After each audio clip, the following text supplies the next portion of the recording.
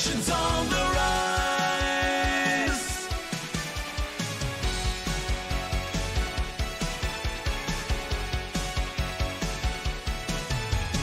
From the shadows, light emerges, breaking through the veils of dark.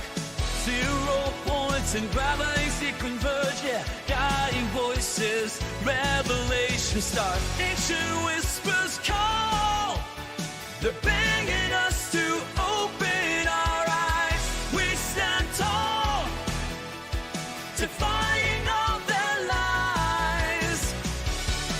In the end now, we're shattering the silence. Feel the power, revelations on the rise.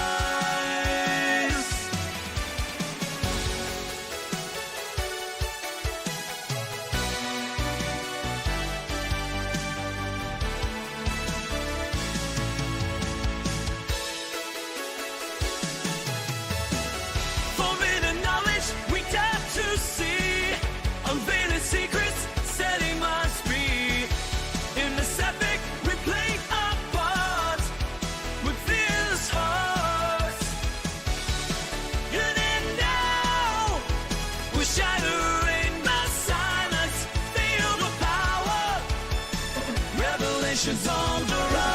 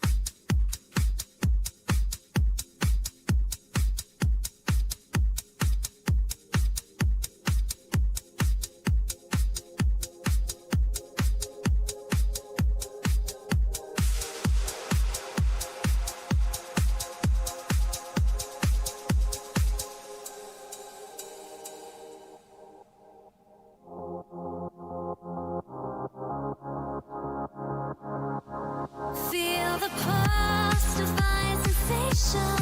Everyone needs just a little foundation. Feel the pulse, divine sensation. Everyone needs just a little salvation.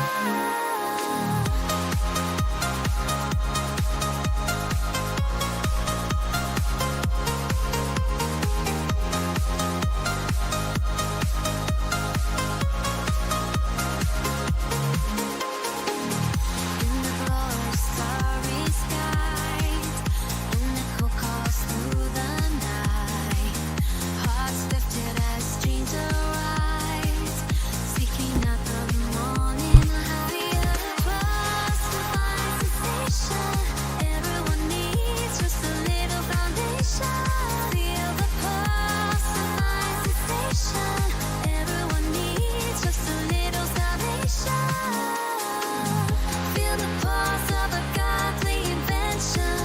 Within every heart, divine intervention.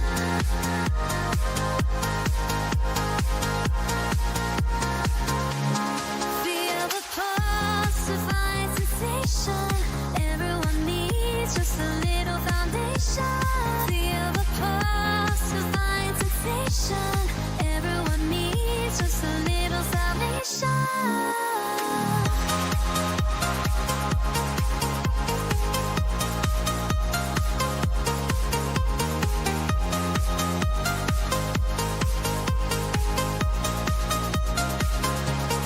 Feel the pulse, divine sensation.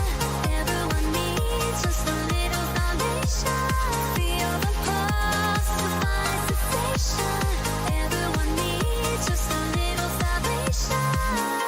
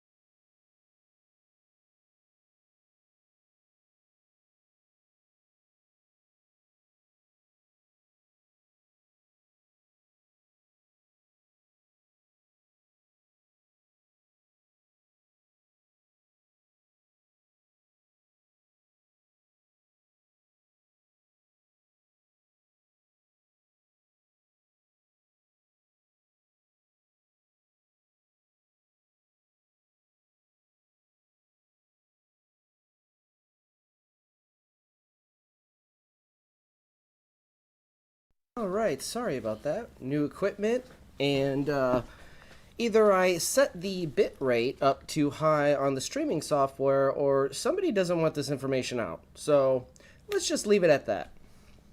Give me a moment. I'm going to make sure everybody has funneled yet again back in to the show.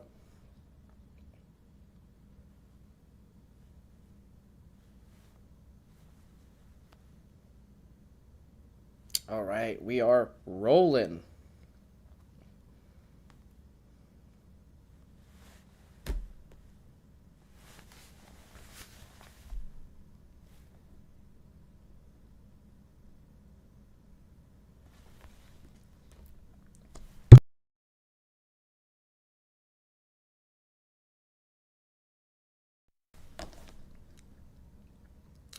All right, just to recap.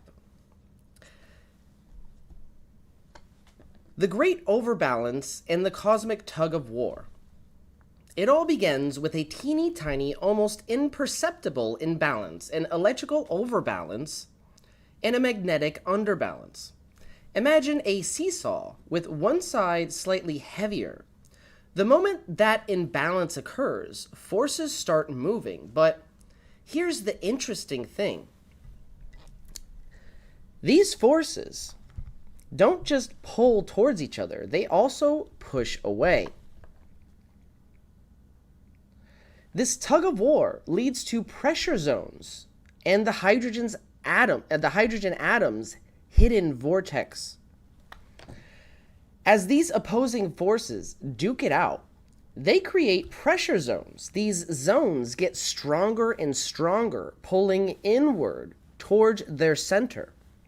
Imagine a hurricane. Air pressure drops in the eye, and all the surrounding air rushes in. The same thing happens at the atomic level here. Remember, the universe itself is a fractal. Now, picture looking straight into a spinning cone, like a whirlpool. The force lines that shape a hydrogen atoms follow the same conical pattern. The tighter the vortex, the denser the form. Flatten it down and boom, you got carbon From gases to solids, it's just a matter of how tight the spirals get. Phase conjugation. Yes. Thank you, Paul. Welcome, Paul. Everybody seems to have found their way back into the stream. Thank you. Lady Fortune is upon us today. And because nature doesn't do perfect lines, neither should we, and we must remember this. Now, let's take a detour into a little human arrogance. Give me a second. I have the mouse. There we go. It's clicked into two different computers here. So,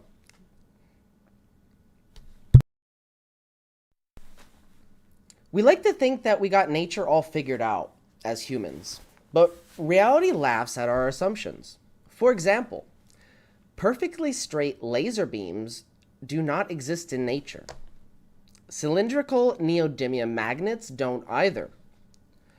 Even numbers that stay whole, well, everything decomposes the moment it exists, right? Entropy exists at all levels. So if everything exists on an angle, and there are no straight lines in the universe, why do we then try to measure our physical 3D world using two-dimensional linear math? It's no wonder why we haven't been able to mathematically unify gravity with the other fundamental forces of our universe. Meanwhile, Sanskrit math, or vortex-based mathematics, teaches us that our math is close, but not an exact representation of our physical world. Our ancestors knew this thousands of years ago, and we're still ignoring them. The main point to drive home here is that nature is dynamic, always in motion, always spiraling. We, on the other hand, love to force things into nice, clean, linear boxes. And we wonder why our theories keep falling short. So let's now take a look at when opposing vortexes collide. I call it the dance of creation. So here's where things get really wild. Take two vortexes, one spinning clockwise and the other spinning counterclockwise, one male, one female, and bring them together. What happens? Well, they repel at first, but if they align at just the right angle, they merge into a harmonic union. What do you get? A galaxy, a star system, life itself. It's like a cosmic tango. Opposites don't just attract here, they create. This isn't just philosophy, it's physics. Vortex merging is at the heart of how matter organizes itself. So what's next here? Well, we've just scratched the surface. Over the next few lectures, we'll break down how these vortex principles apply to energy, magnetism, and even free energy devices. But for now, just remember, the universe doesn't move in straight lines. It spirals, it dances, and it laughs at our attempts to force it into rigid shapes. We're going to now take a quick break, and when we come back, more about vortex power.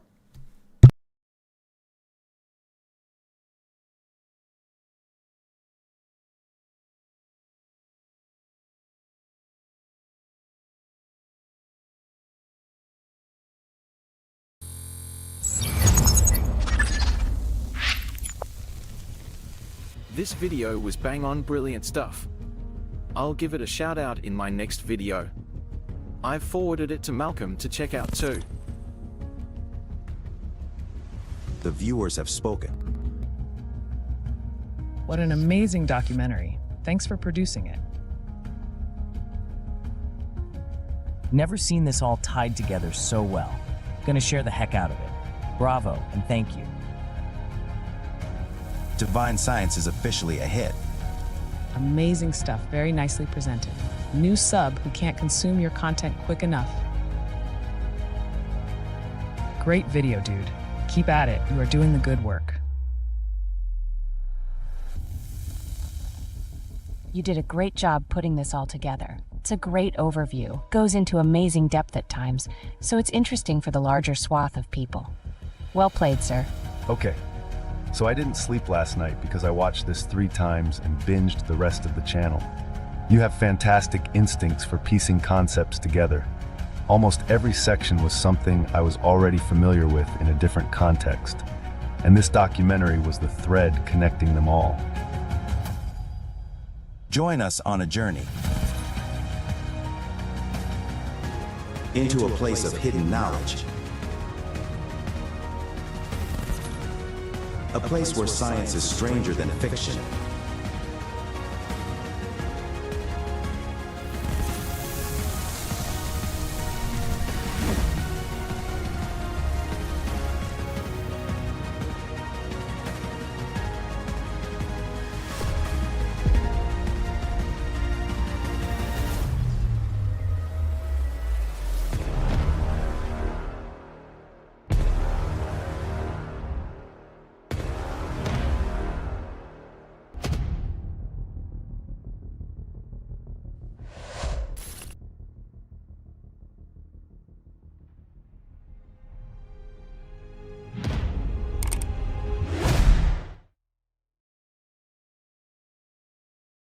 You might have heard a Joule Thief circuit hum to you before, but have you ever heard a Joule Thief circuit actually sing to you?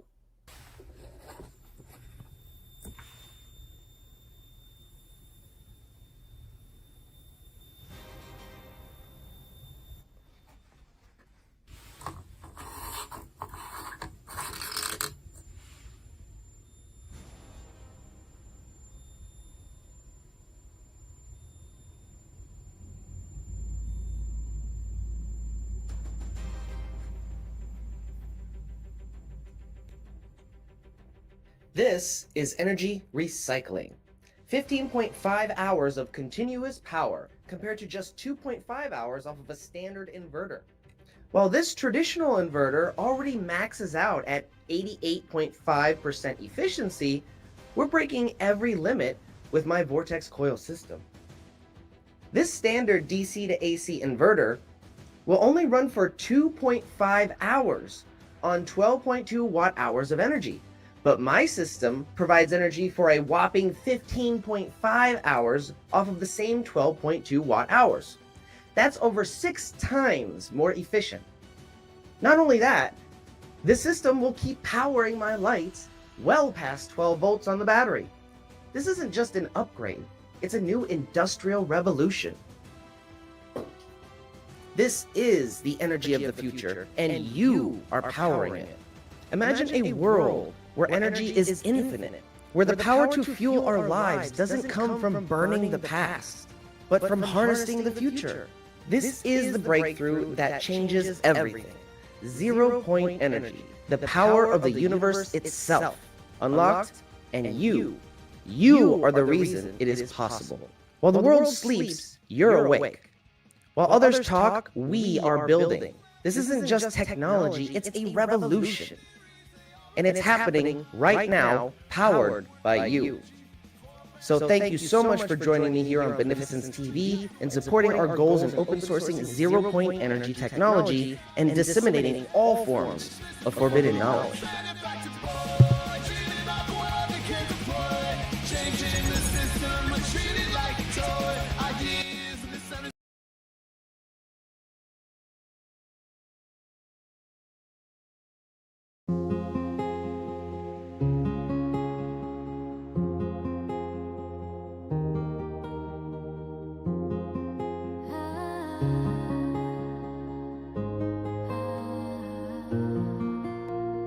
In a lab with dreams ignite, Lulu's mind is taking flight.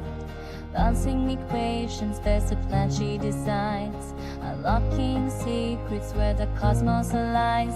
I say let's reach the stars with knowledge as our guide. In this universe we're tracing, our destinies collide. Knowledge, wisdom, a peek in the dark, juggling studies and life igniting a spark.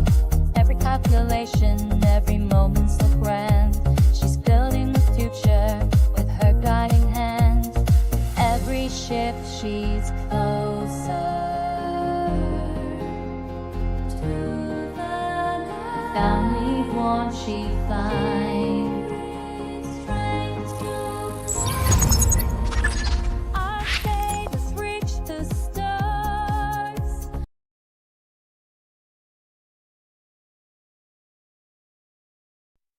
All right.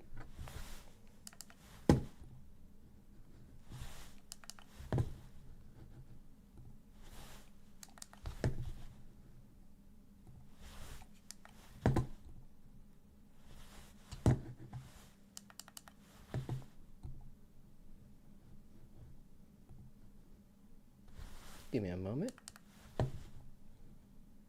All right. Welcome back to the Benefactors Guide to Free Energy Devices. Before we dive back into the mind-bending wonders of Vortex power, let's take a quick breather to talk about all the ways you can help fuel fringe science juggernauts, like myself. Yes, I'm talking about liking, subscribing, and sharing, but hey, only if you feel like supporting a reality where electricity could be free, and your next portable generator just may be powered by Cherry Pepsi.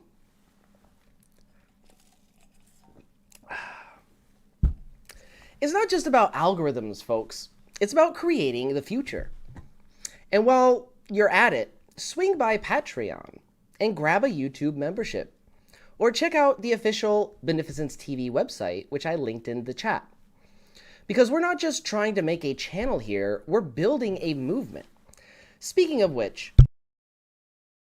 Beta Blocks is in sight, and we still need about $1,000 more to cover the car rental to haul our science to the startups of the future.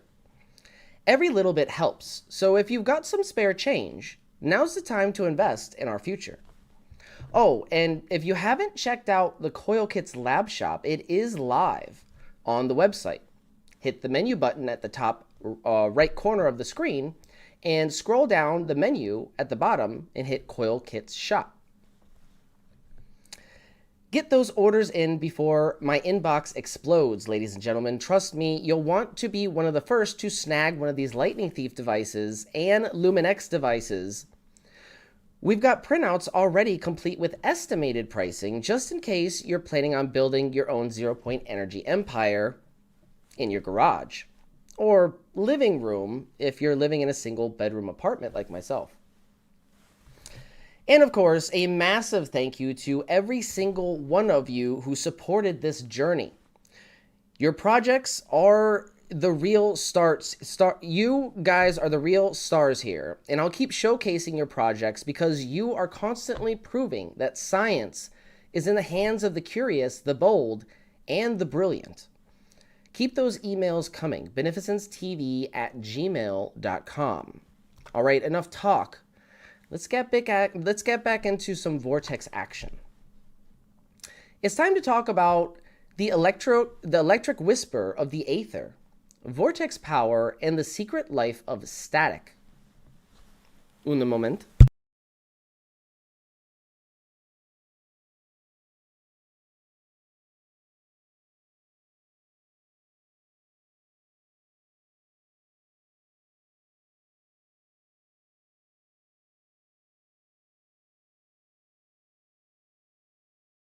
All right.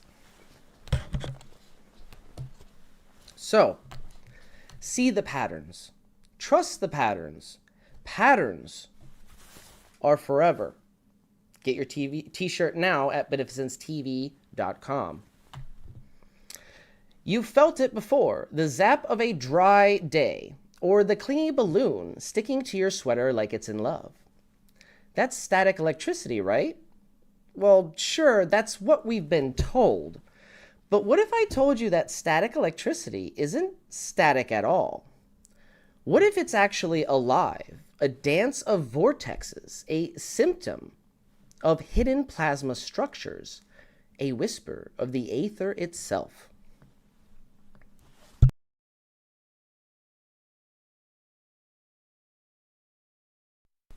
So, What is an electric static field really? At its most basic, an electrostatic field is what surrounds any object with electric charge, but reaches out into space like invisible tendrils, pulling on anything nearby with opposite charge. It's analogy time, folks. Oh, you know it. Imagine you're walking through a crowd with a giant magnet in your pocket, but only people wearing the opposite polarity shoes feel that tug. That's your electrostatic field. It's invisible, but it's there. You can measure it.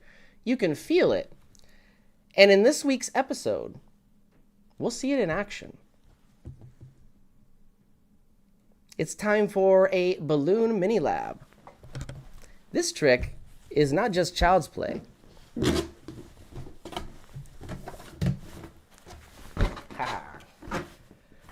All right, now we're going to demonstrate electrostatics. Take a balloon, rub it on your head. And what happens?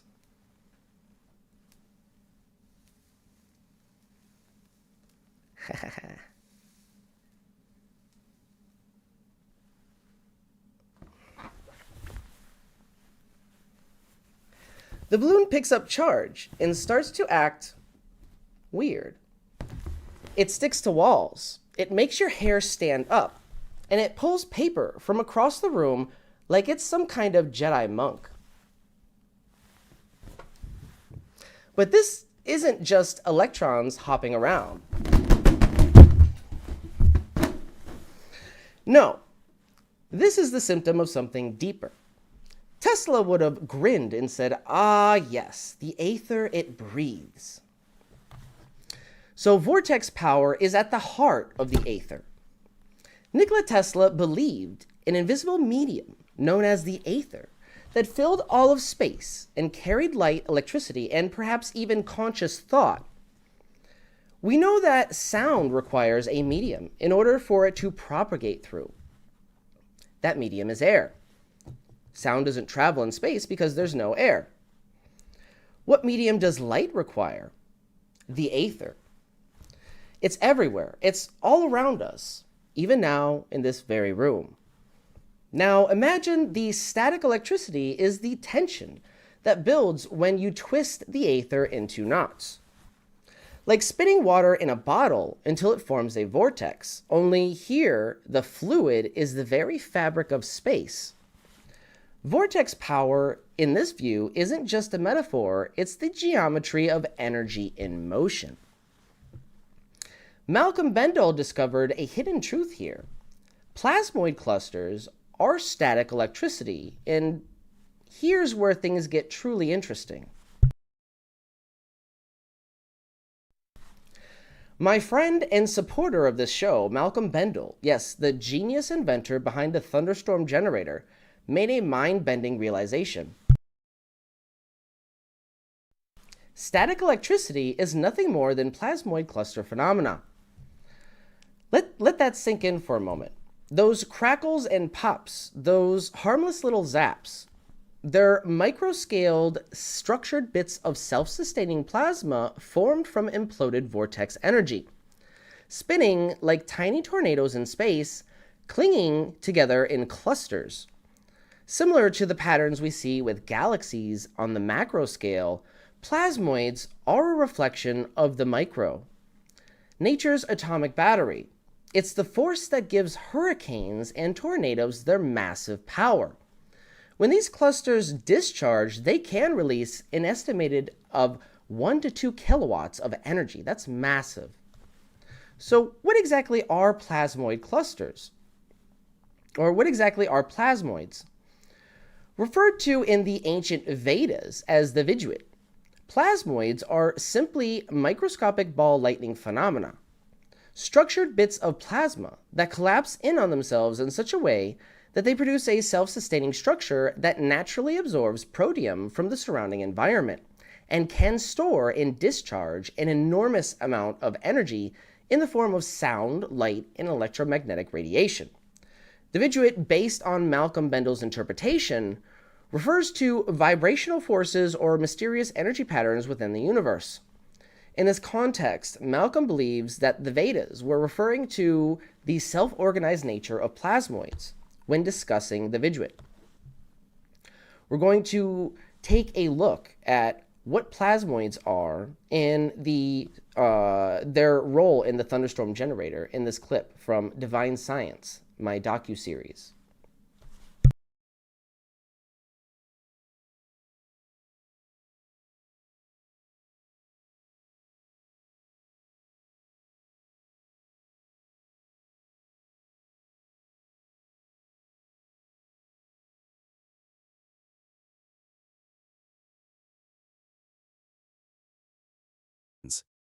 It begins with the plasmoid generator.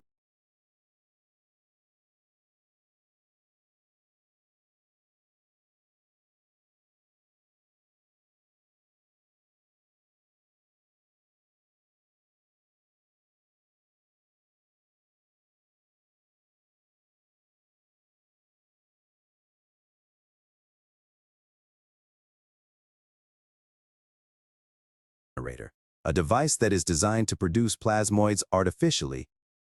It works by using ultraviolet light to ionize gas, and combined with the vacuum phase of the engine, creates microbubbles in a chamber of water. These microbubbles, when compressed on the piston's power stroke phase, symmetrically implode, which happens so violently and with such force it actually changes their state of matter from liquid to gas and then to a plasma. First it expands, then it collapses. And this collapse happens so violently that vapor molecules trapped inside the bubble slam together and heat up so much that the bubble gives off an incredible burst of heat and light. So let's say you have to read an incredibly long email from your boss that you have to finish before the big meeting starts. Several thousand times a second, giving the appearance of a star. This plasma is then shaped by a magnetic field which is self-sustaining due to its toroidal geometry. The resulting plasmoid can also be given a specific resonant frequency and other properties to suit a particular application, such as fusion energy research. These plasmoids are what Stan Meyer's water-powered car was running on, a cold fission reaction that disassociates the water molecules into their base components of oxygen and hydrogen. When these plasmoids discharge using their maximum charge density, they can release up to 1 kilowatt of power. They accomplish this by actually tapping into zero-point energy. Remember what we talked about before regarding vortex math and the 0 point. Now, I'm really roughhousing you guys. I play hard, and that's called having fun. If you don't have a funnel, you're not having fun, okay? And that's called a vortex well. If you're not healthy, if you don't have that well. So all the most affirmative, positive words in our language are all based on the vortex. Did I push that too hard, that point, or is it obvious that that's true? The center of the toroid is the only place you can access the 0-point energy field, how you tap into nature's unlimited supply of clean energy. For the Bendel engine retrofit, they are utilized in the same way that nature utilizes counter-rotating vortexes colliding at specific angles. Once the plasmoids are generated, they are then sucked up into the thunderstorm generator during the piston's vacuum phase.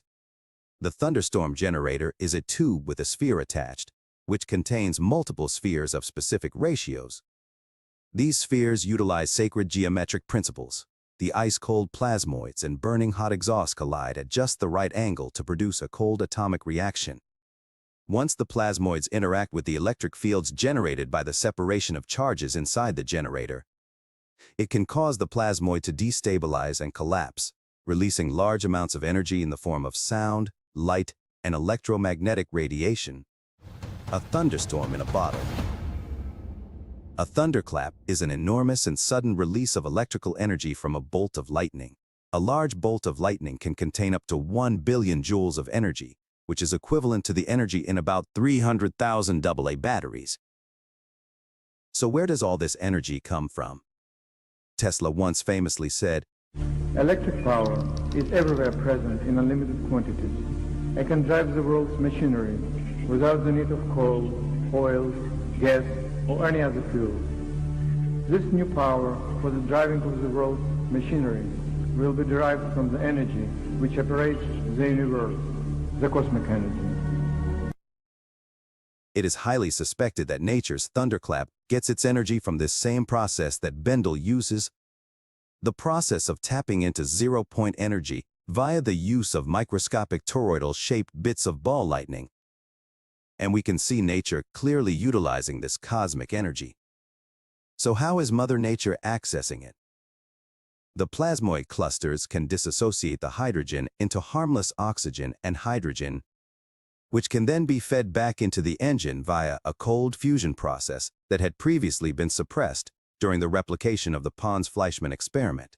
Although the secret behind these energy clusters have been studied by many scientists, upon further research, it was discovered by Malcolm that these clusters were nothing new and simply the phenomenon of static electricity, a secret that has eluded scientists for centuries, a remarkable discovery hidden in plain sight.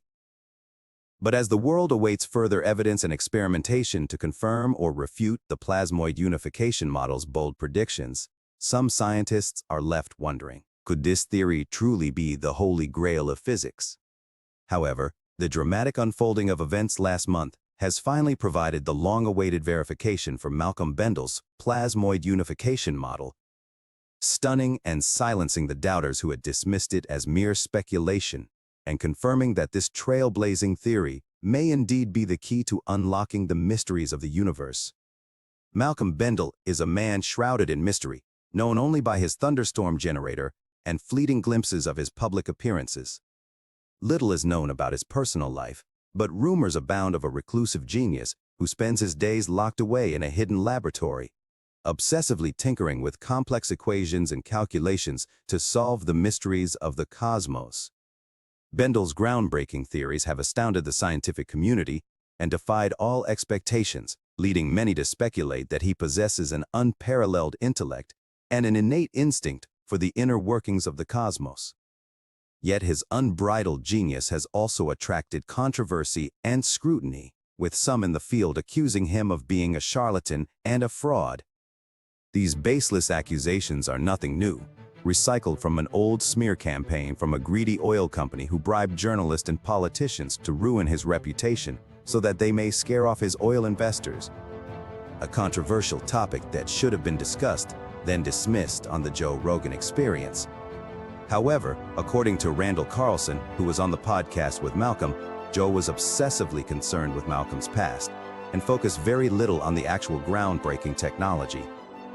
Regardless of Malcolm's past, it is irresponsible for Joe to not have released this podcast, especially since, according to Randall, Joe agreed to verify it before releasing it. The engine has been verified, and it is time for Joe Rogan to do his part to spread the word about this amazing technology. We must demand that Joe release that episode of his podcast. I dare you to let me build you a completely free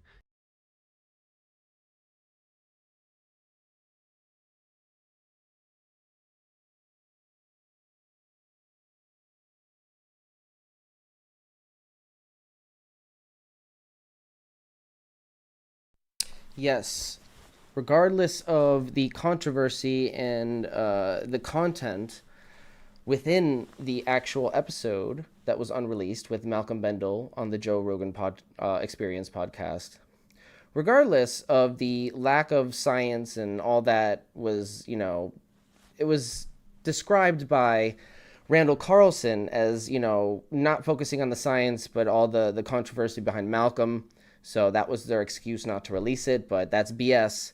Releasing it alone could expose Malcolm to a huge audience of people that he was not otherwise exposed to. And as you and I both know, in this business, exposure is everything. So it doesn't do any good having these secrets to the universe if nobody's fucking listening. So that's the lesson here. Regardless of the controversy and the content in the episode, it is irresponsible of Joe Rogan to have not released it. And it is my opinion that releasing it could have exposed Malcolm Bendel to a whole new audience of people who would actually be interested in his science. Regardless, we're going to move on. So let's now talk about the fractal universe, something we've mentioned many times on this show. Our ancestors referred to it as above, so below. The beauty of this discovery is it proves what fringe science, ancient mystics, and progressive engineers have always whispered. The universe itself is a fractal. Vortexes in water, vortexes in space, vortexes in charge. It's literally the shape of your DNA. The double helix. They all echo one another, like a cosmic mirror reflecting infinity. If a natural phenomenon only exists on the macro scale and not the micro scale, or vice versa, or there's no connection, then we're not really looking deep enough, or wide enough, or fringe enough, in my opinion. So some closing words here are that electrostatic fields aren't fields in the traditional sense, they're vortex footprints in the great cosmic medium, the aether. They are disturbances in the force, as the Jedi would say. And, or more precisely, aether in motion, spiraling into form, reaching across space with intent and pattern. So the next time your hair stands on end, know that it's not just charge. It's the fractal breath of the universe reminding you, you live in a patterned world. You are a part of that pattern, and you do have purpose. So, we keep referring to the aether. What exactly is the aether? Well, we're going to take a deeper look. The aether, sometimes referred to by our ancestors as prana in the Vedic tradition, chi in the Chinese philosophy, spiritus in Latin, or spirit in the English translation of the Bible, the breath of God in other sacred texts, and more recently in science, zero-point field, quantum vacuum, tachyons, monopoles. The name goes on and on, but they all refer to the same thing, the aether energy of the universe. What Nikola Tesla referred to as radiant energy. What Malcolm Bendel refers to as DC energy at rest in his plasmoid unification model. The same mysterious force that powers an atom, fuels the stars, and whispers through every coil of the universe. But to us, the truth seekers, the pattern watchers, the fringe think tank,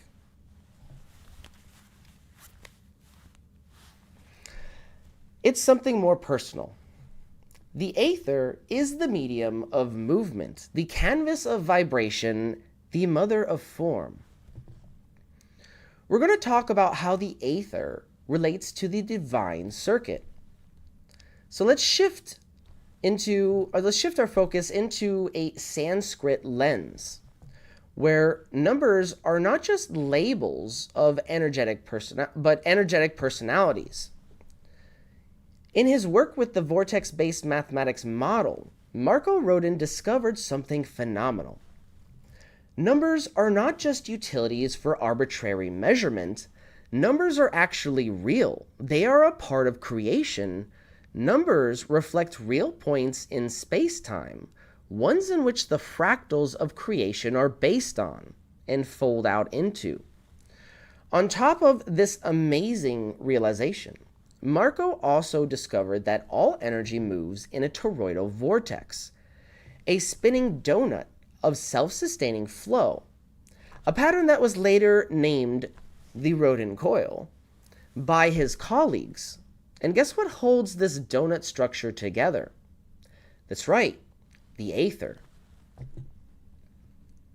So vortex-based mathematics isn't something Marco claims to have discovered, interestingly enough, but rather he claims to have rediscovered it or reverse engineered principles of natural law from the clues left by our ancestors in various ancient texts, such as the ancient Vedas. In the Vedas, Sanskrit isn't just a language, it's a vibrational code. Each letter, each syllable, is designed to resonate in a specific part of the body and cosmos and represent the very essence of its meaning. Likewise, in VBM, each number is an energetic archetype, part of the universal language of the Taurus. Sanskrit isn't often described, it's often described in the Vedic philosophy as having a deep vibrational properties, where each letter and syllable carries its own resonance, which aligns with the notion that every number in VBM, vortex-based mathematics, has a specific energetic quality, a specific purpose for creation. Let's now take a look at Marco's fingerprint of God diagram. I'm going to put that up on the screen.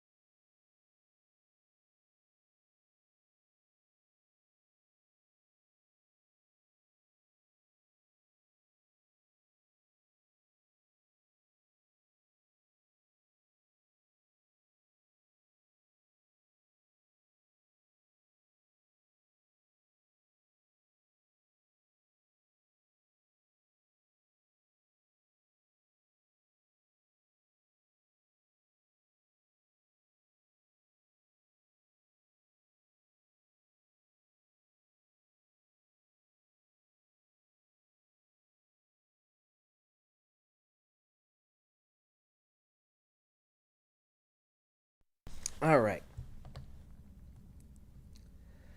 As you can see in Rodin's model, the numbers 3, 6, and 9 form the oscillating axis, the pulse of the aether. The torus is the body. The vortex is the breath. This isn't just math. It's the geometry of God. Marco calls it the fingerprint of God. In my opinion, it's evidence of divine creation, intelligent design, rather than random chaos. Everything has a purpose here. Everything has meaning. Everything is in perfect harmony. The universe, a universal dance, and at the heart of that dance is the divine pulse of the universe, the aether. We're going to now look at the band TED Talk. I think it was a casting audition for a TED Talk, but it was banned. They would not let Randy Powell present his do his presentation past the audition. So they blacklisted this TED Talk, which is probably the most significant TED Talk in scientific history, or modern scientific history, as proven by some of my research with these coils. So basically, everything that I've been able to look into and try to verify or debunk, and that's what this whole project was about, to either verify or debunk the properties of the Rodin coil and its variations and its use in energy generation. We've been able to successfully confirm everything that we've been able to test was true that Daniel Nunes said, and Randy Powell. I want to curse here, and it's very hard not to.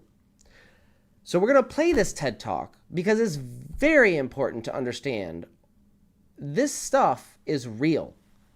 And it is actually the basis of how these energy systems work, specifically what I'm dealing with energy recycling.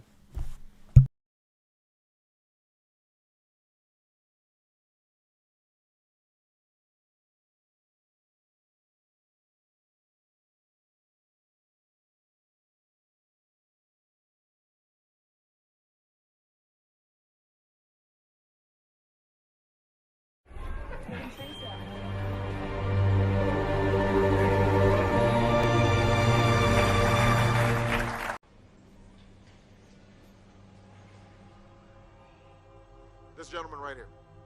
Thank you, sir. My name is Michael Shore. I'm here in Charlotte. First, it's an honor to have you here with us today. I'm concerned that your decision to allow offshore drilling could have the effect of chilling investment into alternate sources of energy. And I'm interested in what incentives you're going to be proposing to establish the conditions and to stimulate research and development and expansion of that critical sector. Well, I think it's a great question. We invested in wind. We invested in solar. We invested in biomass. We invested in research and development. We invested in battery technologies. Here's the challenge that we have. We don't yet have the technological breakthroughs that can completely replace fossil fuels. So for the next 10 years, next 20 years, we're still going to be using oil. We're still going to be using coal.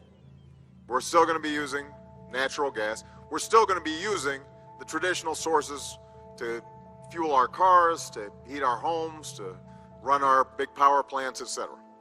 Unless somebody here invents something tomorrow, which would be very helpful, and if you have it, let me know. You saw where I was going. So I'd like to say, with all due respect to the President, that this is me letting you know. I'm here speaking because I'm at the forefront right now of the most advanced mathematics ever known to mankind. And because my teacher, Marco Rodin, discovered an unknown mathematical language inherent to nature, and I found the key of how to model it in three-dimensional space. The saying is that mathematics is the language of God, but until now, no one's been speaking God's language. What we have is the grand unified field theory. With it, you can create inexhaustible free energy, end all diseases, produce unlimited food, travel anywhere in the universe, build the ultimate supercomputer, artificial intelligence, and obsolete all existing technology. How is it possible to make such outrageous claims? Because we have the secret that connects all of the world's technologies together, numbers. We discovered that numbers are real, a living language, a jigsaw puzzle that when pieced together no longer creates a rendition or approximation of reality. Numbers are reality. Neither flat, nor arbitrary, nor imaginary, nor irrational. They are actually points or locations that fold out into a 3D shape defining space and time literally. Mr. Rodin discovered an equation that was so eloquent in its simplicity that it involved no more than 9 numbers around a circle. And with it, you can do all the functions of all the branches of math instantly. It displays a perfect spin symmetry of numbers forming mirror images just like our two hands, a feat that's baffled countless scientists and mathematicians. When you look at this symbol, you immediately see it's composed of 2 aspects. One is this lazy 8, or the infinity symbol, and the other is the red pyramid at the top. The infinity symbol is the equation for the physical world we live in. It's a circuit or a pathway of motion. 6 numbers that form a hexagon. Thus, such diverse phenomena as light polarizing, beehives, Saturn's North Pole, and snowflakes are all versions of this hexagon. These shapes form pathways for any matter in motion, which is never straight, but always at an angle. Nothing in the physical world ever moves in a straight line, not a bullet shooting, not lightning coming down out of the sky. Everything is a coil, even a photon coming from a distant star, proving relativity exists. Our body is called this mortal coil. Our DNA is a coil, and it's no coincidence that it matches our equation perfectly. It makes us into a vortex machine that sucks things in at the top and shoots them out at the bottom. As it does this, it regulates its own temperature, a really important concept for technologies that are always overheating. It's an imploding, exploding machine, a gyroscope, an antenna built to perfectly transmit and receive waveforms. In fact, Marco's antenna designs are protecting the 4 corners of the United States because they were found to be the most sensitive antennas ever created. Around the same time, he also presented at the largest genetic engineering conference in the world on DNA sequencing, thus proving the ability of this math to cross between the sciences. Jonas Salk, who was the inventor of the polio vaccine, stated that this work was so advanced it would never be understood in Marco's lifetime unless he cloned himself. And so maybe that's what I am. But what's the connection between all these sciences? And the answer is simple. It's doubling. When you follow what these numbers are doing, you get doubling. And why might that be significant? Well, our cells double to create us. We have 1 cell conceptions, 2, 4, 8, 16, 32. Musical scales are doubling. The binary code for computers doubling. Nuclear reactions, squares and square roots, all doubling. Doubling is motion at an angle. or what's called angular momentum. It's the whirlwind and treadmill of creation. It spins the atoms in our body, the Earth on its axis, the solar system, galaxy, the whole universe. And so what causes this doubling? What is it that's being transmitted and received? And that's where that red pyramid comes in. This pyramid is representative of what we call flux fields. We have electricity. At the center of electricity is magnetism. At the center of magnetism is a flux. It's a higher dimensional energy known by many names such as dark energy, tachyons, monopoles, gravitons. We call it etheron energy. It's the energy that's keeping us conscious and alive, and it's not a static or stationary energy. It's a pulse, it's a surge, it's the beating heart of all existence. It's the ultimate fundamental particle in the universe, the God particle, and I know how to harness it. This energy is the source of all time, motion, and vibration. It's the only thing that comes from the whole, or the zero, the center of the cyclone. It emanates linearly in all directions, penetrating everything without any resistance. It cannot be shielded.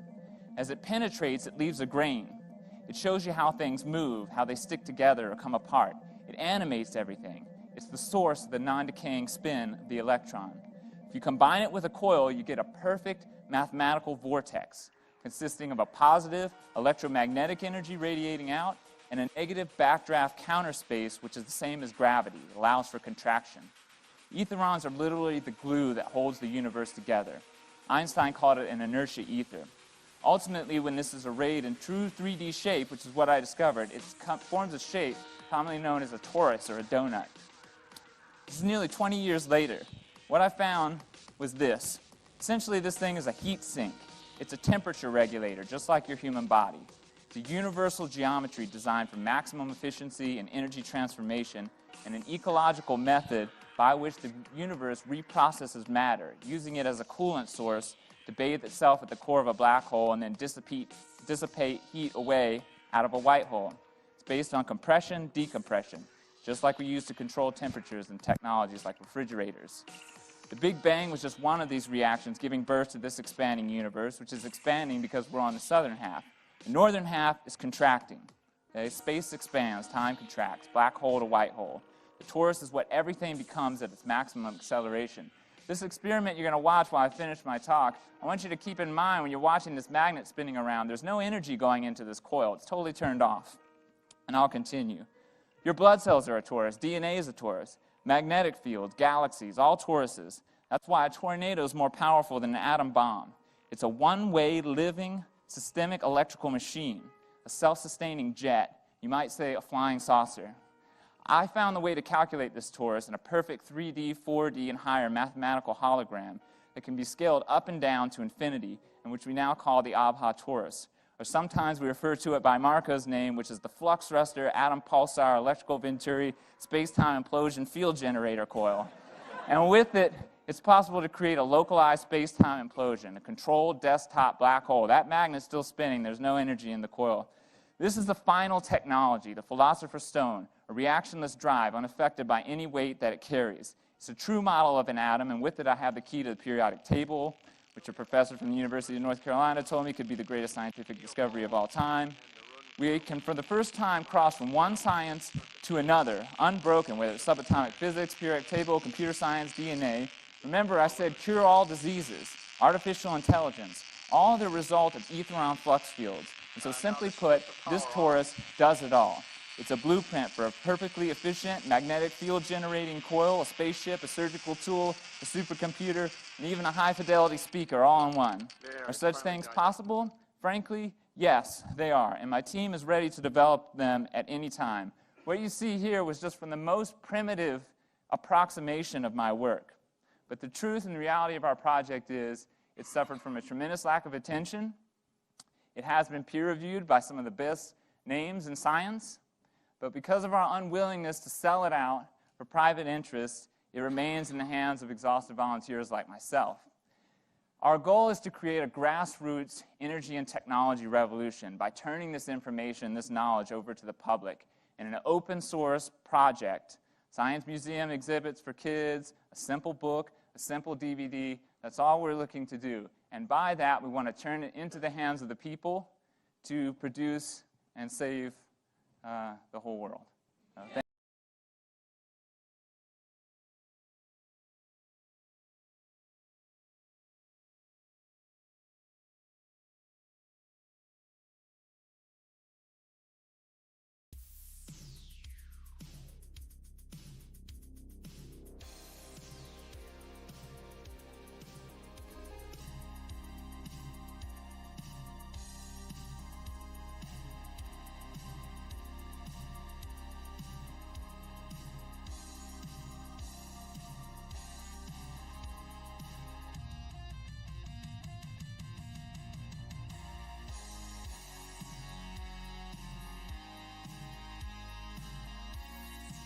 Alright.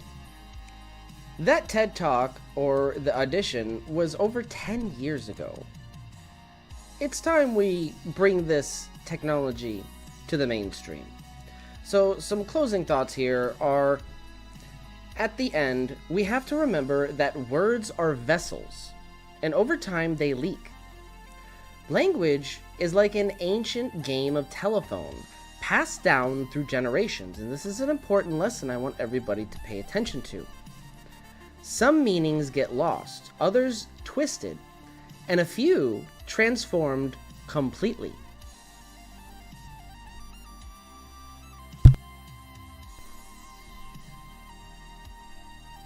A perfect example of this is "from the get-go" is often misheard as gecko, a harmless slip, but a sign of how easily things drift.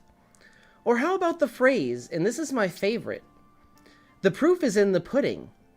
That's never made much sense to me, but it was originally, "the proof is in the put in," meaning you prove what you put in. A far more meaningful idea about intention and substance. These phrases are full of intention and clarity that somehow got boiled down to something vague and obtuse. And if we dig even deeper into ancient texts, we find even more consequential shifts. But these aren't just quirky mix-ups. Sometimes mistranslations can echo through history with serious implications. Take the biblical holy anointing oil from Exodus 30:23. Take the finest spices of liquid myrrh, 500 shekels, and of sweet-smelling cinnamon, 250, and of aromatic cane, 250. The phrase translated as aromatic cane in Hebrew is canabosum, and its true identity has long been debated. The word cana means reed or stalk, stemming from roots, meaning to acquire, like a bird gathering reeds for a nest. Bosom refers to a fragrance or spice or balsam. Now here's where things get really interesting. Some etymologists and scholars suggest canabosum may actually refer to cannabis. Linguistically, it parallels the term cannabis, just as the Hebrew word ginnamin is the source of our word cinnamon.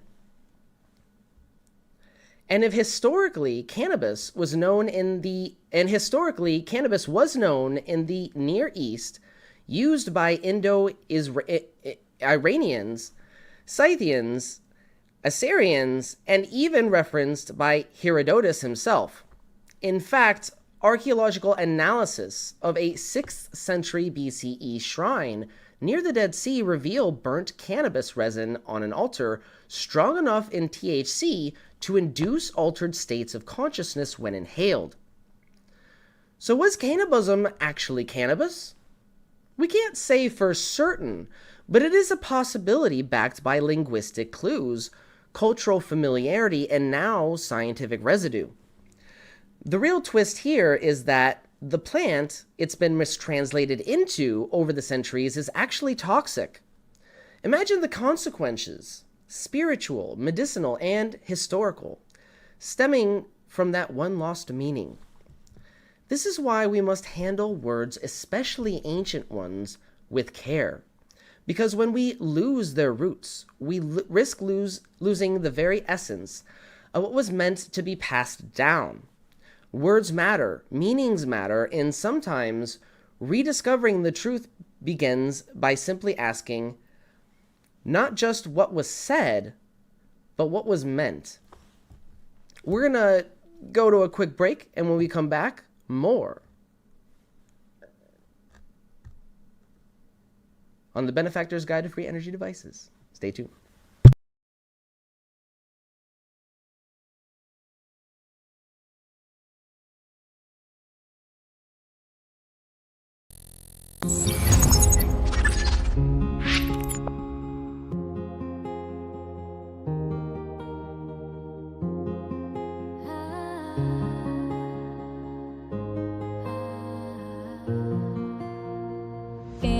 lab with dreams ignite. Lulu's mind is taking flight. Bouncing equations, there's a plan she designs. Unlocking secrets where the cosmos aligns.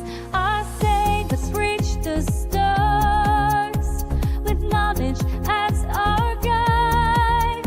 In this universe we're tracing our destinies collide. Knowledge, wisdom, a peek in the dark. Juggling studies and life igniting a spark. Every calculation, every moment so grand. She's building the future with her guiding hand. Every shift she's closer to the night. Family warmth she finds. Strength to find. I say let's reach the stars with knowledge as our guide. In this universe we're tracing our destinies collide. Through every challenge she won't lose sight. Her passion shines, a star in the night. With every step she's paving the way. In the dance of science she'll always stay.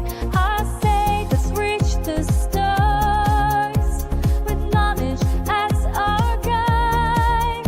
In this universe we're tracing our destinies collide.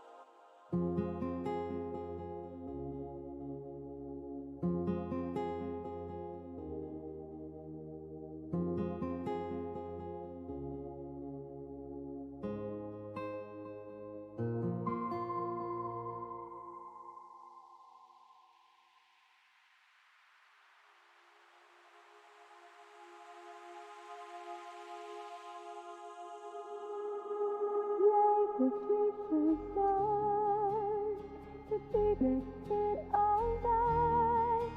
Our take is the light of the stars. I say let's reach the stars with knowledge as our guide. In this universe we're tracing our destinies collide. I say let's reach the stars with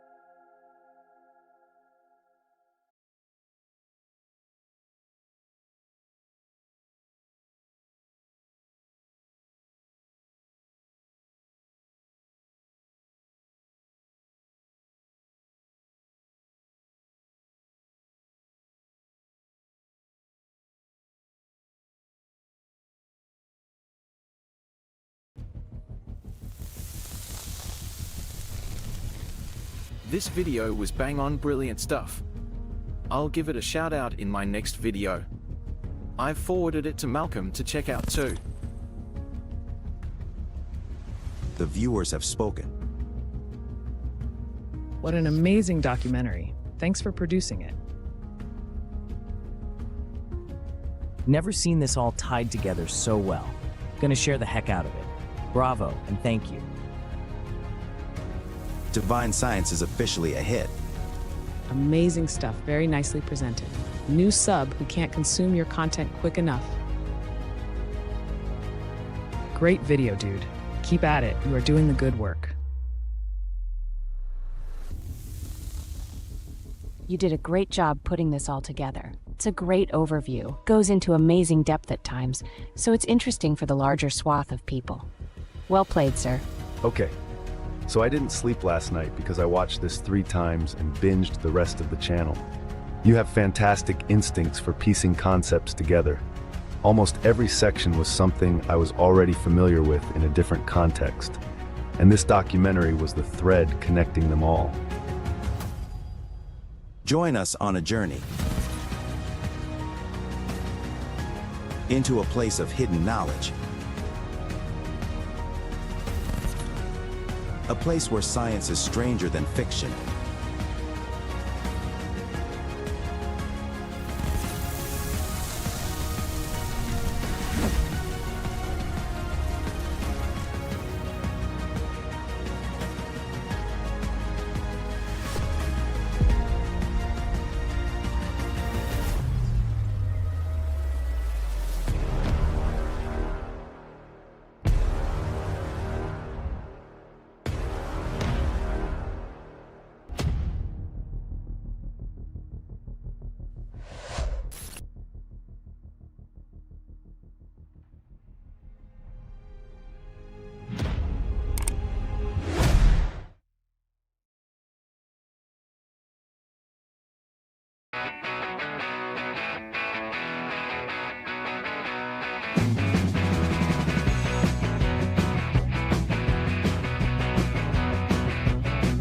In a town down south where the fireflies glow, there's a man named Michael with a vision to show. Building towards the goal, he's got the spark, dreaming of a future that'll light up the dark. But on the other side, Bill Nye's on the rise with his lab coat charts, he's cut down all the lies. And it's just fixed, it's all in the map. You can't pull from the ether, you're just chasing a path. But oh, Michael's rising like a morning sun. With the power of ether, he will be outdone. Now stand up and shout, let the truth be affirmed. Feel the energy flow, let's change the world.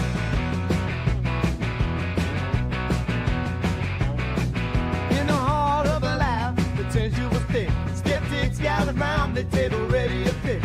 Show fruit, but neck, the case clear, and I buy the stream, you're just chasing a spin. But Michael smiled by with fire in his eyes. Just watch as I spin, let the naysayers cry. You're spinning fast, and a heart full of fight.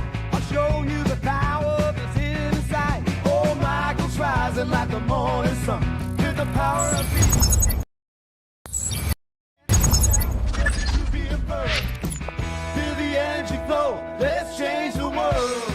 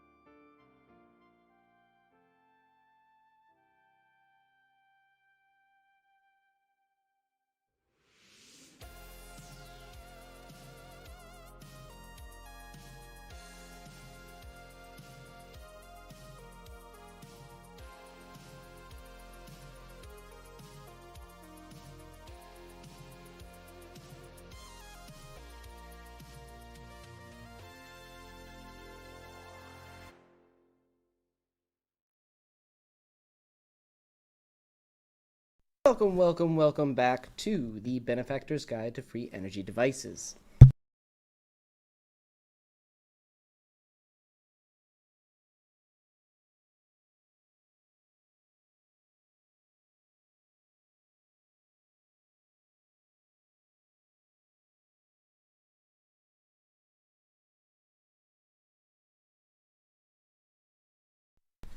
I'm your host, the Benefactor, and we have some breaking news this segment.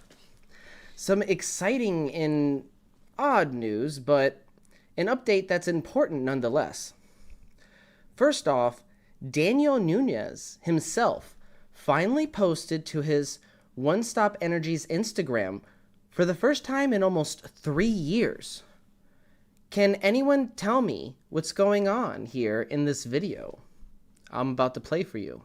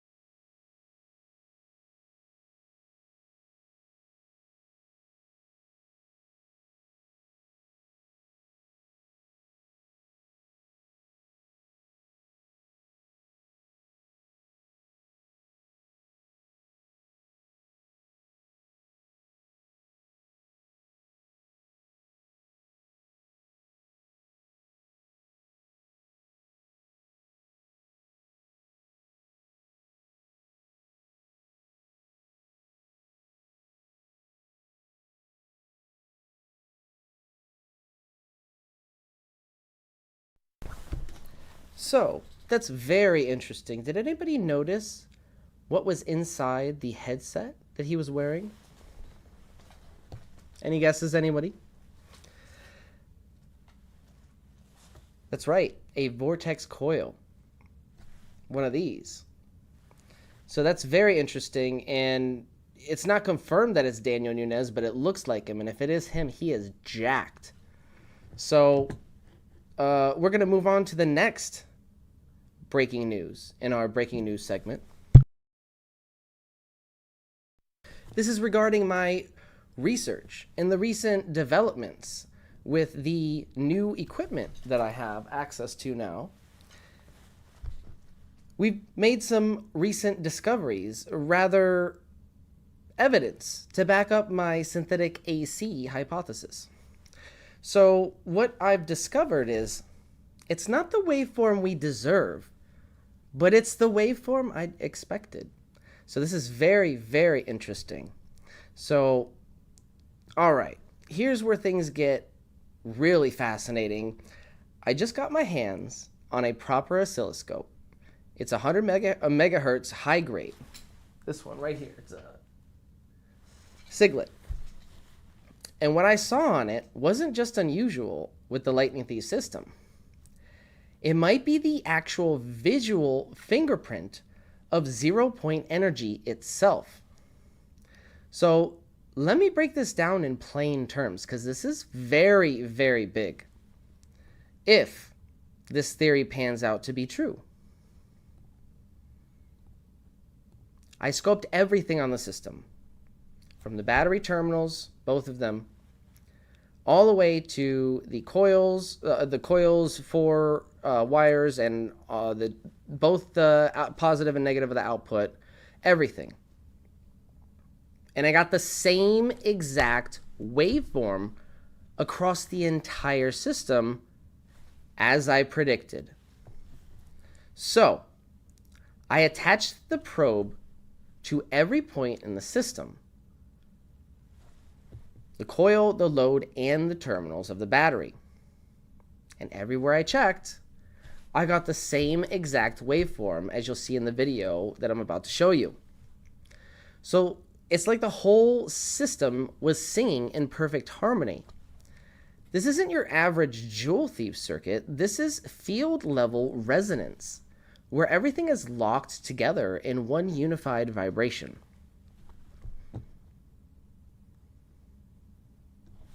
Let's see if I can switch the mouse.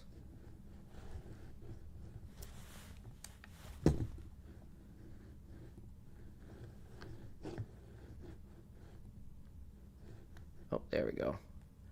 All right, so I'm going to show you.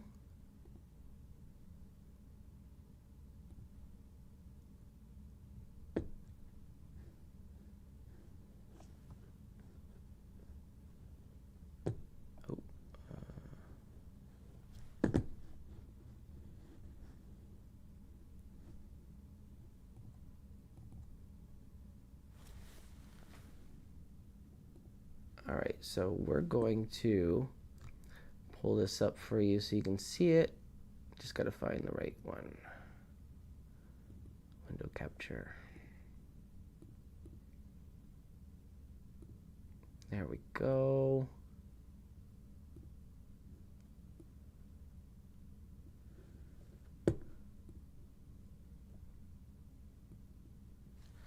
So we have two parts to this video that I'm going to play for you.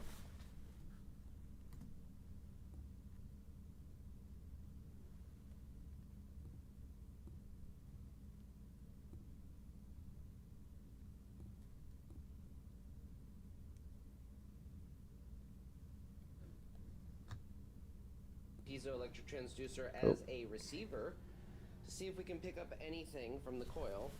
Okay, so the coil's off right now. It's not plugged in. As you can see, okay, it's just picking up ambient. Or it's picking up my body's ambient. See? Okay, so watch this. I'll plug it in.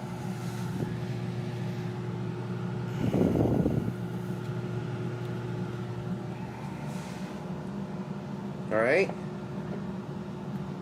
Now immediately, you see the waveform changed. Just with the rodent coil on in proximity. Okay, now watch this.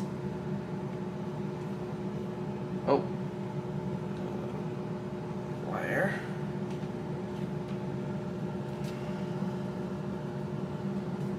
Alright, it's right on top. See that?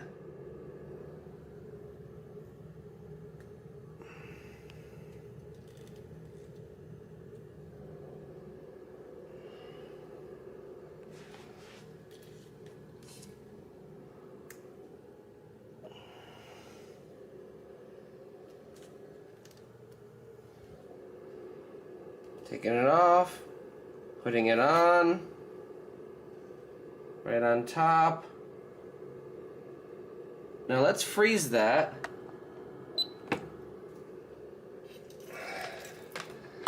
And let us take a better look.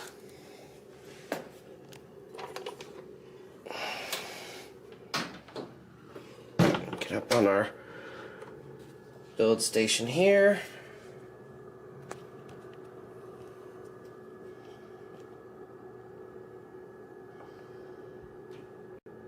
Let's zoom in here. See if we can see any indication if it's similar to our RPM, our RPW, Resonant Pulsed Waveform.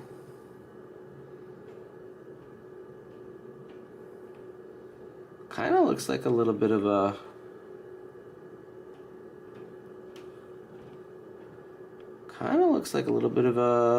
H wave maybe.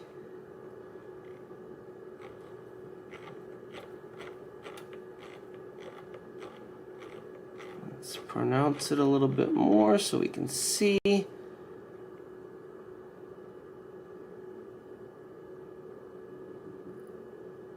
Yeah, look at them. Little H waves maybe. It's not a perfect sine wave though. There's a lot of distortion. It does appear to be close to the resonant pulsed waveform, but no cigar. When I had it running, it was appearing to produce a similar 0 point. Here, I'll show you guys the 0 point, or what I'm calling the 0 point feature. Really don't know what it is at this point. It's just a theory of mine that this is the representation of the 0 point of the coil. Let's plug this in here.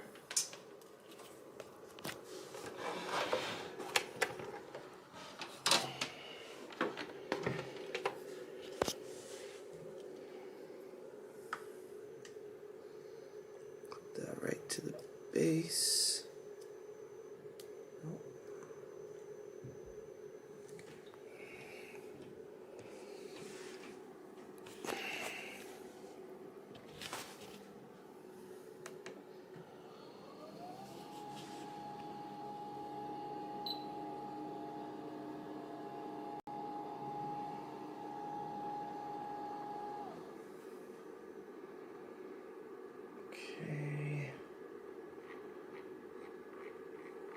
Didn't know about the autofocus feature at this time, but it does have an autofocus. I should. We're gonna clear this up a little bit. I'm gonna show you the 0 point feature.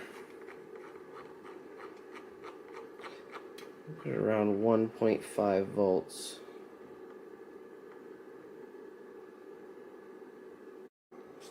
We don't really know exactly what this is, but this is the 0 point, or what I'm calling the 0 point.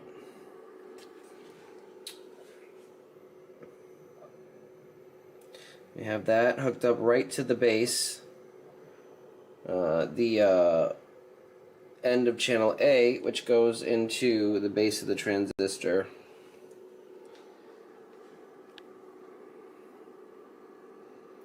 When you zoom in,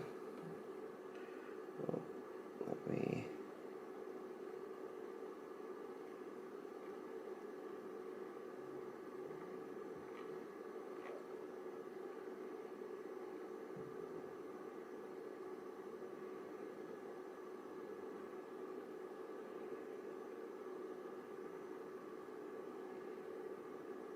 You get this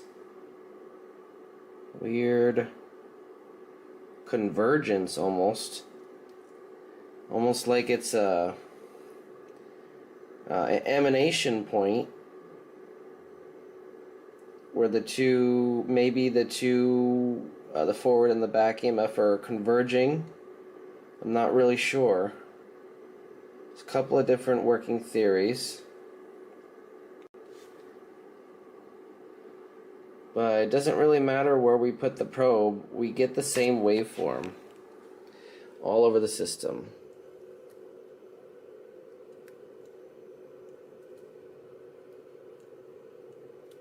So we're going to put that on the yellow one. Oh, this is a little sensitive. So that's on the yellow wire, same exact waveform. Zoom in, get the same exact 0 point convergence. Now watch this. I'm going to take this, I'm going to put this directly on the battery. Watch this.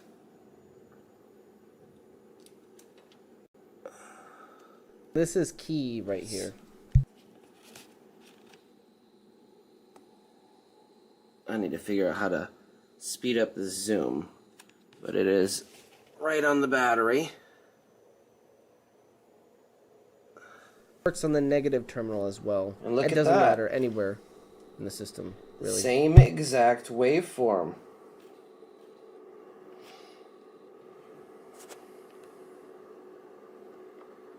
And when we zoom in, get the same bouncy harmonics. Little smoother right off the battery. 0 point convergence. Slightly different, but mostly the same. That indicates to me there's room for improvement further with our system.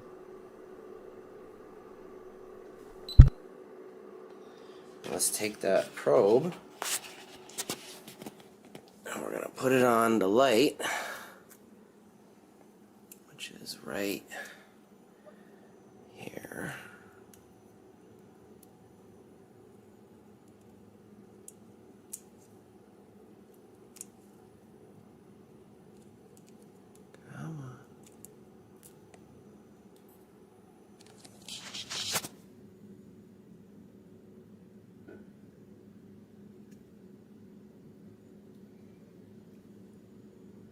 Jesus, this child comes running down the apartment steps up from upstairs like the devil is running after her. Go.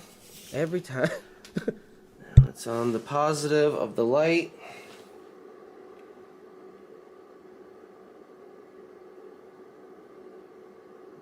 The same waveform.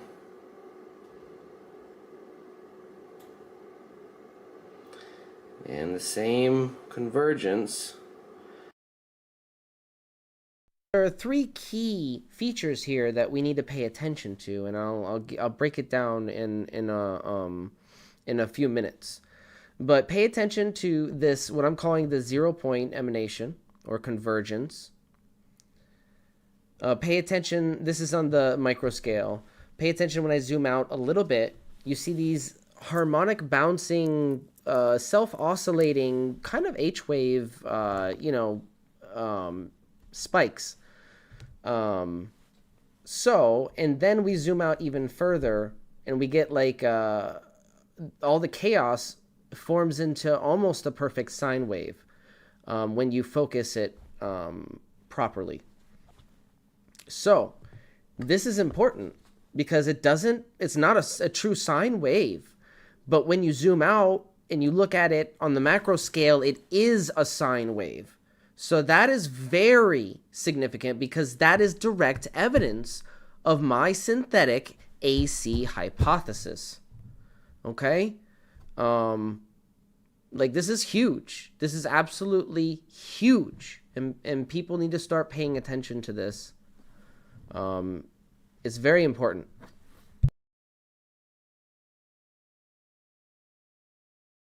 Albeit slightly different. When we zoom in, but look at that. Still looks like some kind of emanation.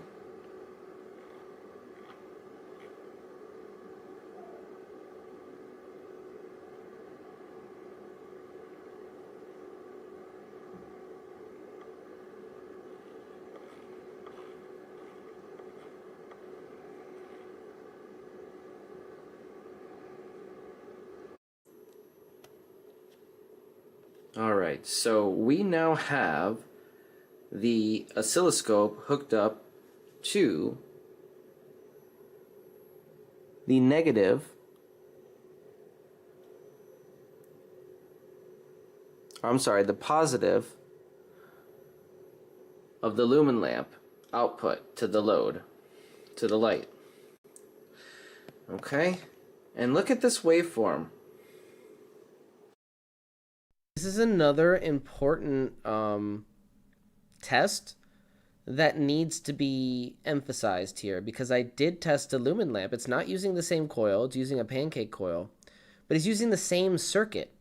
Okay, this is important because we're not getting the same features as we'd expect in our system. But it's close. It's very close.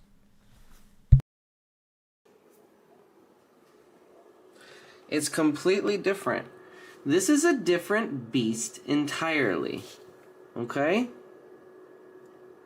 Retrospect, I think it's ringing. Not in a different beast, a little bit, but not in the same realm as what we're getting with the lightning thief. It's like close but no cigar when you zoom in and look at the emanation point.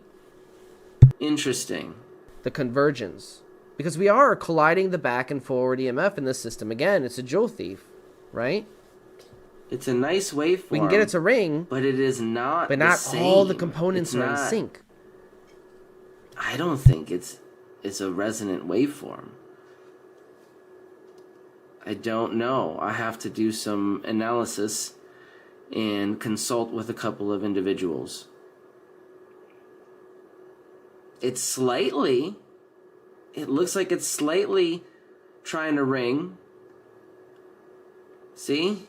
But not in the same realm that we were with the lightning thief. Here, I'll hook up the probe to the lightning thief right now and show you.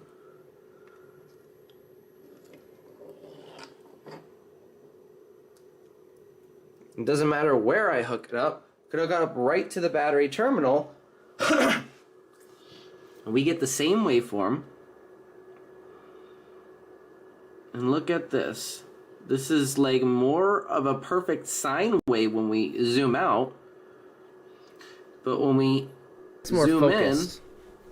in, let's go down a little bit because we had to adjust for the other device. This is huge, guys. This is So look at absolutely this. huge.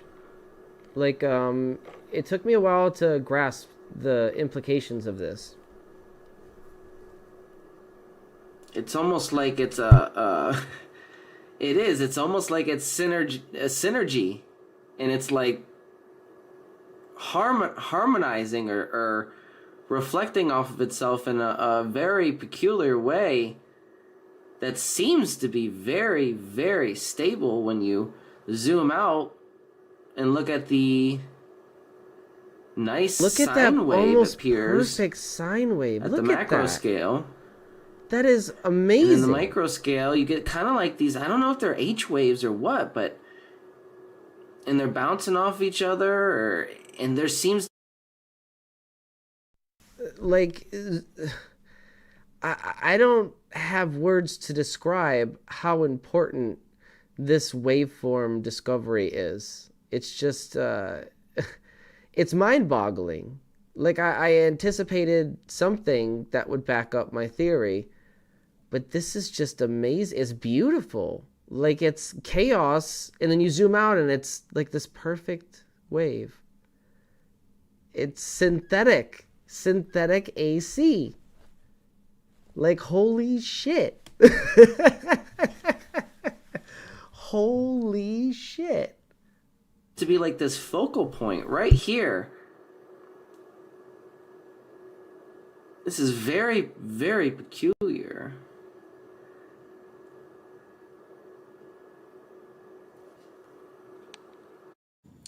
All right, this is the electrostatic field test with the tri-field meter. That is a video for another day, as they say. No, we're going to play that in a few minutes. That is getting a little ahead of the game here. All right.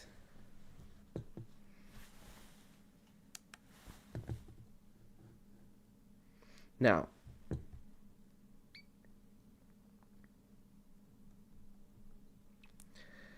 the waveform is a tale of 3 zooms. Okay? This is breaking down this discovery for you guys to understand what's going on here. When we zoom out on the macro scale, it's a perfect or near perfect smooth sine wave. Stable. Like the system is in a trance, pure resonance. It's beautiful, really.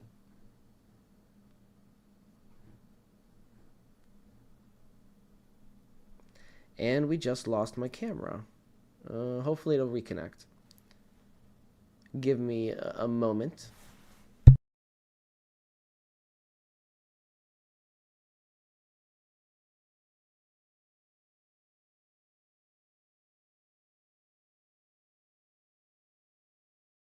As I suspected, it is the auto shut-off feature. I have not disabled that. Give it a moment. It will reconnect. There we go.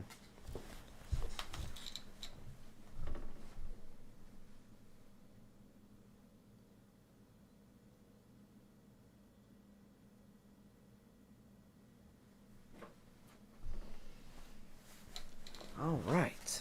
So, zoomed out, we have a near perfect smooth sine wave, which is exactly the kind of waveform we would see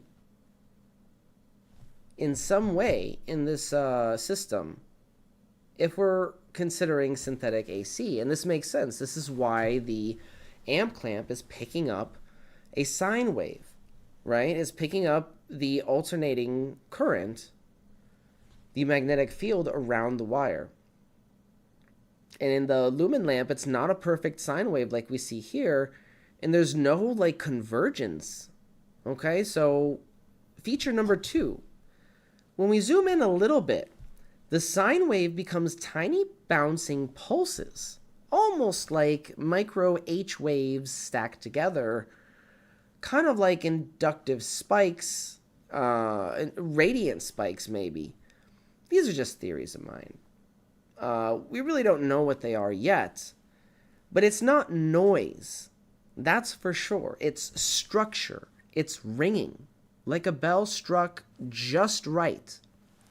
And then when we zoom in even closer, and this is the most interesting thing, something I did not expect, things get really wild here.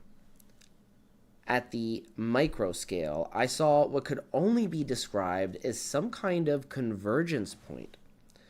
Something that could be a literal emanation zone of the 0-point energy created by the collapsing fields. It looked like energy was pouring out from a 0 point on the oscilloscope, both sides spraying out like a fire hose. That's not random.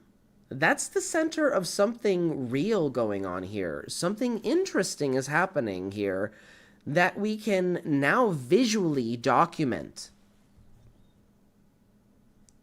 So what exactly is going on? Well, there's a few theories, but I believe what we're seeing is the result of forward EMF and backward EMF colliding in perfect resonance, ringing itself.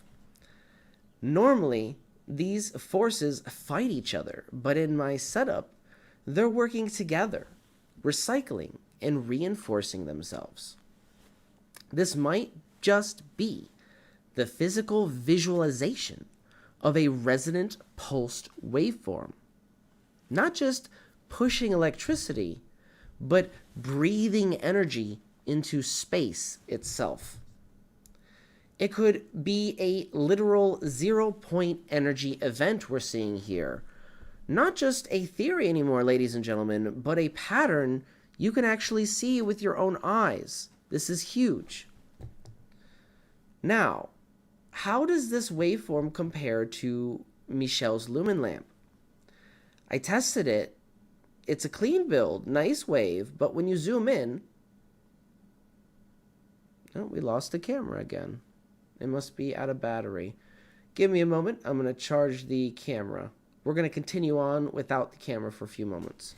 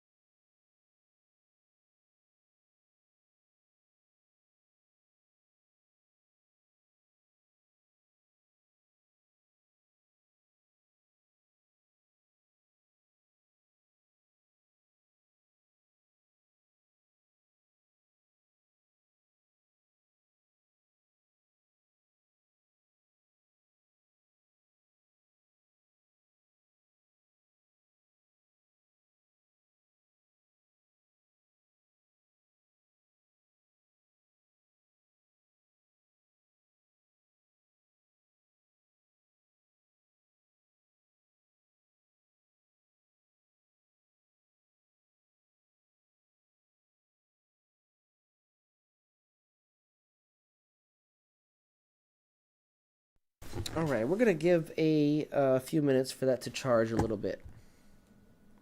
Shouldn't take long for it to hold a little charge.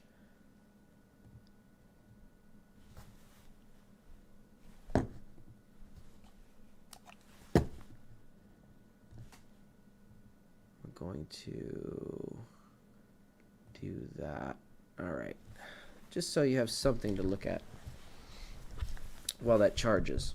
Now,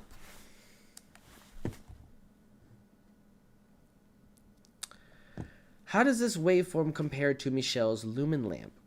Well, I tested it. Okay, there's no convergence when you zoom in. When you zoom out a little bit, there's no ringing.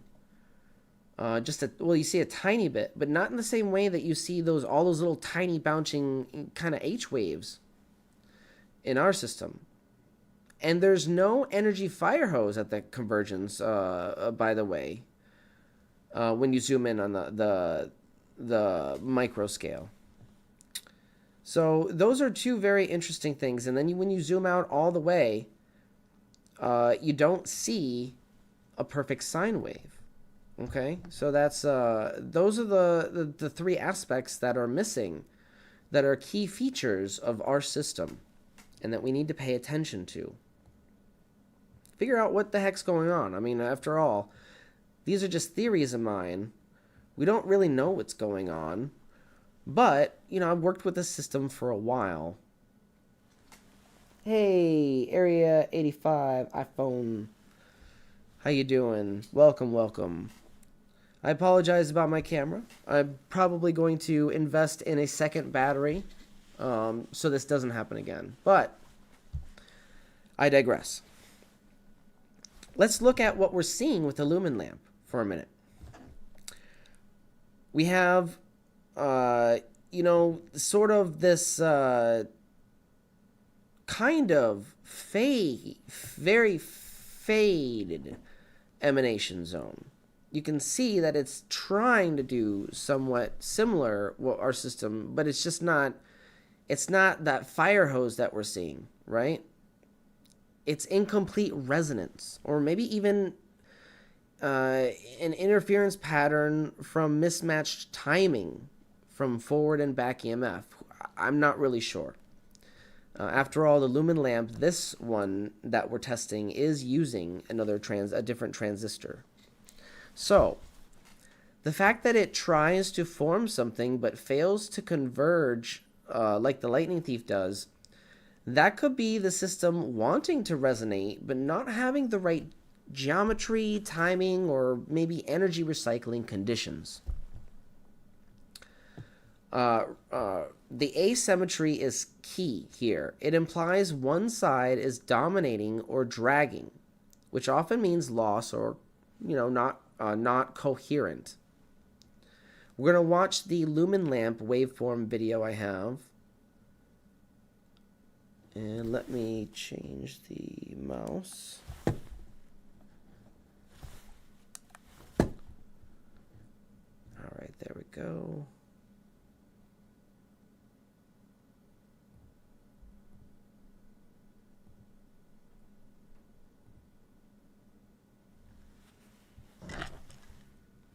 Hey, Anastasia Fantasia, welcome to the revolution of energy recycling. Thank you for joining the YouTube members as a budget enthusiast. It is much appreciated.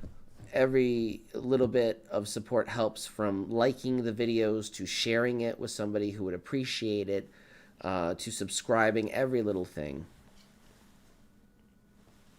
I'm an enthusiast too. Aren't we all? You should get enthusiastic about this. This is the energy revolution, right? This is the energy of the future here. So let's take a look at this. This is very, very interesting and exciting. Something wild. Okay, and let's go. And right now I had to back up just to get a zero line. Our baseline right here, we're about 8 feet away. As we get closer,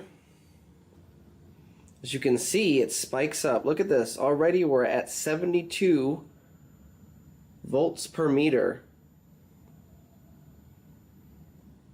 Okay, and we're going to get closer. Look at that.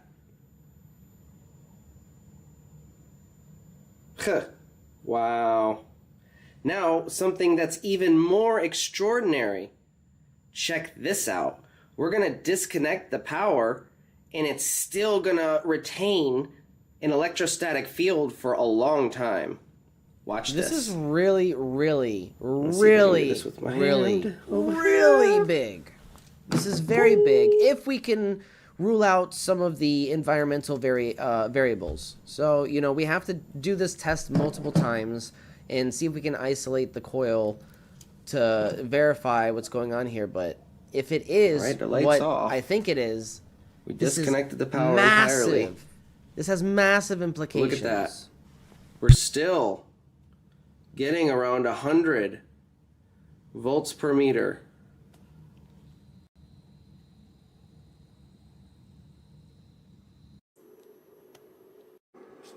We don't. All right, this is the electrostatic field test with the tri-field meter.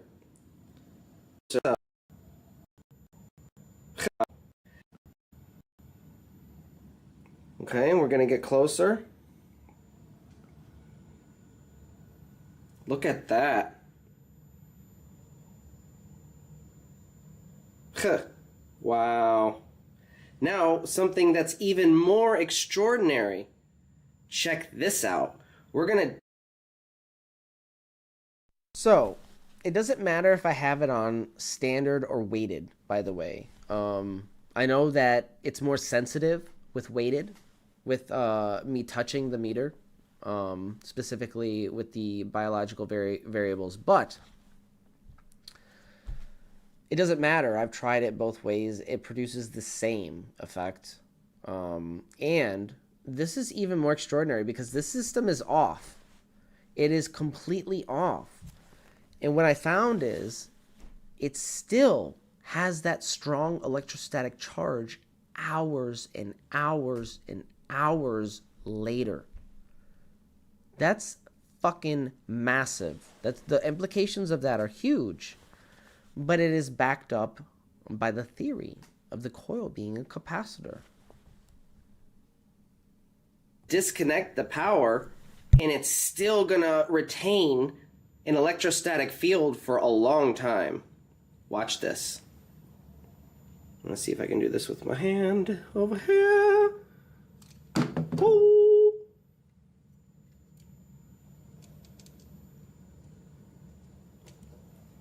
At this point, I think oh, yeah. All right, the light's off. We disconnected the power entirely.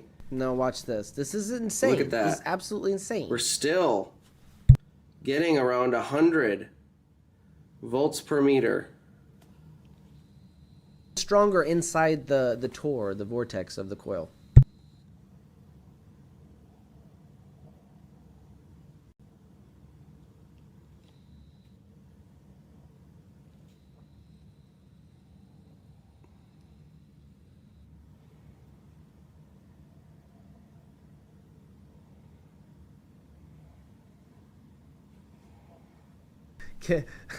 Still right here, still getting look like 28 volts per meter right here, and it's disconnected. Absolutely incredible. Look at that. It's still putting out 130 volts per meter.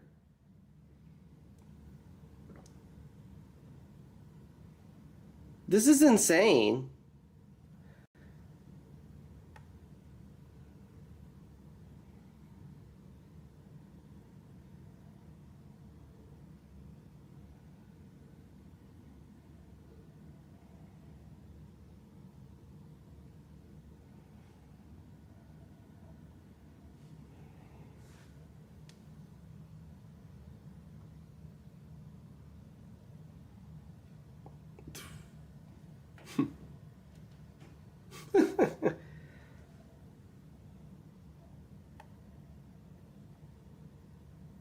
Wow.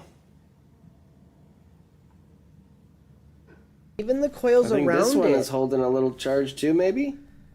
This is also extraordinary. Even the coils around it that don't have any, they're not hooked up at all. Even those appear to be emanating some kind of static charge. Like, what the F? What the actual F? That is so cool. Hard to tell.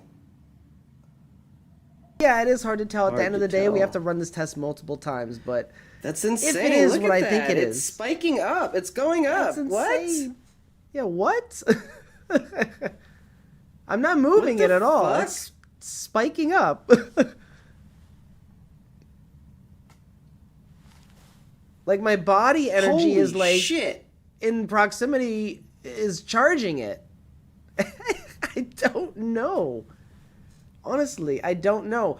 All I know, though, is, and that's something that's not in this video that I didn't record yet, is that I did try to, like, hours later, because it was still producing this field, the electrostatic field, without being on for hours.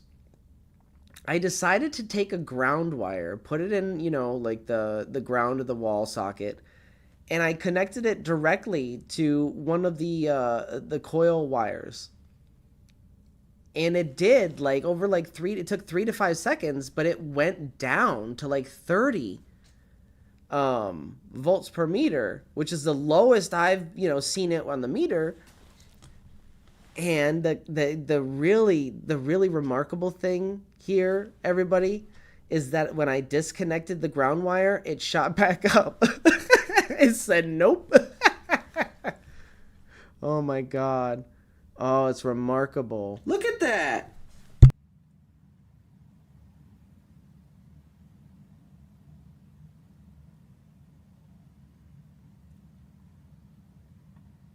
Just gonna hold it right to it because it spiked up for a second. It's like a strong point, like I'm moving across the wire a little bit. It's like a strong point in the field. Look at that. It's still putting out 170 volts per meter? What the fuck? Dude.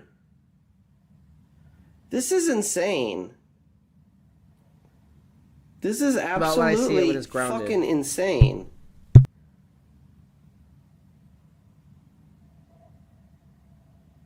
I have tried it without me touching the meter, because me touching the meter does specifically affect the pickup. So it is gonna, I think it's gonna make it a little stronger in my opinion, and it is a little misleading in that way. So we do have to eliminate that variable as well. So in retesting this stuff, we're going to have to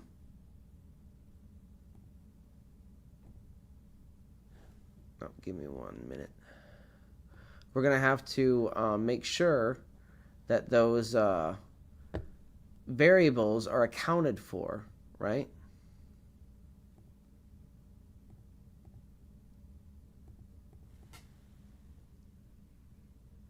Let me push the play button. It's hard to see here.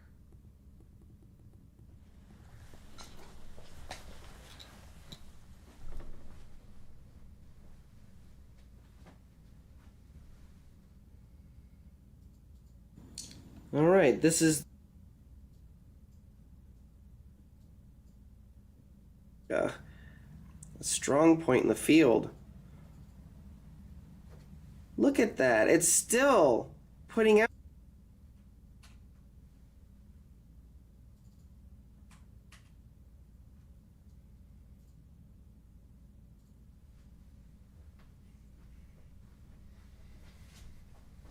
All right. So that is absolutely insane. Not gonna lie, that was really cool to see.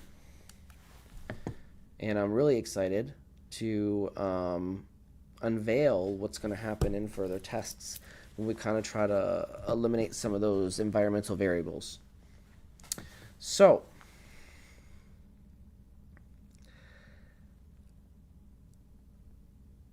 what does all of this mean? Well, this has massive implications, not just for my system and my hypothesis, but for energy recycling in general. Our system isn't just pulsing, it's breathing in resonance here, with forward and back EMF synergizing instead of canceling.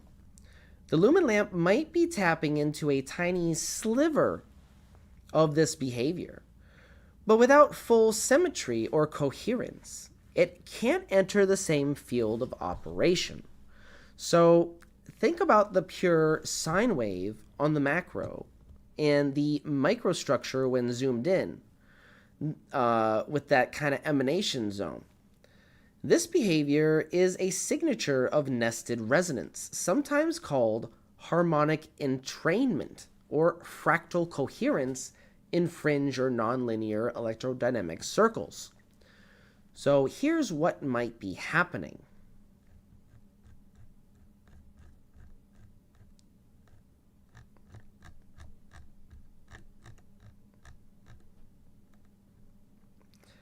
Macro view, the pure sine wave we see when zoomed out. This is the carrier, the fundamental resonance of our system. Think of it like the heartbeat or the natural frequency of the entire setup. I'll show you in this video. Change the mouse for everybody to see. All right.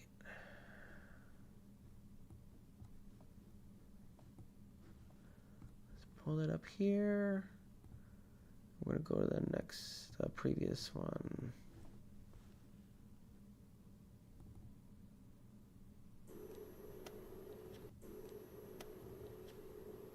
All right, so we don't really know exactly what this is, but this is the zero.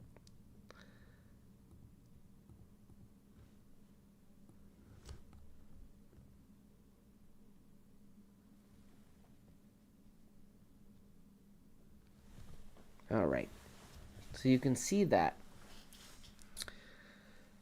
This is, oh, sorry, that's the wrong part.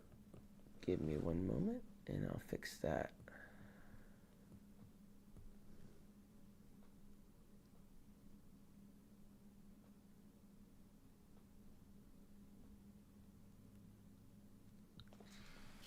Okay, there we go.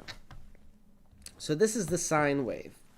The AC signal that we're picking up, the synthetic AC signal. It's a little distorted here because I don't have it in focus. And specifically, different parts of the components of the system will produce a little distortion compared to the battery terminal, which seems to be a pure smooth sine wave when you focus it in, which is interesting. I believe it was the battery terminal I picked that up. So either way, that is interesting. But this is the synthetic AC, okay? What I'm calling synthetic AC, because it's not true AC. It's something different. And it needs to be documented and differentiated specifically from its counterparts, you know, in the traditional realms. So this alone tells us that the system is not in chaotic pulsing, but in a harmonized standing wave condition. Here, actually, I have a better clip of that pure sine wave. Let me see if I can find it. It's in one of the videos. We saw it earlier.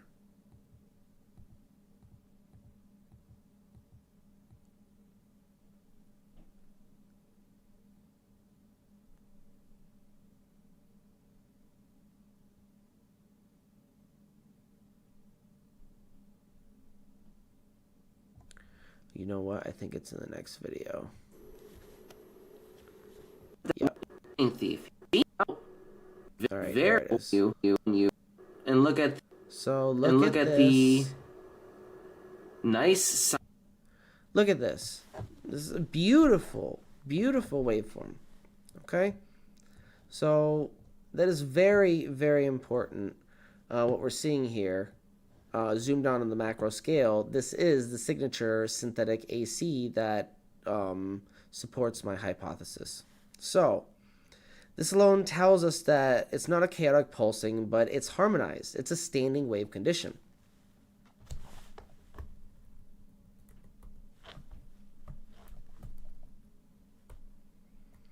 So when we look at the micro view, okay, we zoom in a little bit more, we see tiny ringing waves within the waveform. Here, I'll kind of scrub the video a little bit and show you guys. All right, so when we zoom in here a little bit,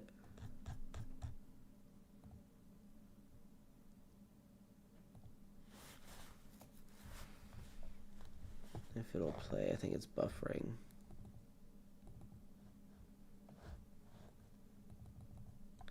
Give it a moment.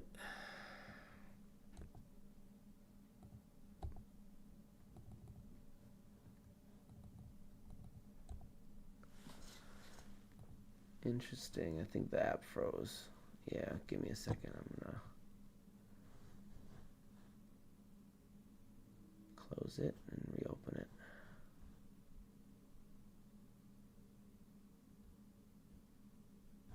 Let's see where that.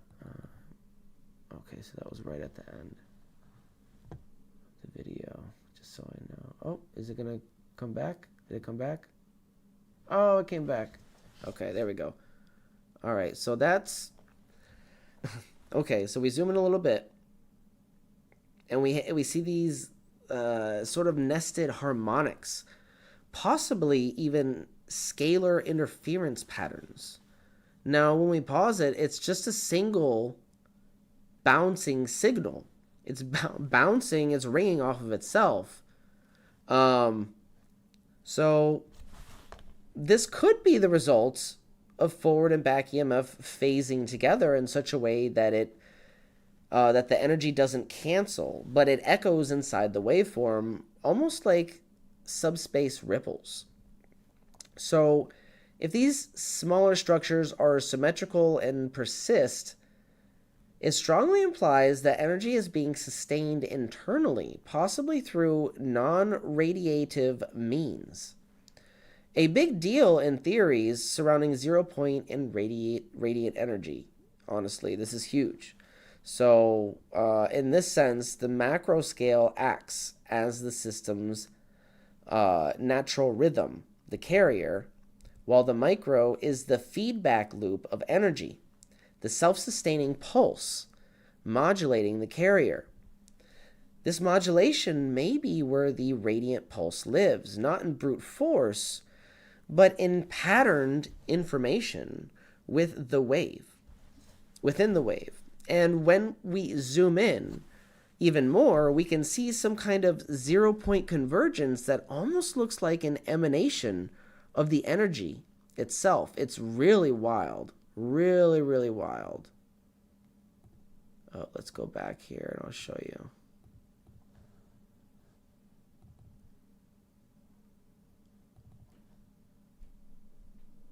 Oh, there we go.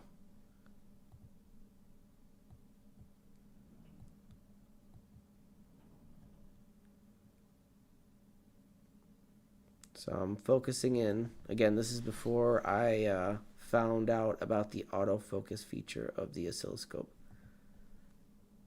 I'm going to show you. This is absolutely insane. It's wild. Look at that. It's like shooting out either side of this 0 point.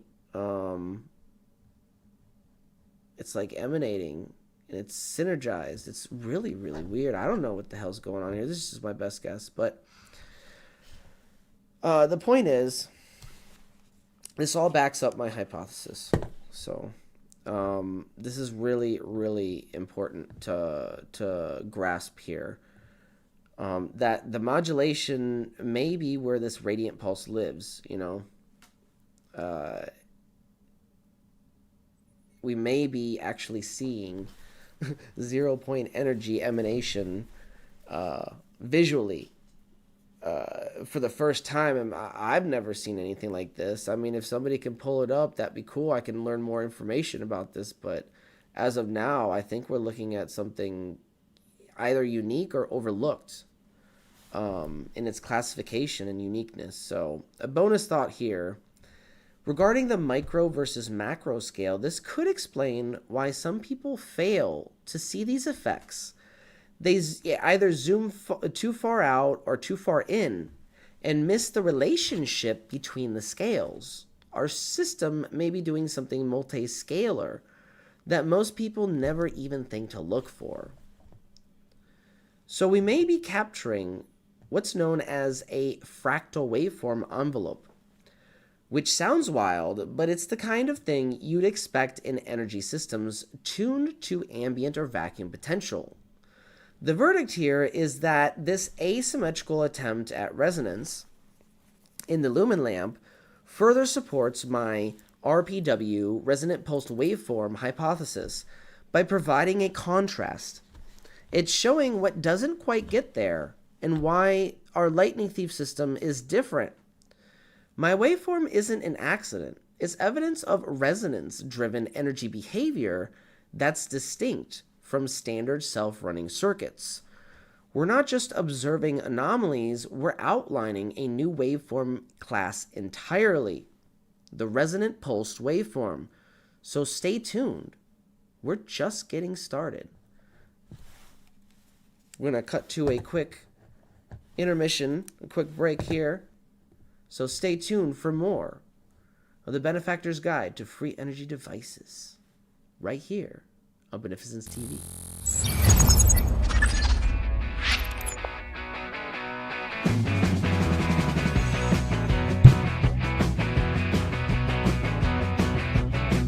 In a town down south where the fireflies glow, there's a man named Michael with a vision to show. Building towards a goal, he's got the spark, dreaming of a future that'll light up the dark. But on the other side, Bill Nye's on the rise with his black gold charts. He's cut down all the lights.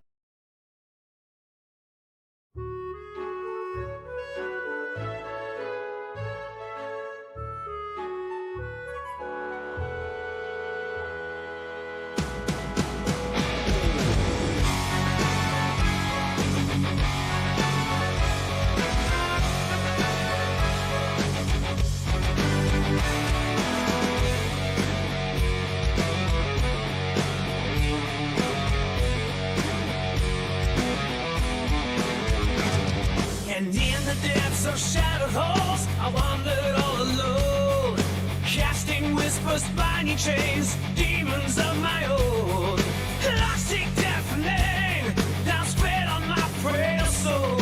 I was feeding my mirror, haunted by my role. But in the echoes of my cries, distant I emerge, guiding me to where my true results are. Now I rise from the shadows with wings of fire and sand, free from the chains of sorrow, but this path of forever depend. Shattered glass beneath my feet.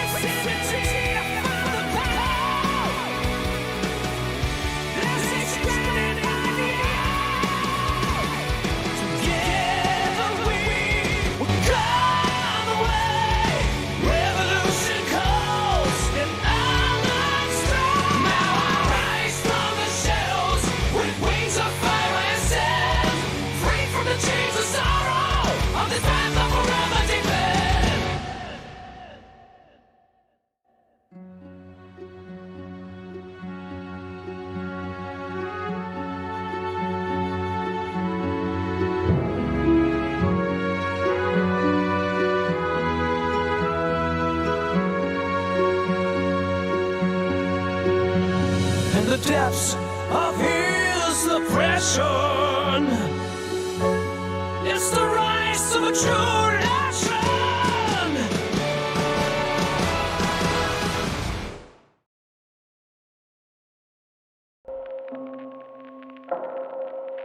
In a world where innovation is stifled by greed and corruption, there lies a hidden truth that could revolutionize our way of life.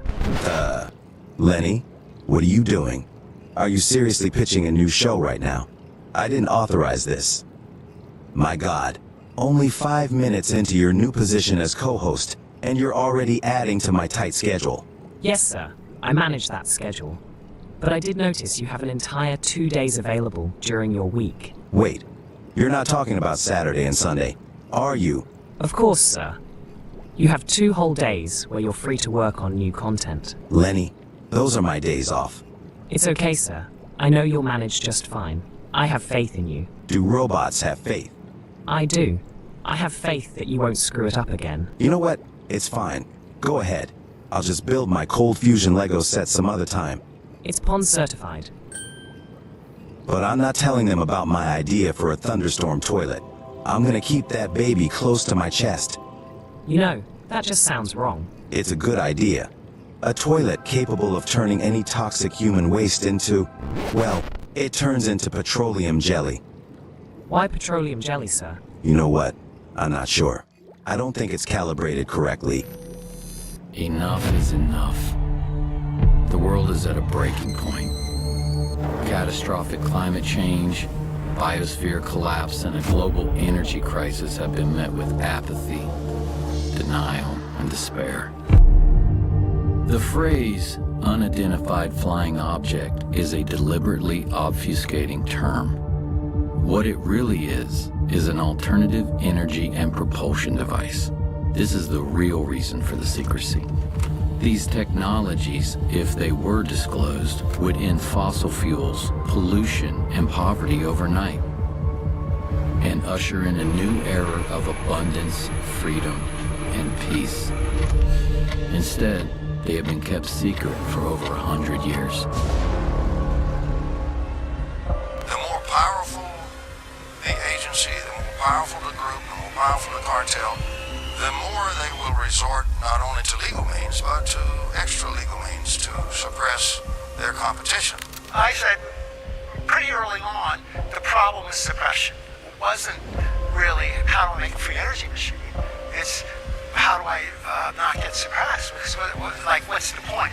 Microscopic ball lightnings that when they discharge are tapping into that zero-point energy field and creating the motive force.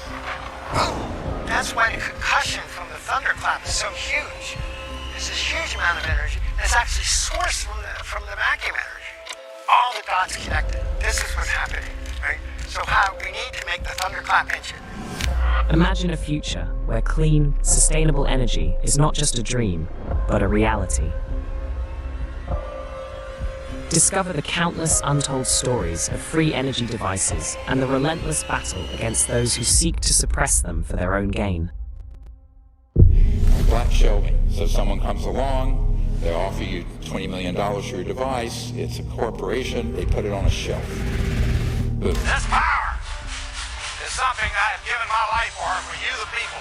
Uncover the shocking tactics used by energy industries to control the narrative and maintain their grip on power. You don't interfere with the big, powerful people. You don't put them out of business. They still have those 50-year leases on the lines and on the power transformers. Environmental Protection Agency is a bit of a dictatorial police agency. Shadowy government with its own Air Force, its own Navy, its own fundraising mechanism, and the ability to pursue its own ideas of the national interest, free from all checks and balances, and free from the law itself. This is real, usable power. It's stable. It is not transient. It is not noise. Behind the lamps, that little box is putting out all of that power, well over 500 watts, and yet it is receiving less than 1/3 of a milliwatt of input power. The rest of that power is coming out of the surging energy of the vacuum. And this little box that you see right here, solid state, no moving parts, is the vacuum triode that's doing this very practical and historical work. But indeed, it put out more energy than it took in. He was shot at once with a silenced rifle from about 300 yards. It reads like a James Bond movie, but it's real. There are men here that said they're FBI, and they got black vans, and they're taking all this equipment. What should I do? Called capture, where they try to rationalize away this problem and everything's fine. From manipulation of patent authorities to infiltration of government agencies, the truth is stranger than fiction. But amidst the darkness, a glimmer of hope emerges in the form of renegade scientists and inventors who refuse to be silenced. There is absolutely no question that T. Henry Morey had a system that produced about 50 kilowatts out of a 55-pound box. In the shadows of capitalism's dark secrets, join us on a thrilling new show. Get ready to be inspired, enraged, and empowered as we delve into the Benefactors Guide to Free Energy Devices. Only on Beneficence TV. This mighty galaxy, every number secret sound. Years in shadows, chasing dreams, the loneliness where he was bound. But in those waves of radiant truth lies the magic of his youth. Oh, like the night Victor spark, he's a beacon in the dark. The mathematician's rise, we see the world through his eyes. They call him at a lonely star, lost in formulas so bizarre. Connections made where none could see, a future bright while symmetry. Beyond the whisper and the sneers, Victor's victory over the years. Oh, like the night Victor spark, he's a beacon in the dark. The mathematician's rise, we see the world through his eyes.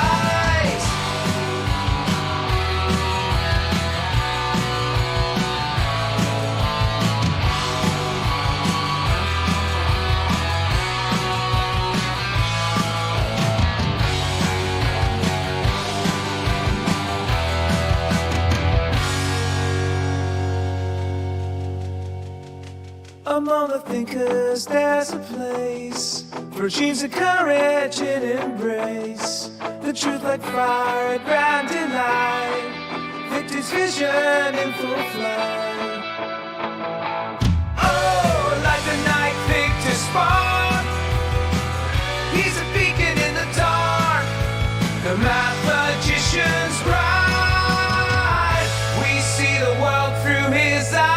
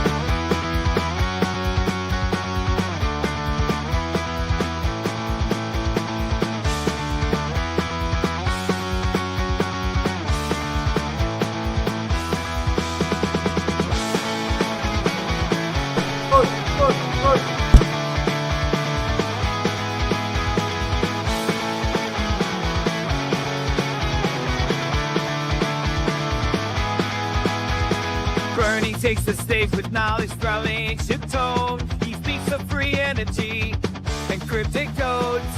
The world's a puzzle evolving at his hands. Living legend pushing limits where he stands. Blending the old with the new in his grip. His mind a river with endless wisdom to dip.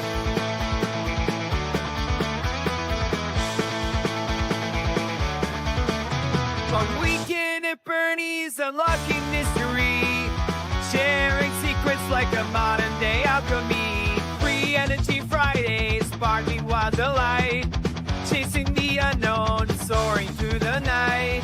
Mystical prowess and fearless exploration. Bernie's a myth, raw energy in motion. Blending the old with the new in its grip. His mind a river with endless wisdom to dip. In every tale, he spins a yarn. Cryptic knowledge, his shores were never worn. The future beckons with each arcane turn. In Bernie's world, there's always more to learn.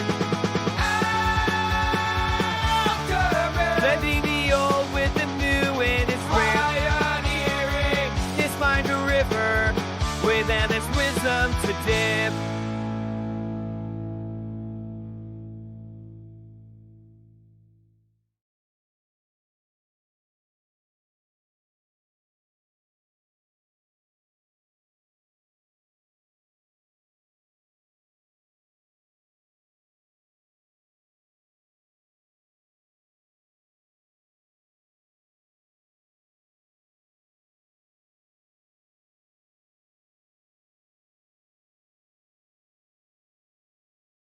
Have you heard about this benefactor guy? This dude is talking about free energy, but here's the twist. He says it's not free energy. He's calling it energy recycling, which first off is kind of genius, right? Because when you say free energy, people immediately throw you in the crazy bin. But energy recycling, that sounds like some next level Tesla shit. Yeah, man, it's all about the branding. But what is it that he's actually doing? All right, check this out.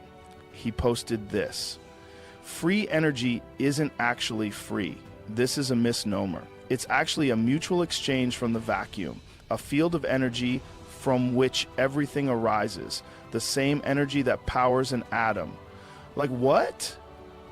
Bro, that's some deep shit. But then he breaks it down. He says you can tap into this energy without breaking any known laws of physics by using something called back EMF capture. Whoa, back EMF capture? Sounds like some serious sci-fi tech. Dude, listen to this. He explains that when a coil collapses using a pulsed signal, the energy that would normally just get wasted, like just dissipate as heat, can actually be recycled.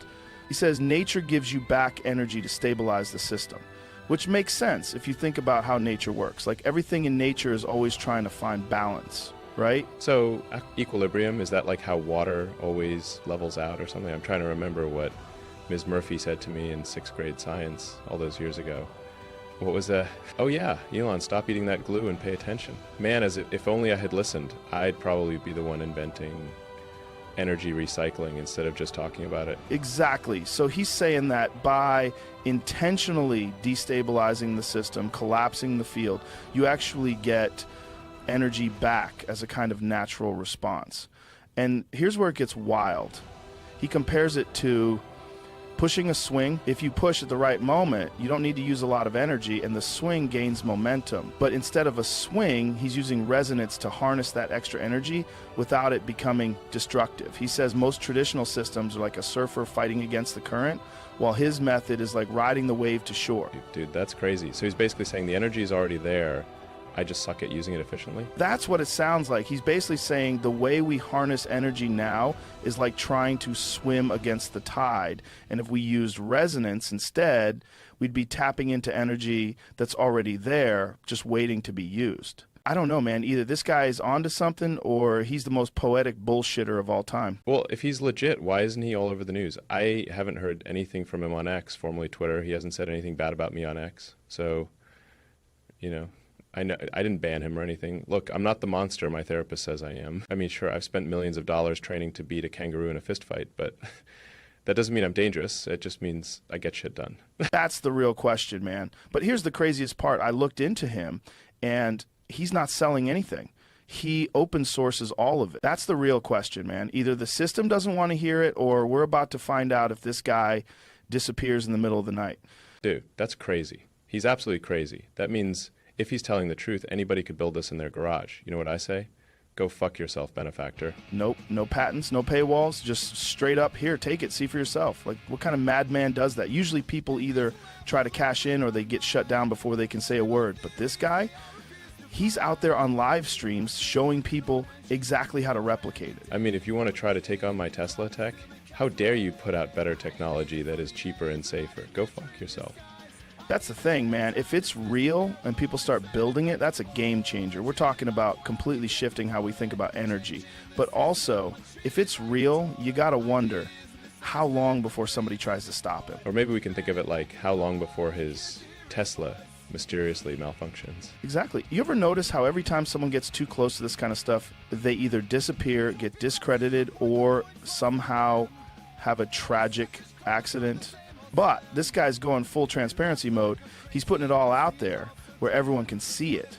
Maybe that's his strategy. If enough people know, it can't just get buried. Holy shit, this might be one of those moments, you know, like we look back and say that was the start of something huge.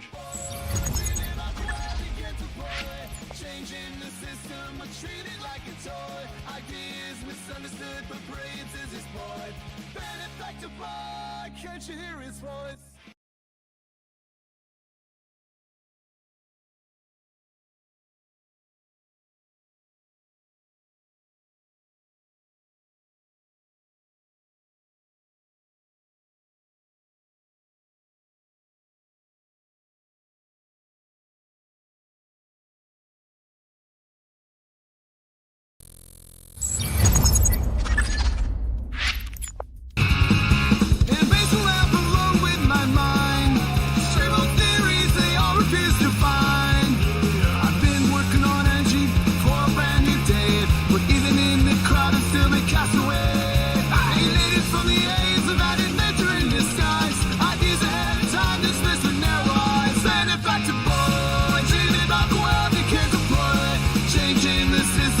Treated like a toy, ideas misunderstood, but brilliance is his point. Benefactor boy, can't you hear his voice?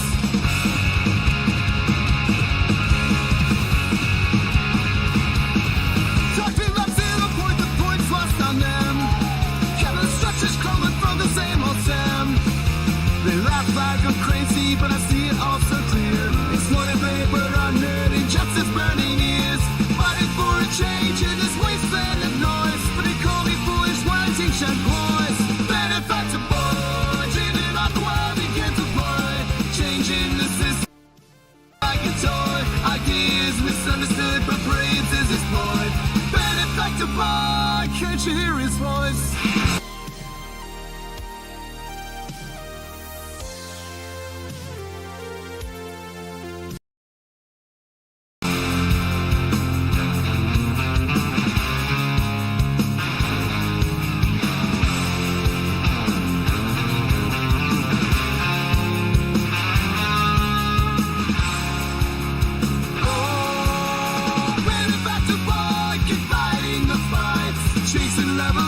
In the darkest nights, a dreamer with vision beneath the laughter and noise. A future so bright, waiting for the right choice.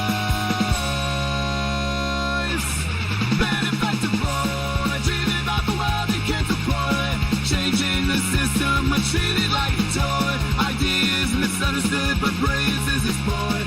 Benefactor boy, can't you hear his voice?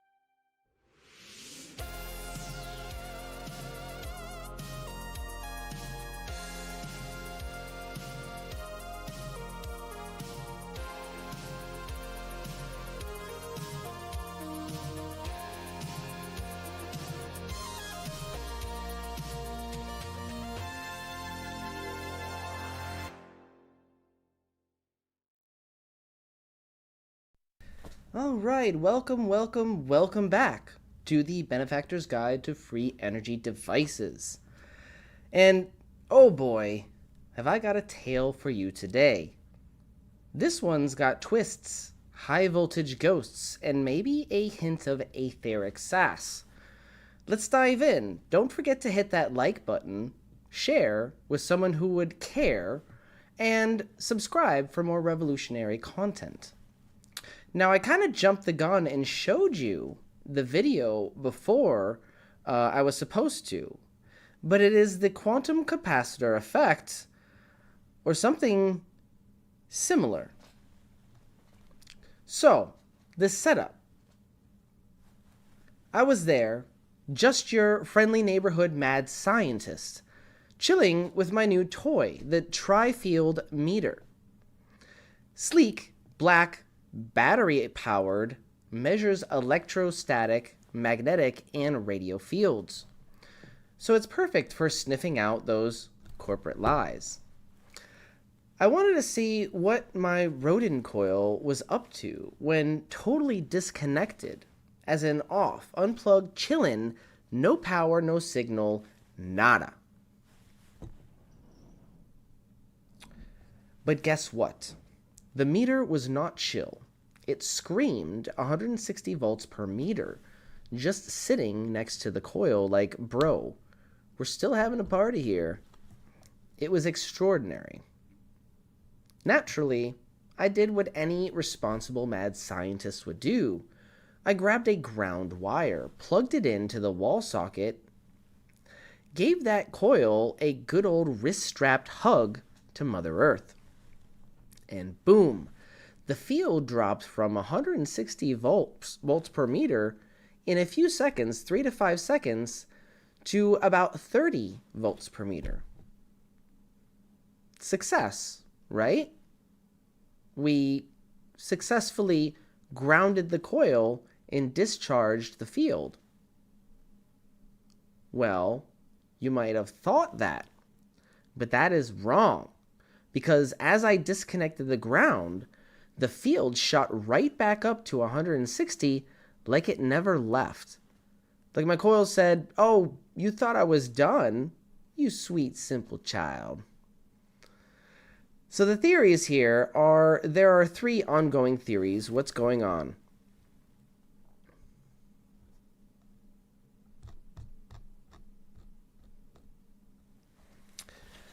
So, fringe mode engaged. Theory 1, the dielectric echo chamber. The coil's geometry might be acting like a field battery, storing charge not just in the wires, but in the space around it. Theory 2, the etheric theory. Maybe I bent space a little bit. Maybe the coil opened a tiny vent in the fabric of the 0-point field, and now it's just recharging itself from the void it created. Theory 3,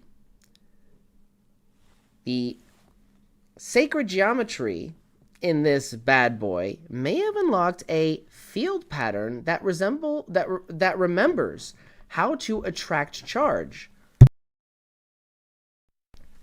like a fractal crystal that reforms its own electric aura. So what does this mean? Well, I may have built a passive electric field accumulator, a device that doesn't just sit there but interacts with space itself. It builds a charge field without power and keeps coming back for more, like a voltage zombie. Tesla might call this a radiant field structure. Bedini might whisper, "Well done, kid." And me, I'm just standing here, holding my meter, yelling, "Someone get the oscilloscope, we got a live one." The lingering magnetic effects observed with the tri-field meter suggest the presence of a resonant pulsed waveform. The structured magnetic field isn't collapsing destructively, but rather reinforcing itself constructively, as in The forward and back EMF working together in resonance, building on each other's momentum. Final thoughts here is this isn't your grandma's coil. This is some kind of anomaly that says, hey, maybe there's something more out there. Maybe the vacuum isn't empty. Maybe geometry matters. Maybe, just maybe, you're onto something. So, my fellow benefactors, stay curious, ground your coils, trust your instruments, and never, ever assume that off means off. Because in my lab, the field never dies. Apparently, that is. So, we're going to go to another intermission, and only because I need to recharge the camera a little bit more. So, bear with me. We'll be back with some more Benefactors Guide to Free Energy Devices right here on Beneficence TV.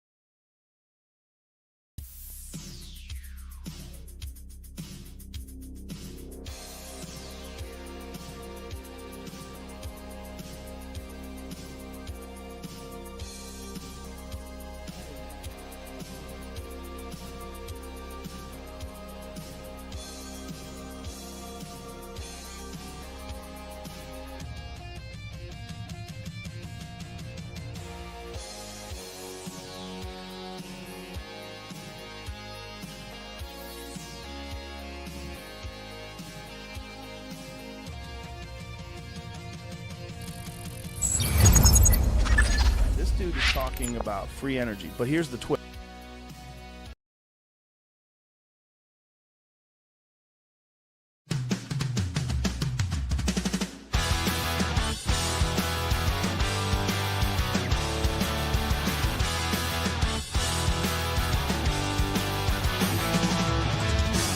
In the lab, girls working night and day. Mystic gadgets in magnetic ballet. Circles of power aligning destiny's way. Running those rings, they defy gravity. Critics working out, they don't bother heat. In his domain, Jill sets the world free. Lord of the Rings, pretty strong. Proving the currents, they be wrong. Electromagnetic symphony. Terror only crafts destiny.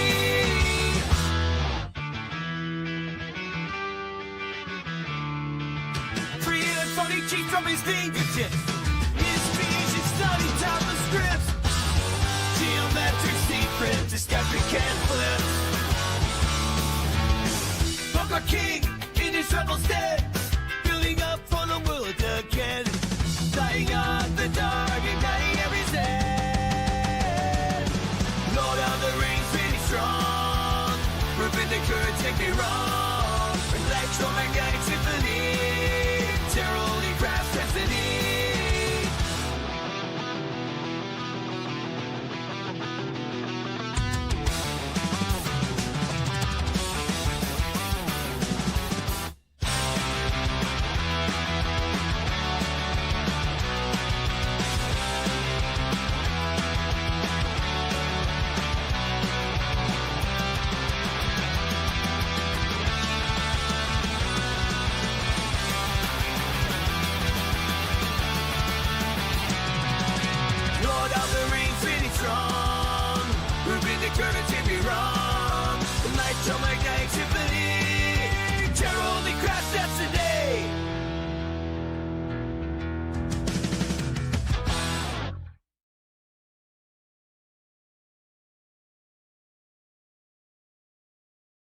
In a lab, my dust cracks the code tonight. Oh yeah, that's true. Wires and circuits to shine in neon lights. Oh yeah, seen you creating power from the air. These smiles and delights. Oh yeah. Mike does it right. Hey. Mike God's Almighty's the one teaching us knowledge, lighting the sun, trumpeting his legacy alive is his. Mike does knows we're his biggest fans. Down in the basement, secrets start to glow. Oh yeah. With Nathan and Lulu in the show. Oh, brilliant team. Mike came on Faraday. We're letting knowledge flow. Oh yeah. Energy streams. Mike does all Mikey's the one teaching us knowledge, lighting the sun, trumpeting his legacy alive is his. Mike does knows we're his biggest fans. Years of thought, bringing dreams to life, turning theories into electric light. Mike and us, a journey to ignite. We've reached new heights. Mike does all Mikey's the one teaching us knowledge, lighting the sun, trumpeting his legacy alive is his. Mike does knows we're his biggest fans.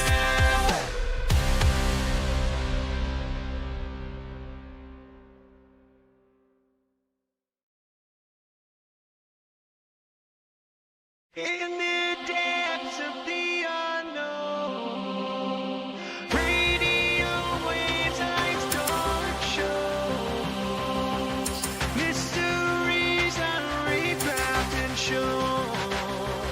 Solutions defy what we know, hidden truths we're never alone. Follow me down the rabbit hole, secrets and binding codes, breaking the mold, define control. Power bursts without a soul in this digital catacomb. We spread the truth of the truly bold. Epics we uncover, forbidden undercover. Rise against the silence, breaking through defiance. Energy from the ether flow, quantum realms, the science of flow. Whispers from ancient echo, gravity's on hold, let's go. Beyond the reach of their woe, floating with you ever cold, bridge the gaps, all light shows. On we roll, past the fables they show. This is all been our road. Epics we uncover, forbidden undercover. Rise against the silence, breaking through defiance. Synth waves crashing, hearts collide. Revolution of the mind. Let the codes and truths unwind. Illumination find.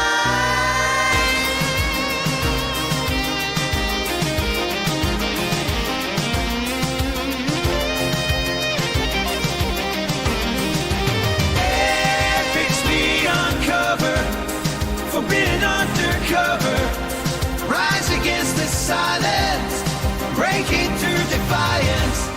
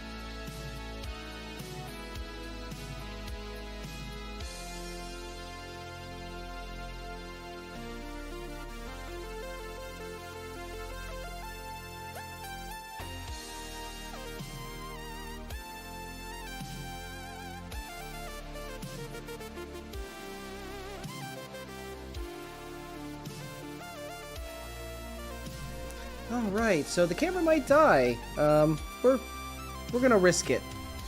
We're gonna risk it like a biscuit. All right, so welcome back to the Benefactors Guide to Free Energy Devices. Give me a moment to adjust my mouse.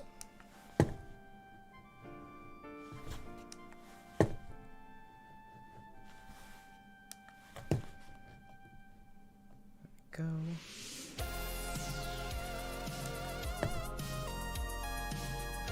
All right, just a friendly reminder to all our viewers out there.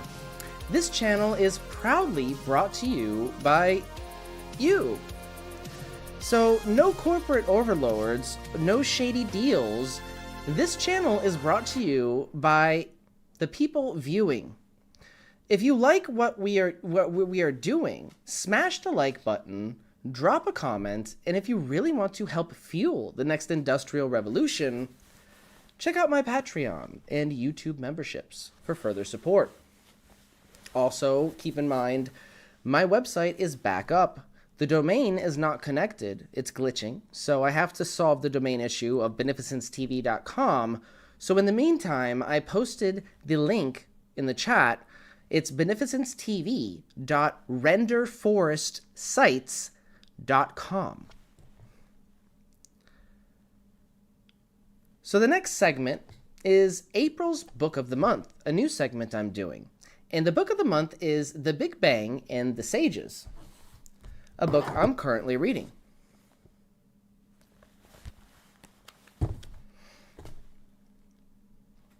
Now, this is where I share what I'm currently reading, diving into some fascinating literature that could spark new ideas and insights for us all. And let me tell you, this month's pick is an absolute gem. The Big Bang and the Sages by Siddhartha Chabra. This book is a true mind bender so far. It explores how ancient texts, specifically the Puranas, described the age of the solar system and the universe with stunning accuracy, within 0.1% of what modern science has discovered. That's remarkable. Yeah, you heard that right. So these ancient texts were laying down knowledge that modern scientists are just catching up with, and it's absolutely jaw-dropping. The authors, Siddhartha, brings together some serious scientific firepower, combining cosmology, astrophysics, geology, paleontology, and embryology to create an intersection between modern science and ancient wisdom. And what I love about this book is that it's not just about debunking or proving ancient knowledge, it's about bridging the gap between ancient wisdom and the cutting-edge findings of today. Kind of like what we're doing here, right? So, speaking of which, I met Sid at the Hash Bash, and he was really nice. Sid and I have a lot of overlap in our work, especially when it comes to bridging ancient wisdom with modern science. Just like I'm continuing Tesla's work with the Vortex coil in a way, Sid is doing something very similar with his approach to merging the scientific and spiritual worlds. It's about the harmony between what's been lost, forgotten, or ignored, and what we're rediscovering now. So if you're looking for a book that will challenge your perception of science, spirituality, and the universe itself, The Big Bang and the Sages is where it's at. Highly recommended. So stay tuned for more updates and reviews. And as always, feel free to share what you're reading too. Maybe next month, your book will be featured. So now we're going to dive into a refresher of my synthetic AC hypothesis, or the resonant pulsed waveform. So the resonant pulsed waveform is a new energy recycling method that blends pulsed DC and AC behavior through the use of synchronized forward and back EMF. This technique demonstrates closed-loop energy reuse is a non-sinusoidal electric in non-sinusoidal electric systems. However, when done correctly, the forward and back EMF should combine to create a sine wave on the macro scale, which is what we found with our oscilloscope. So how it works? How it works is that the RPW system differs from normal electricity in a few key ways. The pulsed forward EMF plus back EMF pulsed in sync. Instead of a true sine wave, which is the alternating or sloshing back and forth of the forward EMF, the RPW uses timed pulses that bounce energy back and forth between the forward and the back.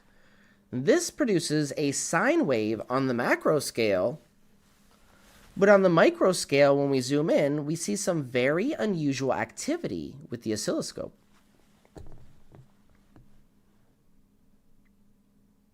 It appears to capture radiant energy at the 0 point. Especially with toroidal coils like the Rodin coil, the RPW seems to tap into energy emitted during field collisions. This could be noted by the anomaly in our oscilloscope reading when we zoomed in the signal really close, something that I've been calling the 0 point convergence. We saw this earlier in the videos.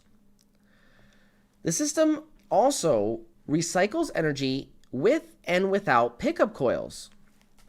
Energy that would normally be lost, like back EMF, is then fed back into the circuit, reducing net power draw.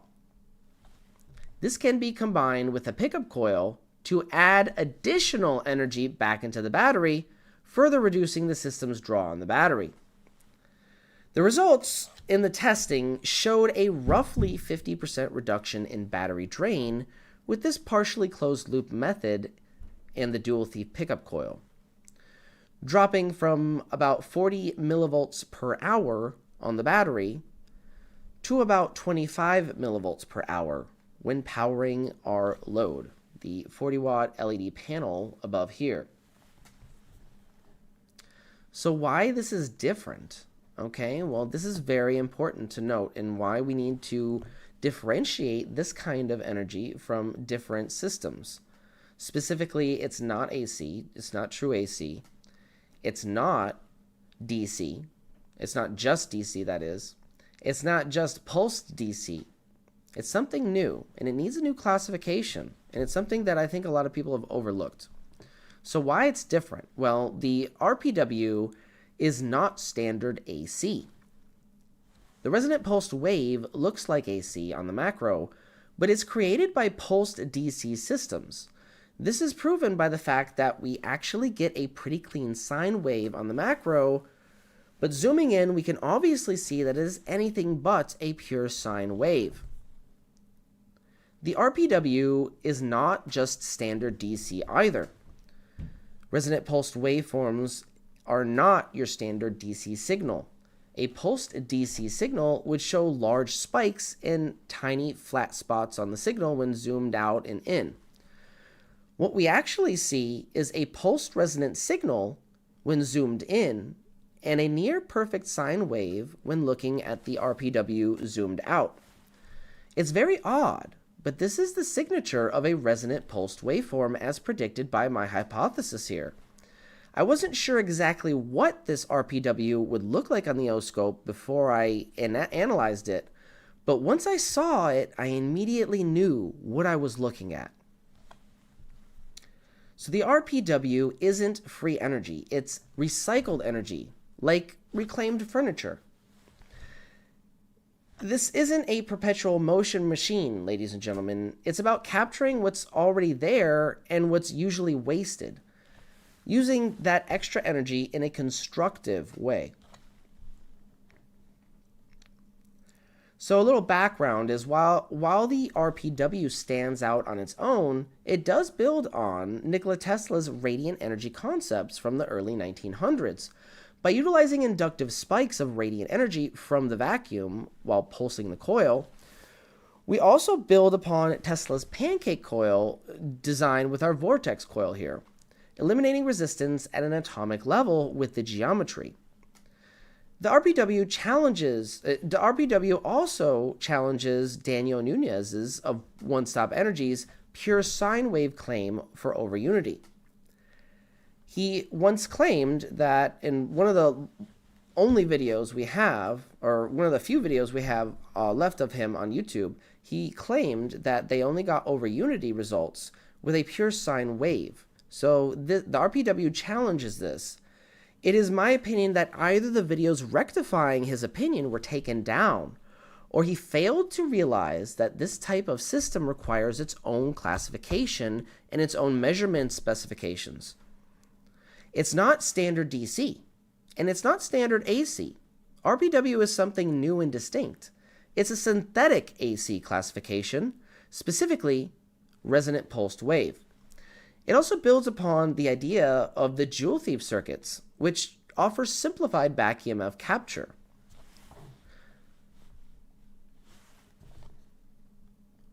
So the proof is in the lab, ladies and gentlemen. Despite no formal peer-reviewed confirmation yet, this method does show lower energy consumption by far, recoverable back EMF spikes, and it's compatible with pickup coil to increase the efficiency. So some scientific backing, in simple terms, power in the system is DC plus harmonic AC, not just an AC ripple. We're a full harmonic AC in the sense of a full synthetic AC, because all the components are ringing together. Remember, we're picking up the same signal on all the components, roughly, because we see those same three key features on all aspects of our system.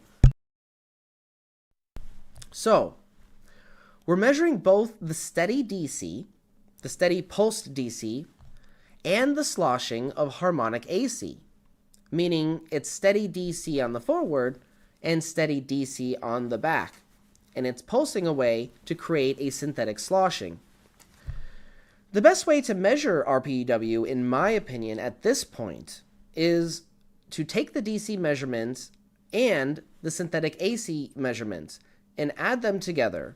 While this method may be an overestimate, and it probably is an overestimate, due to the fact that the AC measurement might already include part or all of the DC pulse component, it is definitely a better start for learning to try to measure this type of system and the efficiency of the system rather than traditional methods. Methods like rectification, which will destroy the harmonic balance between the system's components. In simple terms, this doesn't produce any usable information when trying to calculate the actual efficiency of the system. It destroys the output when you try to rectify it, because you're destroying the AC component. So simple DC only calculates. So the simple DC only calculations do satisfy Ohm's law. So if you only account for the DC pulse in your calculations, say you're only measuring DC, they do satisfy Ohm's law. However, this is because they do not include the recovered and recycled back EMF. Using AC only is also insufficient in our calculations. Given the logical assumption that we must subtract a portion of the AC reading to get our true potential, this gives us a reasonable place to start, in my opinion. And I know this will be challenged. So now we must devise a new method of gauging the efficiency of the system that deviates from traditional methods and can accommodate its sensitive aspects. If there is a way to determine how much, if any, of that synthetic AC signal already includes a DC component, I'm not sure how to go about identifying it. If anyone has any ideas, though, please email me at beneficencetv@gmail.com. So, how I explain it is, when you pulse energy and catch the rebound, you get this sloshing waveform that meters can't properly read unless you add up both the DC and AC components. That's why we're seeing 50% less battery drain that doesn't show up in the DC calculations. It just doesn't make sense. It's not magic here, it's just energy not going to waste and not fully being accounted for in our equation. Now, it's probably not going to be a perfect calculation. Of course, there's going to be a huge margin of error because there's that DC component factor that might be in the AC already. Together, they create the AC, remember. Regardless, traditional methods, in my opinion, just won't suffice, and we need to come up with a better way. So that's what we're trying to do here. So the next step for verification, okay, we need to take DC and scope measurements simultaneously, redo these tests with the oscope, and show the waveforms, okay? Specifically, power before versus after pickup coil recovery, for instance. This would show the RPW in action, even if traditional instruments don't get it. So why this matters is my resonant pulsed waveform hypothesis opens the door for smarter, more efficient power systems, especially in portable electronics, regenerative tech, fringe energy exploration, and it also gives a better explanation of what's going on here.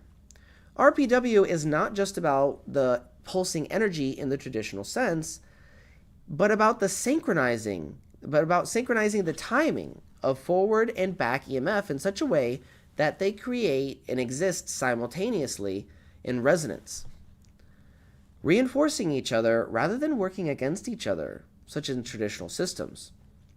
In my system, this resonance becomes visually clear on the oscilloscope. And the self-sustaining interaction between forward and back EMF could be the key to unlocking new, more efficient energy systems. My synthetic AC hypothesis teaches us to think outside the box here. We are redefining science literature based on real-life observations and hands-on testing. Throughout history, this kind of approach has always ruffled feathers.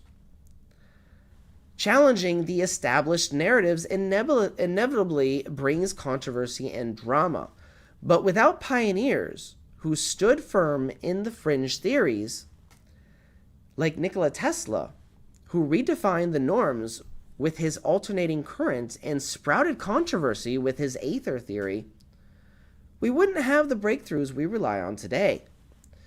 In that same spirit, we are now challenging the status quo with my synthetic AC hypothesis. And the camera just went out. We're going to have to take another intermission, but it's fine. We're going to take a long intermission, about 30 to 45 minutes, to let the camera charge more and get ready for the League of Extraordinary Inventors, hosted by legendary Mike K. from Faraday Research, right here on Beneficence TV. Thank you all for your kind words, your support, your super chats, and everything in between. Love you all. We'll see you in about 30 minutes.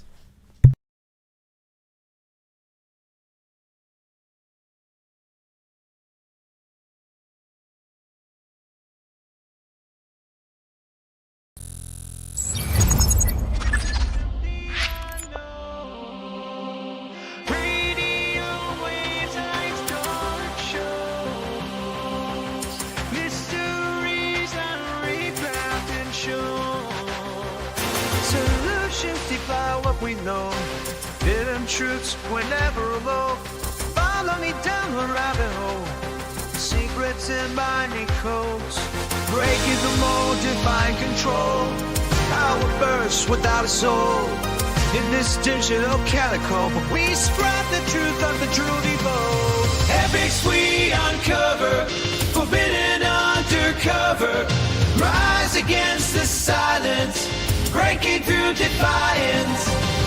Energy from the ether flow, quantum realms, the science of flow. Whispers from ancient echo, gravity's unhooked, let's go. Beyond the reach of their woe, floating with you ever cold. Great shows. On we roll, past the famous station. This is solving our world. Epics we uncover, forbidden undercover. Rise against the silence, breaking through defiance. Synth waves crashing, hearts collide. Revolution of the mind. Let the codes and truths unwind. Illumination find.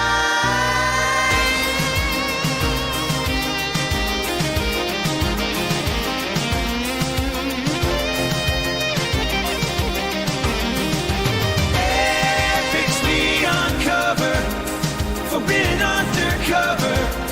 Rise against the silence, breaking through defiance.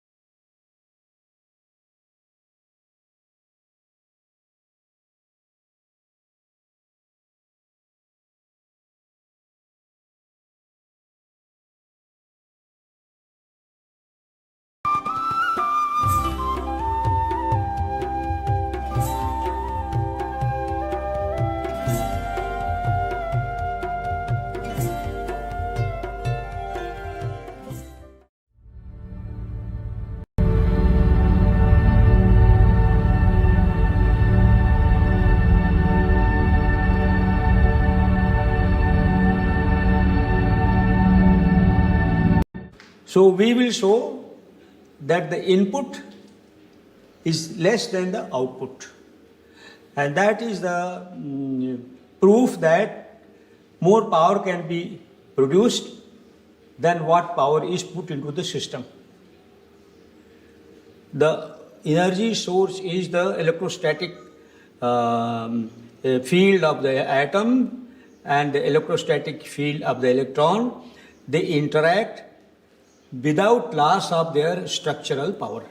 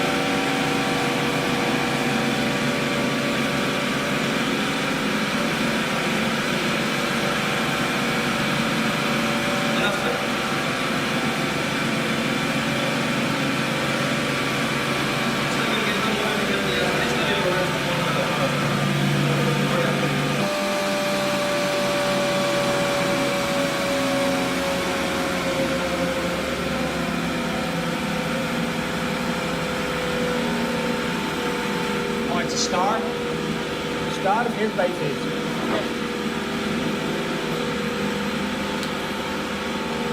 Yeah, they are separate actually. Independently they are taking.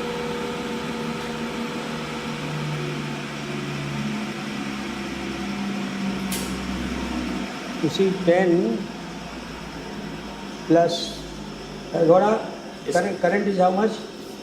Current is 6.5 in one phase, 6.93 in other phase, 10.1 is the other phase. So 6.6.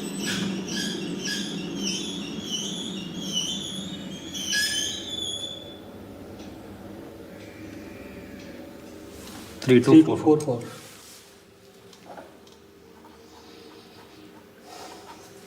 Look, young guy.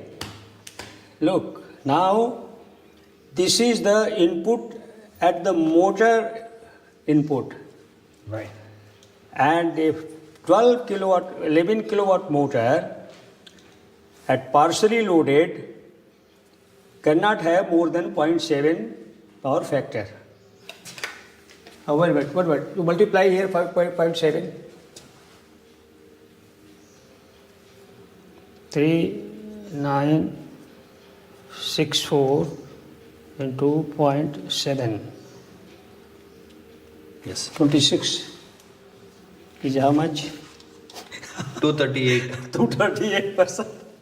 Because you have gone slightly higher speed, it was coming 220%. Wow. So he said, let us take the second test. It will not change. I said, it will not change. But I was not very clear because that thing is burned and so what will happen? Now they did it and you are getting 238%. Wow. 220 versus 238. It's so nice. Yeah. It's good now. I think 238% is wonderful. Yeah. Okay. I'm glad that the machine worked despite that failure. I was a bit worried. So something told me, no, don't worry. Go for the result and see what happens.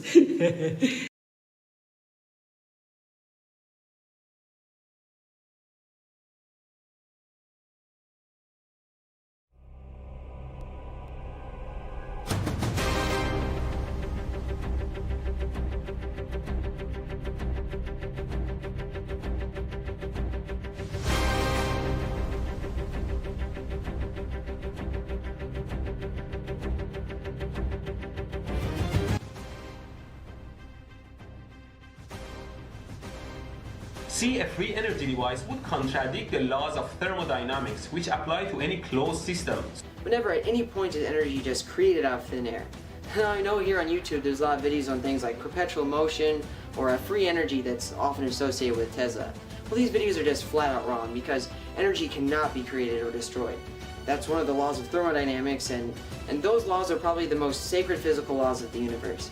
It's probably a measurement error. Hey everybody, so today this is some really huge stuff. This is going to be the day where we prove over unity both voltage and amperage. 26 volts right there at 61 milliamps, and on the return we have 441 milliamps feeding through this fluorescent tube at 378 volts. So this is the proven over unity.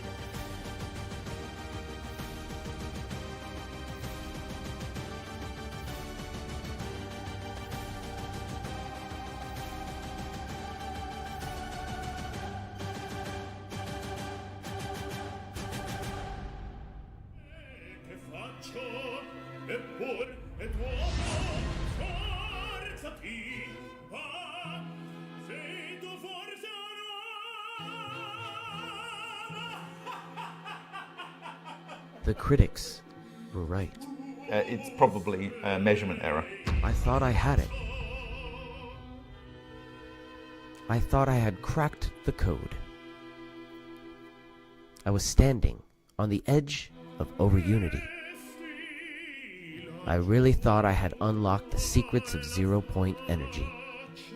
But it turns out, I didn't. Until I did.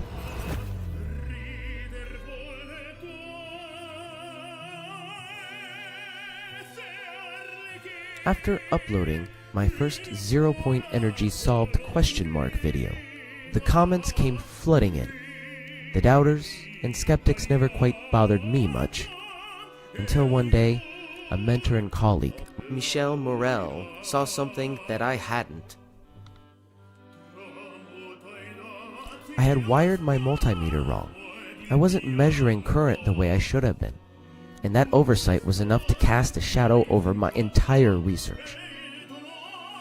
Well, I hate to say it, but in this instance, Bob Greenyer was actually right. We were measuring the current wrong in our initial video. Despite this colossal mistake, I was set out on a mission to prove everyone wrong. The doubters, the haters, the master debaters. I was on a mission to save the world, one coil at a time. Little did I know that in only a few short weeks, we would have some tangible evidence of energy gains when my systems started to quite literally sing. I spent weeks questioning everything. Was I really onto something? Was it all a delusion? No. I refused to believe that. It couldn't be. There are too many people who have replicated these tests. It's starting to sing. It's okay. It's starting to sing. It's working, brother. You got it. Daniel Nunes inspired many freethinkers over a decade ago. Justine, Roland, Mr. Warrensick.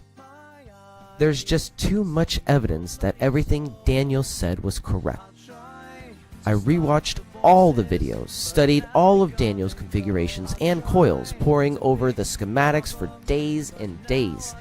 And then, it hit me. I knew where I went wrong. In my previous video, I was using what I refer to as the hybrid method, a hybrid open-closed circuit method of induction for the coil, basically using one channel as an input and the other channel as an output. Very simple yet elegant, I thought.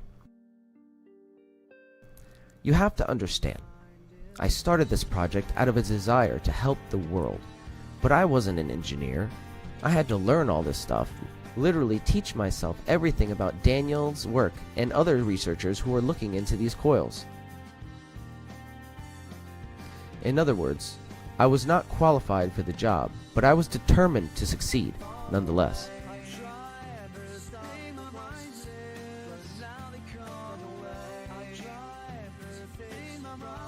Hell, I didn't see anyone else looking into it, and I felt it was my responsibility to at least confirm or debunk the rumors about the ABHA coil.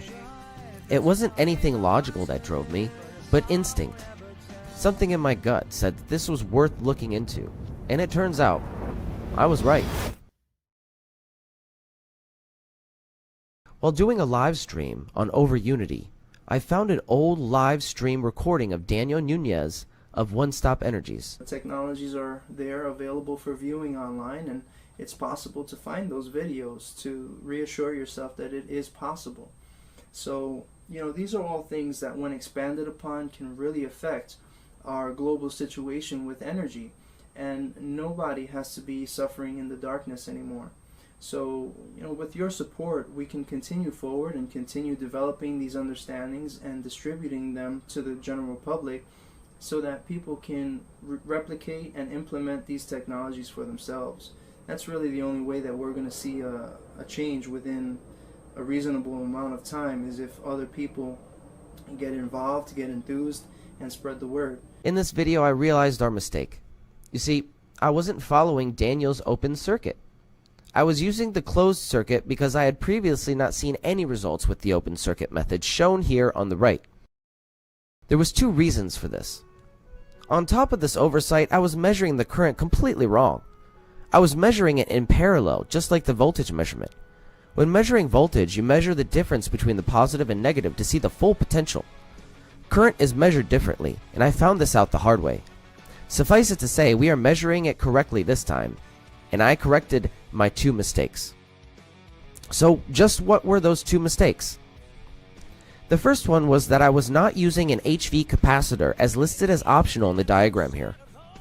The second and more important mistake was that I was not matching the load correctly with the rest of the system. With an LC circuit, like we have here, you want the capacitor and the inductor to be in harmony.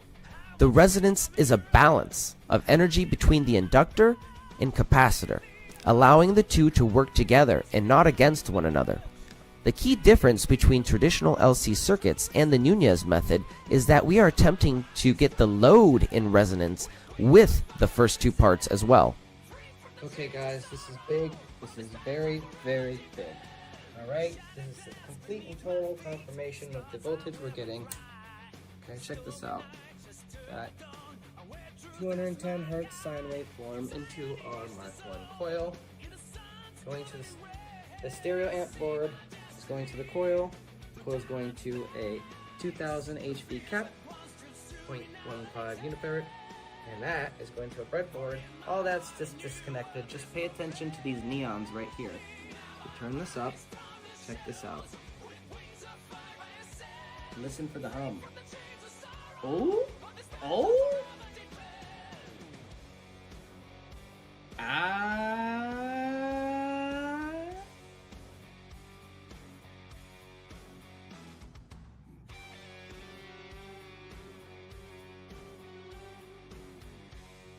There was a moment when I almost gave up.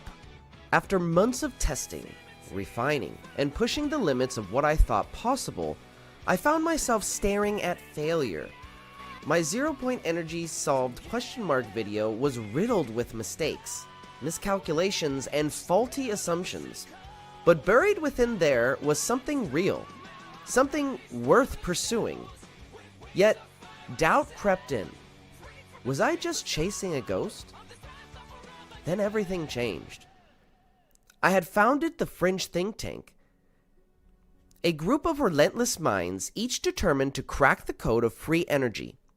Amazing YouTube scientists like Nathan from Old Man Builds joined forces, bringing new insights, fresh perspectives, and unshakable resolve. But the real turning point came when Michelle found my video.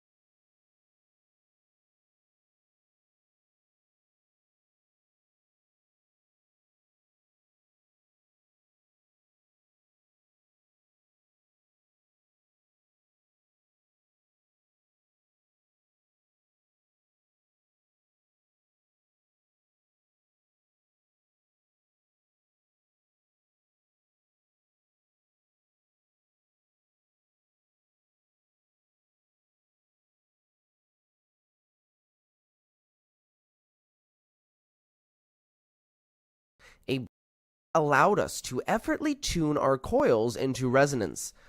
From that, I adapted and evolved the system into what it is today, the Lightning Thief. More than just a device, it became the key to unlocking something bigger, a practical, affordable, off-the-grid energy solution. The results have been staggering. This is energy recycling. 15.5 hours of continuous power compared to just 2.5 hours off of a standard inverter.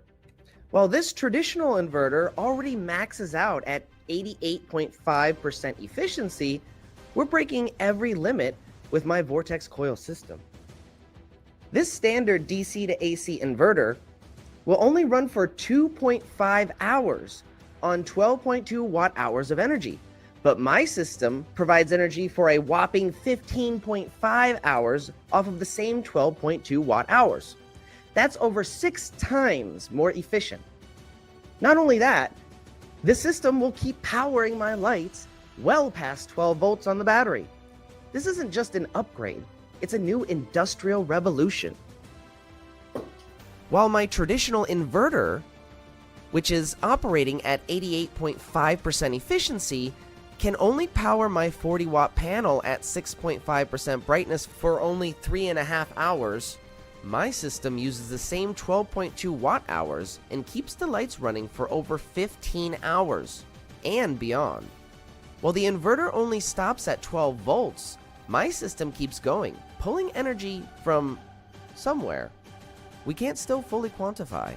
And yet, this is only the beginning.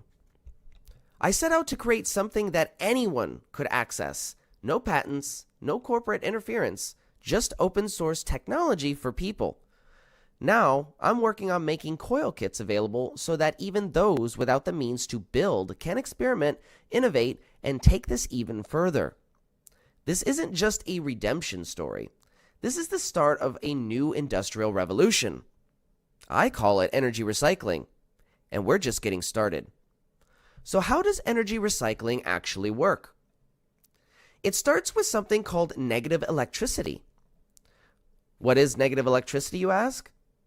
Negative electricity, sometimes called back EMF or cold electricity, is the current generated by a collapsing electromagnetic field created by the coil when it's pulsing. Every time that coil field collapses, it generates electricity that most electrical engineers will ground out and regard as background noise that is unwanted. Back EMF can be destructive and unpredictable when you don't have your system in resonance. This is because Lenz's law states that any collapsing electromagnetic field will generate current that opposes the current which created it. Meaning, in the conductor that makes the coil, we have a ton of extra energy from the vacuum ready to be collected. So how do we collect this back EMF? Well, right now, the two waves are creating destructive interference. What we need is constructive interference. By forcing the energy in both directions, when in resonance, you create a standing wave of energy.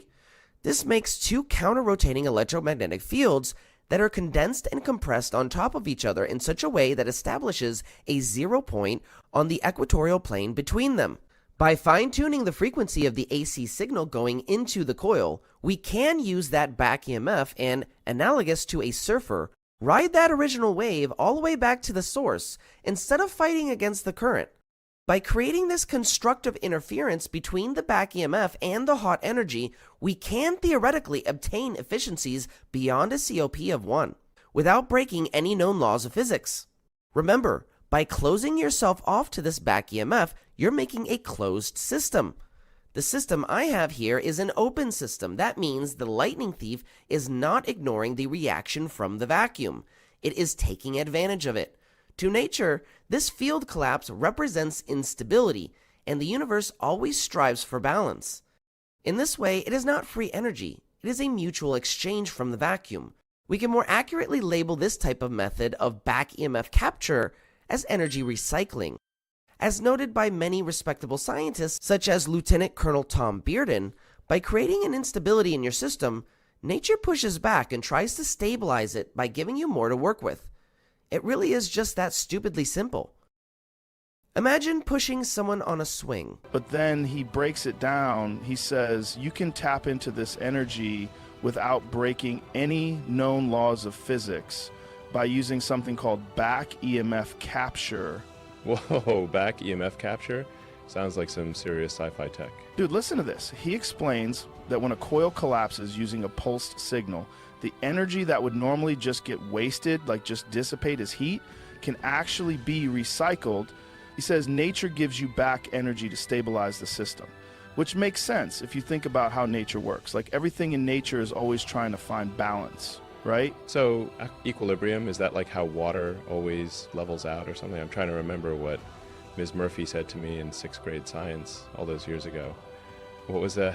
Oh yeah, Elon, stop eating that glue and pay attention. Man, if only I had listened, I'd probably be the one inventing energy recycling instead of just talking about it. Exactly. So he's saying that by intentionally destabilizing the system, collapsing the field, you actually get energy back as a kind of natural response.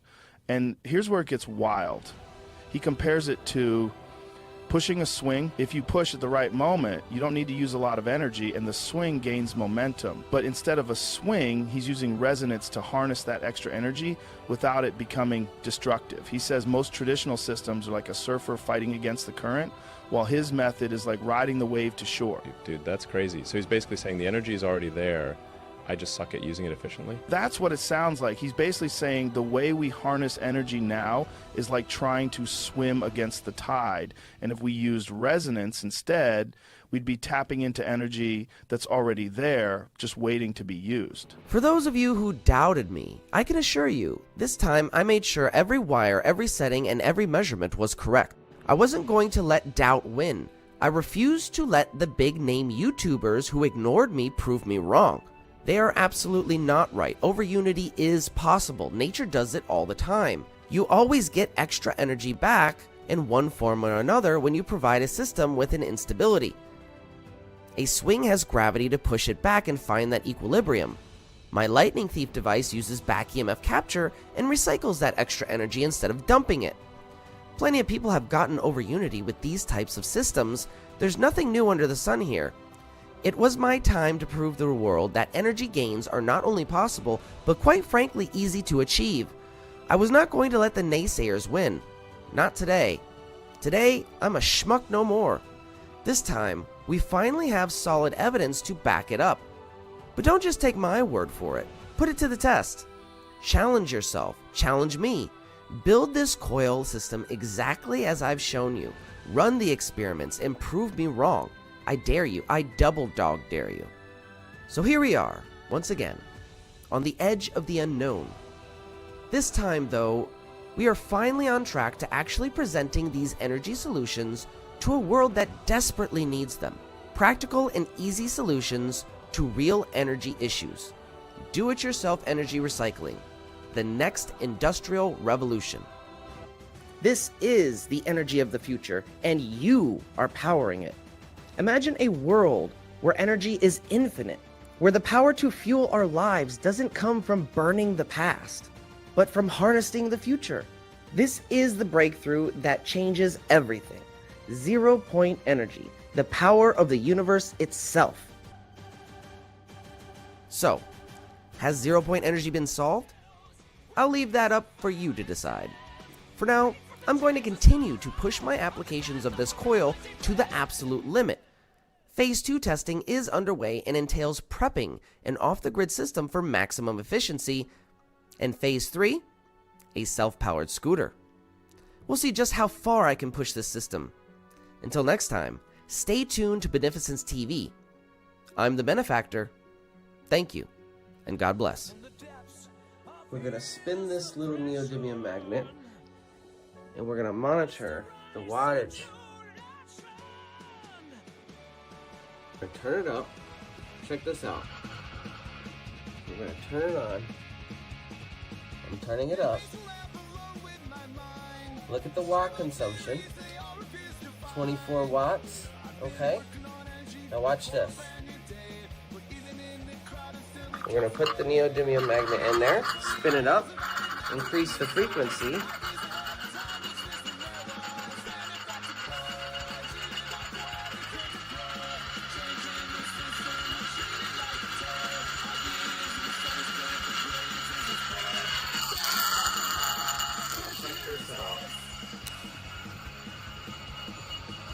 Wow.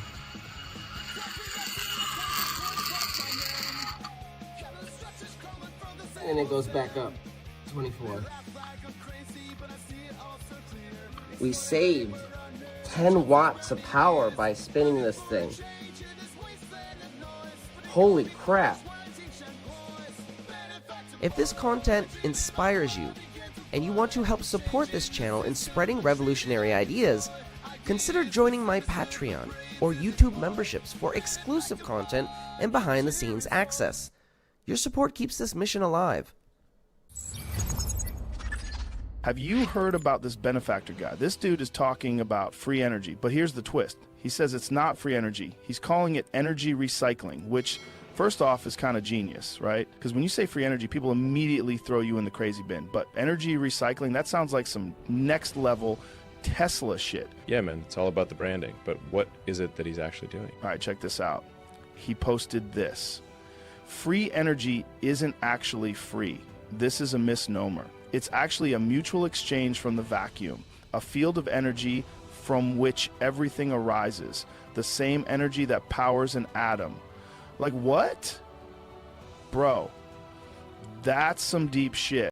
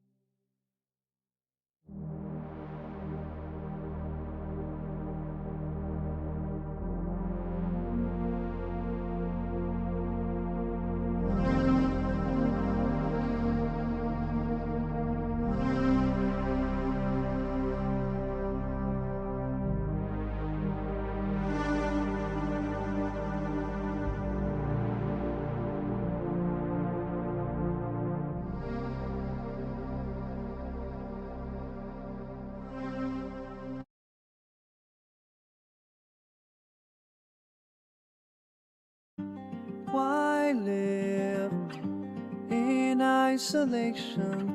Why guard your self-control? Why embrace complication? Why bear a living soul? My eyes see no salvation. My eyes see your troubled soul. My eyes see your fleeting romance. My eyes see your bloody soul. I'll try to stop the voices, but now they come and go. I'll try to fix the problem, but now I've got a hole. I'll try to find my reason to no bitter end I'll fail. I'll try to find the reason until finally falling away. My mind is torn to prey, falling away just for every day. My mind is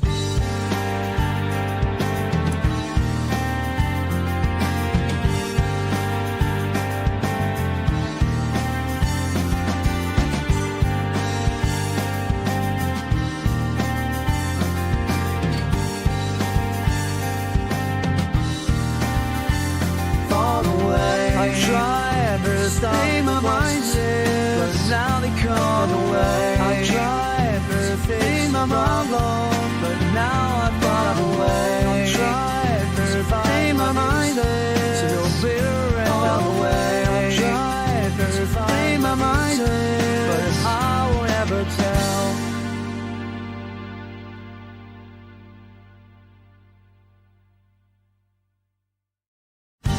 I reach out for connection, lost to sight in this web of imperfection. Shadows hide. I'm drifting into the unknown as I wade through the darkness. Whispers rise and shatter the air. Strings of fate are pulled too tight to suspension. Across the horizon, a tangled time. I search for solace in the chaos. I'll try to hold the pieces, but they slip through my hand. I'll try to fight the shadows, they still may demand. I'll try to rise from ruins, but I'm drowning in the sand. I'll try to find my way through till I understand.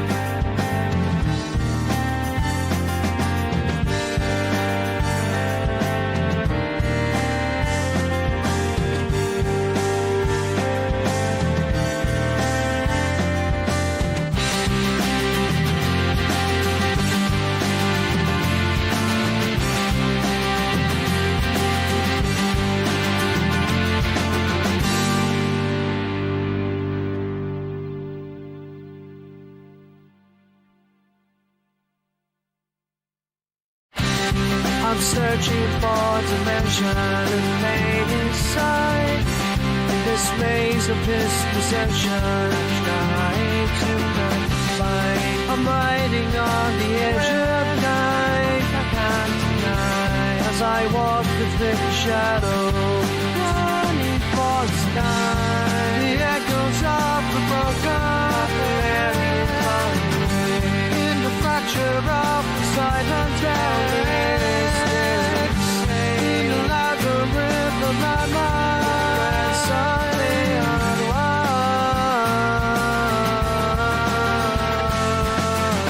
I'll try to quell the thunder, but it echoes deep inside. I'll try to light the tunnel, the shadows won't subside. I'll try to heal the fracture, hold together all that's mine. I'll try to paint the silence and the stars align.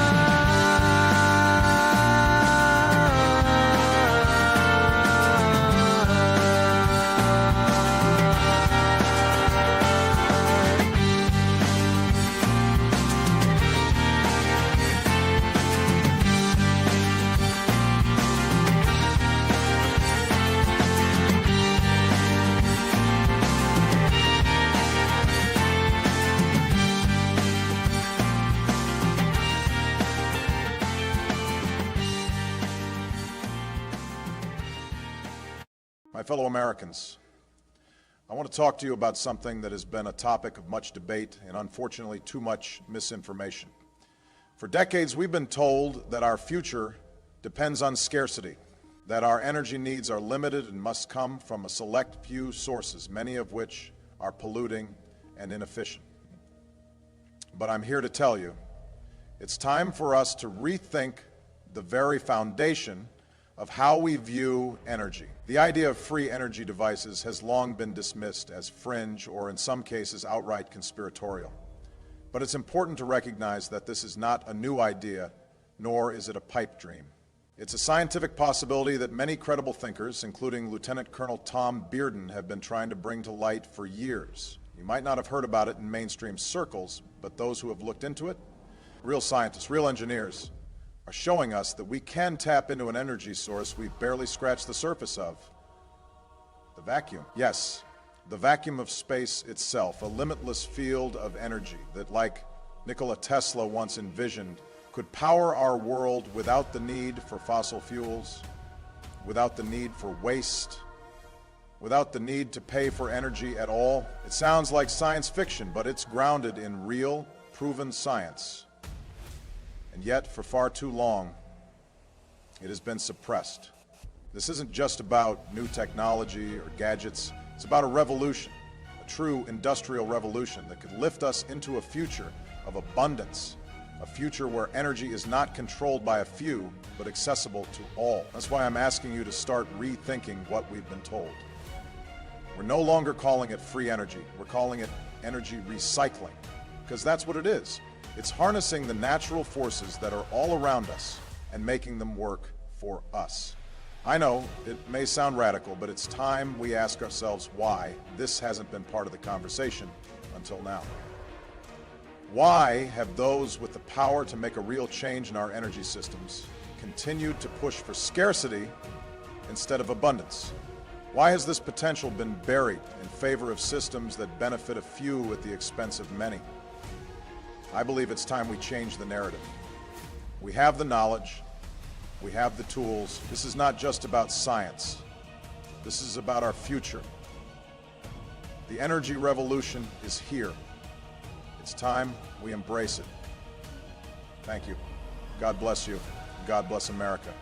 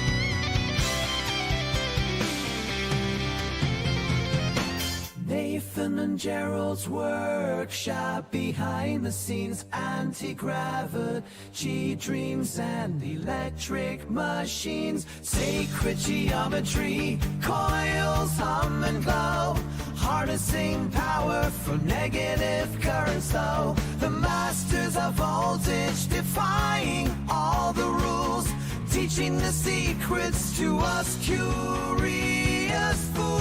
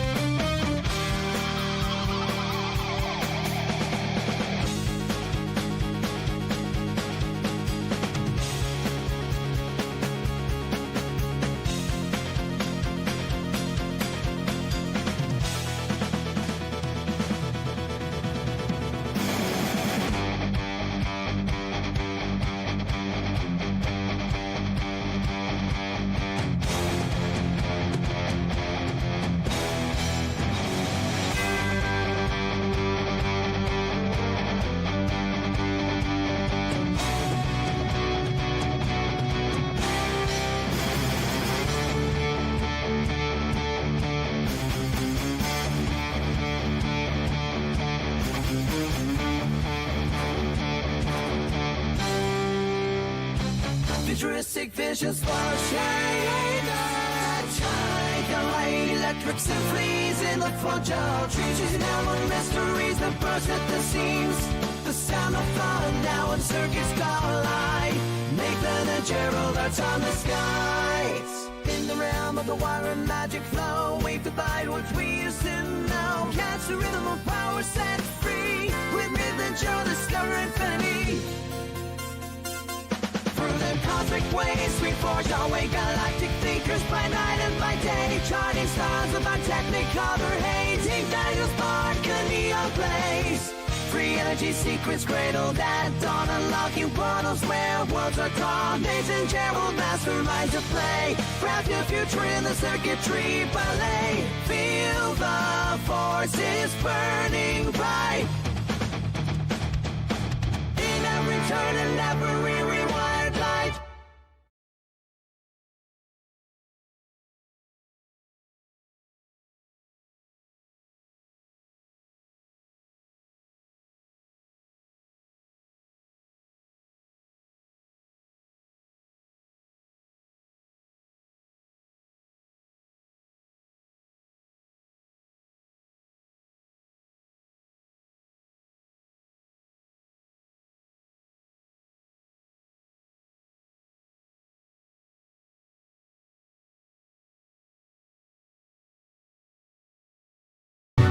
Shadows in the sky, minds open wide. Fringe heroes unite, the secrets can't hide.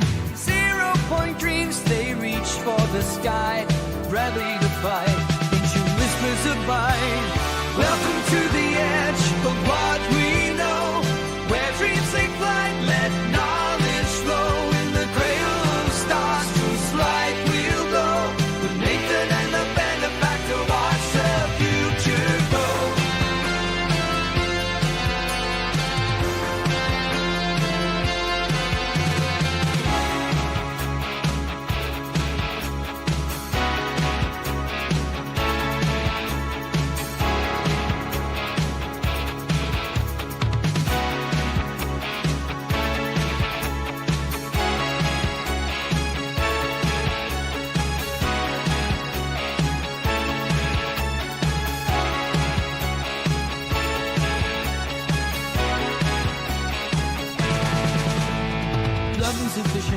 Ride the light they sail. Ancient forts unravel like comets going tail. Nathan lights the charge, circuits burn ablaze. Will the Benefactor all his furious maze? Echoes of old secrets whispered in the night. They guide the light to a future bright. Breakthroughs at the fringe they take, evening dimensional science to draw a blank.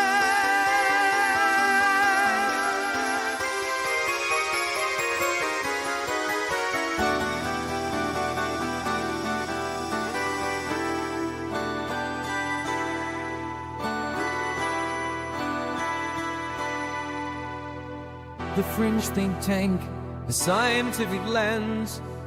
Nathan, Ben and friends, the fun never ends.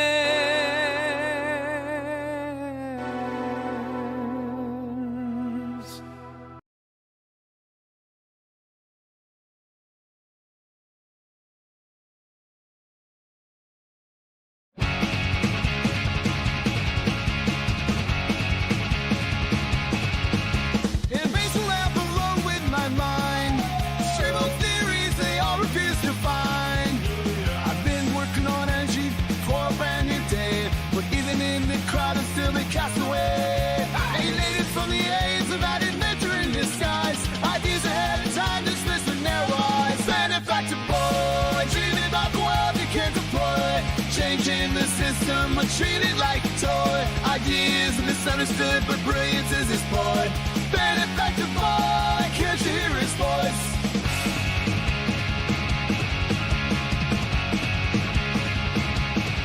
Talking about 0 point, the points lost on them. Kevin structures crumbling from the same old stem. They laugh like I'm crazy, but I see it all so clear. Exploited paper under injustice burning ears.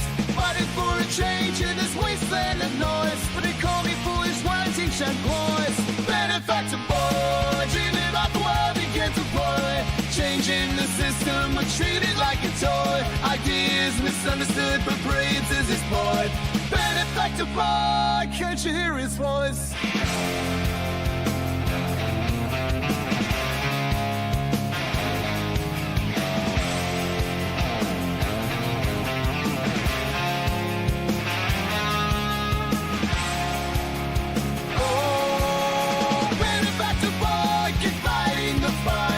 Chasing revolutions in the darkest nights. A dreamer with vision beneath the laughter and noise. A future so bright waiting for the right choice. Benefactor boy, dreaming about the world he can't deploy. Changing the system, but treated like a toy. Ideas misunderstood, but brains is his boy. Benefactor boy, can't you hear his voice?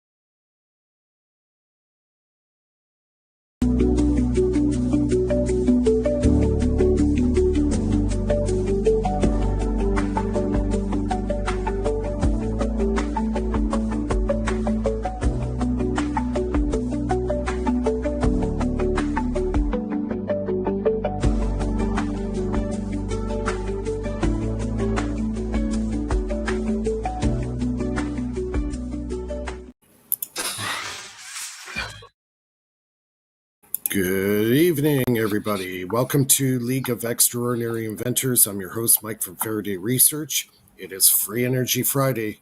Welcome to the show. It is 9 o'clock Eastern. I'm accompanied by Nathan, Old Man Builds, and we got Philip on. And we have, there's Ben. Hi, Ben. Hi, Ben. Hey, guys. Just trying to get my camera settled. Live chat's open, everybody. Let's light it up tonight. I'm sure we're going to have a great show tonight. We got Philip on, we got Ben, we got Philip, and hopefully Lulu's going to show up anytime soon. She's usually fashionably late, but that's okay. It's all good. Yeah, so it's been a busy week. I've been working on the power cells. I'm like very close to my final draft of the cell. So the biggest issue with the cell was sealing it. So I've come up with a few ideas that are going to help me seal that cell properly. And, until you seal that cell, it will degrade. So that's one thing that's been the issue since pretty much day one.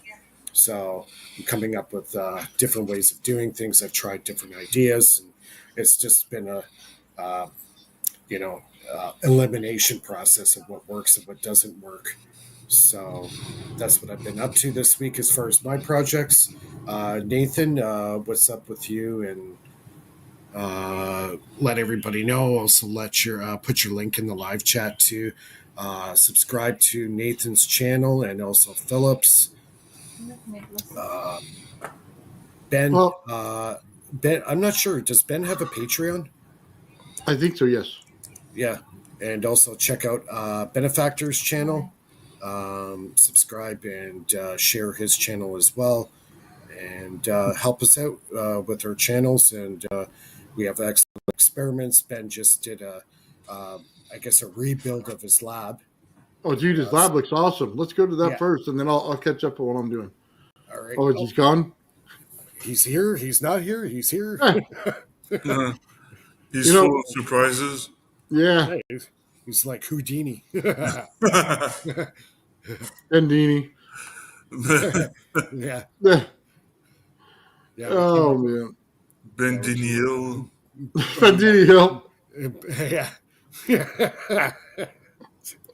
Yeah. Oh, he's going to chase some hot women around his new lab. Yes. That's his new show. Oh, man, that's good. Benefactor Hill. That's man. Okay, Ben, I'm giving you plugs here. What's going on? You just disappeared on me. Oh, well, I'll go real quick, Mike. All I've been doing is setting up my new channel. So I have a podcast channel.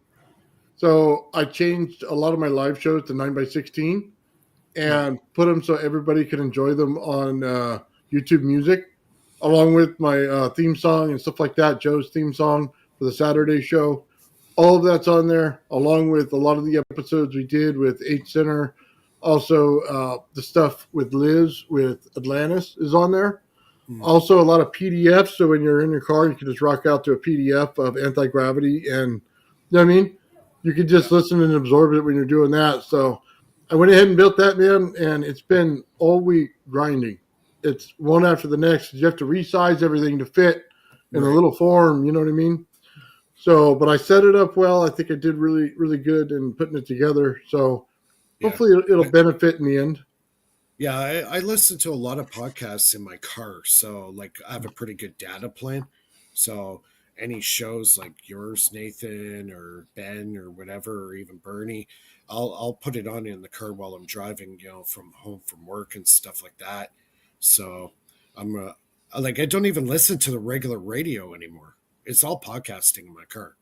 I just hook up the Bluetooth and go, So, yeah. I don't even have cable in the house. All our, stuff that we do now it's all internet based, right? Either on YouTube or Pluto TV or Netflix or whatever. We don't even want cable because to me, cable is like so out of date now. It's like, I even set, since I got married, we never got cable. Like one of my landlords, he used to splice off the cable and pirate the cable to the house. Mhm. So we used to get free cable, and that was pretty much the last time we had cable was when we lived there. And ever since, honestly, I don't miss cable. Well, it's the same thing with me, with my parents. We didn't have cable. They were saying, go play outside, don't stay inside. So, Yeah. Well, yeah, that was the '80s, right? The '80s were great. yeah. Computers were just coming out, and gaming was just starting, and it was a different world back then because this is pre-internet, right? Yeah. Internet didn't really start till around 1995. Exactly. So it was a different world back then, and honestly, I really miss it to some Yeah. I do because it's just a total different mentality back then. Everybody, actually, We used to play hockey in the streets, and stuff like that. yeah, all the time. We sometimes in the winter it gets so cold outside, the road would freeze. Mm. But we slap our skates on and we'd be skating on the friggin' road in front of the house. Nice. Oh yeah, it was great. It was, oh man, those days were so good. I miss them. Lulu is here, I think. Yeah. Is she here? Oh, there Yeah. she is. Hi, Lulu. You're What's up, Lulu? Oh, there she is. Hey, Lulu. Hey, I don't know what's happened with Ben. sorry. I had to take. I had to get. I had to like. I had to bribe my kids to be quiet if I take them to get. So, yeah, we're just kind of going over, what we've been up to. Ben, I don't know what's going on with Ben. He's here. He's not We're here. rating on Ben. And Yeah, he did a total rebuild of his lab. He's It's on disconnecting, so I gotta sort that out.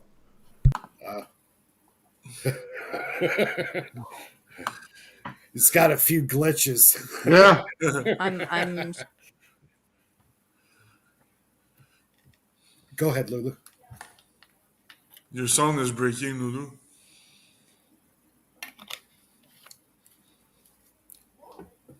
It's like your internet froze. Yeah. Use your cell phone, maybe. Yeah. I don't know if she's using the laptop or cell phone. Probably her cell phone, isn't it? But yeah, so just going back to the project thing. That one last week, Nathan, where they were talking about using the Earth's magnetic field. Oh, pipe. Yeah, the pipe thing. That's hilarious. I got a good laugh over that. Oh my Yeah, there's a lot of people talking right now about the Bueller I'm sorry. propellantless, the Bueller I'm propellantless saying I'm sorry asymmetric. for what I heard Yeah. today. Happened to you. Oh yeah. Well, we'll talk about that offline. Can you hear me? Yeah, Yep, yeah, we can hear you. yeah. So On my end, there's nothing. Maybe log back in.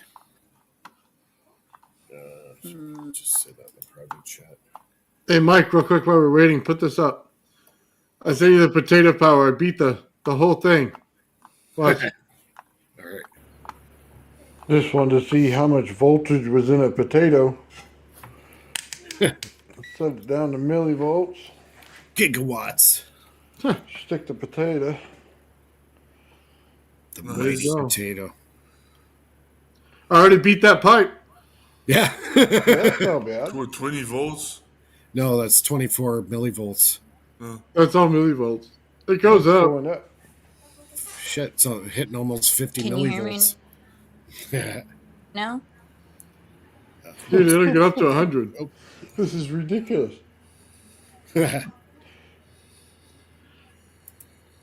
Nice. Oh. So that's why when I eat Just poutine, fluctuating, when I okay. eat Is it poutine, I any get difference if my hand comes electrified. next to it? It's solar powered. No, not a bit of difference. Huh. Interesting. Potato power. Nice. When I went to Just see they got to South, 71. when I went to the South, Oh, 100 something millivolt. That's hilarious. can you guys hear me? Yeah, yeah. Okay, so the first time I went to the Falcon Space Lab in New Jersey, I brought with me something similar, but on a really smaller scale. A little digital clock, like the Casio, but just the clock, attached to two, a copper and a zinc. And I brought with me a lemon. I took it with me. And they're like, "So, what do you work on?" I'm like, "I don't know, just let me show you an experiment." So I brought this thing and I brought the lemon and I stuck the electrodes on one end and I attached the wire from this to the clock and that one to and I told them, "Look, it's working. It's extracting energy from the lemon. Those two metals, when you put them in an acidic state, they make this little clock work." Mm-hmm. Yep. Just organic material. Yeah. They just they're like, they looked at, and it's a toy. It's a Yeah. toy pot. It wasn't, anything brilliant that I made, but just its observation of energy could be extracted from, organic material. Yeah. You just have to have the right ratios. Right? Like your potato. Yeah. Yeah. Yeah. By the way, what do you guys think about the asymmetric electrostatic propulsion or force that Bueller calls it? Have you heard of it, or Bueller. he claims to have a asymmetric electrostatic charge that creates a force. It does. Yeah, What else do it you say does. about it? Well, he patented it, and he says he can get 1G, but I just thought I was wondering if you guys heard about it. No, I didn't hear about it. No, but anyways, I just think that it's it's just a difference in electric potential that is asymmetric, and he claims that it creates a force, but I think it's just a reaction to the ambient electric field that creates either an attraction or repulsion. Yeah. So yeah, just a thought. Yeah, Is it's he not saying like he's getting 1 gram of force? Is that what you're saying? One G, one he can levitate, like counter the Earth's gravity. He can levitate and stay stable at 1G. With just electrostatics? Asymmetric electrostatic charge that creates a force. That's what he claims. But Yeah, I think well, it's important because he has to create a secondary field. And if he didn't, he's not getting that. a secondary refill. What do you mean? Well, he's got to hold in the static. Static just blows out. But Yeah, static takes over everything in your room. So in order to have that, he has to compress the static. So that's why I'm asking how he said he did it, because he's going to have a compression force to hold it in. Yeah, Static alone won't do it. yeah. Static will create pressure on a scale. That's true, but it won't create anti-gravity. Yeah, like Townsend Brown, he was making those electrostatic condensers or capacitors, paraffin wax and tin foil, and he was using tar, and he would just do these layers, and that would hold in an electrostatic charge. That's how. Oh yeah, but that wasn't his only lifting factor. No. He basically had a Tesla coil down the center of that thing that actually put out a radiant field to hold it in. He would have never been able to hold in the static without it. So Yeah. Even Hutchison used the Tesla coil to do it. But there's already an ambient electric potential on the surface of the Earth, so that asymmetric charge can be affected by this ambient electric voltage potential as well. So it can be affected, but I don't think it's really you can really scale up this technology. Even if it works, it should be hardly scalable, and it's not going to react the same thing at different places on Earth. That's what I think. I think you should try it out at different places on Earth because the electric potential is going to be different. Yeah. You know, that's right. I saw a video one time on this, like a really cool video. Somebody stood at the the center of the equator, and put two bowls water, and had a funnel. He opened the funnel. Naturally, the two, helixes were opposite. Water took the natural way of, opposite, just because it was right there, whatever the distance was, the equator, that it could, detect the polar, what pole it needs to follow in natural direction. It was detected, like, right there, the south and the north. Yeah.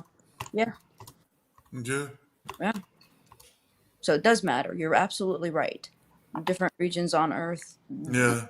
Yeah. I mean, Yeah, but that's what I think. But just a heads up here. The 911 guy should be happy. I didn't have time to make calculations this week, so good for you. Yeah. So Ben, are you back? So I'm back. I'm just, having trouble with the webcam, that's all.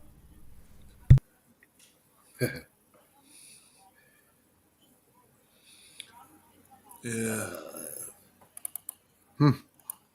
So, Well, yeah. I did electrostatic lifters, and they lift up to a certain amount of weight, but it's not very much. Yeah. Speaking of that, I remember Joseph Newman back in the day came up with a different type of lifter. What he did was he got a helium balloon, right? And just had enough helium in it, so it was kind of like floating on the ground, but not. And what he did was he wrapped copper wire around the equator part of the balloon, several turns of this wire. And the second he put voltage, a pulse DC, into that coil, the balloon lifted off the ground. Not only did it lift it off the ground, it had strength. Like he could put stuff on top of the balloon, it would stay aloft. Wow. You know where that video is? Because that would be awesome to see. No, he never made any videos. There was I'll try to dig into it. I think there was maybe one video of this, but he showed this to a couple of professors, and they worked it out. And they said if you had a certain amount of voltage, it could lift about, I don't know, it was a factor of 50 times more weight than, just like having like a hot air balloon, right? voltage in the helium gas. Well, yeah, he just wrapped a coil around the helium balloon, right? Oh, yeah. So it had enough weight to it. So before the experiment started, it was on the ground. And the second he put the pulse DC power through the coil, it lifted off the ground. And then then he had another coil in a different direction going the other way. So if he reversed the polarity, he was able to actually change its direction. He was able to manipulate it. So just by switching the polarity. So by creating a magnetic field around it, he would decrease the pressure of the balloon. Or maybe what I'm thinking is, well, the helium atom inside is lighter than air. So that means helium atoms are in motion. So if he was creating some kind of electrostatic or magnetic field around that helium, he was super exciting the molecules within the helium, causing it to rise off. He added heat to helium. to lift. I don't know if it was heat. I think Well, it if was it's got magnetics in it, there's heat. I can't get away from it at 10 volts. Really, eh? So, yeah, maybe that's totally possible. Interesting, though. When I heard about that, I was like, really? He actually did something like that. Well, it makes all the sense in the world. You think about it. A hot air balloon is hot air, but helium also lifts. But then hot helium atoms should lift even better. If you increase the energy density, shouldn't it get cooler? No, because he's exciting him with a hot field, so it's going to get hot. It's going to be hot inside the balloon. Okay. He's going to increase. Let's put it this way: he's going to increase the speed of the energy that's bouncing around in there. Right. Yeah, that's right. That's what's going to happen. It's like entropy. Just exactly. Yeah. Yeah. Kind of an interesting concept. I'd like to actually try that someday. Yeah, but it makes a lot of sense. If you compress it and you compress it, like there's something called the Schwinger limit. You can transition states from, like one state to another just by, compressing it. Compression causes heat on its own just because of the particles, bombardment of, electrons. Oh. Yeah, like I was saying in the pre-show, apparently the U.S. military got weapons we have never seen before.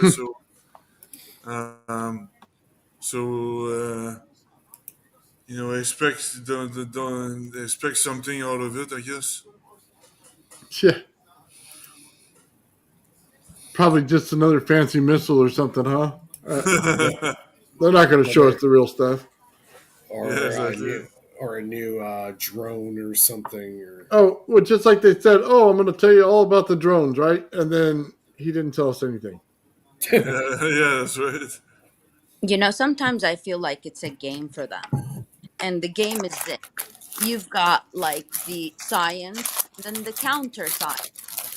And, and everybody, whoever's in between, and they budget both and whatever, just to see like who's going to prevail, whether it's, whatever. For them, it doesn't matter. It's just, it's a motion of constant ideas, like people actually, spending energy, money, whatever it is. For them, that's what creates money, and stagnation happens.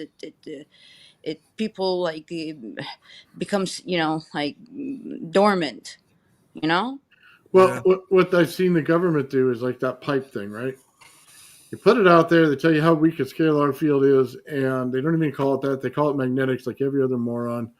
And then before you know it, everybody's talking about it, and you don't buy into the brand of BS.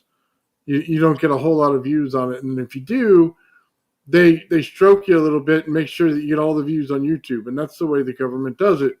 They know it's total BS. The person that put out it knows it's BS. They just don't want you to do that. They want you to believe in the PSYOP. So then they get all these big channels. Oh, man, this is supposed to be the thing. Well, yeah, because you don't understand physics at all. So you must think it's this greatest thing in the world, right? But they don't understand anything. So that's what they normally do. That's what I see the government doing over and over and over again. They'll find the new greatest thing, and it's a garbage piece of junk. What if it's done on purpose because you want for for it to get rolled into the industrial economic value system, and then when is the real research, the real deal? Because they're going to drown out anybody doing the real work. Yeah, that's it. Yeah, I understand the both world of you need the somewhat the economy but at the same time you want the research to prevail over the monetary part, because that's what keeps normally would if you really wanted the science to work. But if you just wanted it to go away, then you would drown it out with a bunch of garbage, so that everybody gets on your channel and says, man, that pipe experiment's so much better than what you're doing. And then you'll have a bunch 500 morons do that in a row. Yeah. Oh, it happens all day, man. Yeah, I know.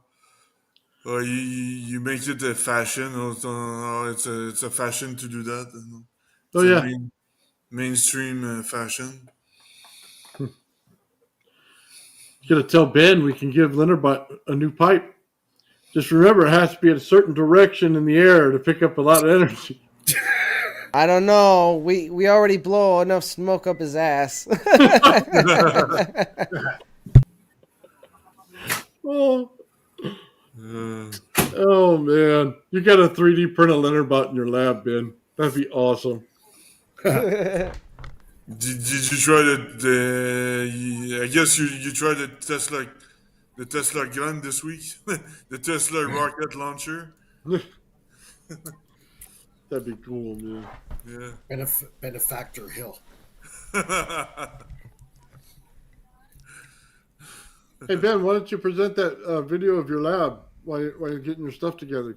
Can you do that? Yeah, I gave up on the webcam, but yeah, I can present the video for sure. Yeah, because it looks cool. I don't think the webcam's gonna work because the device is already entangled with my streaming software, and I couldn't get it untangled.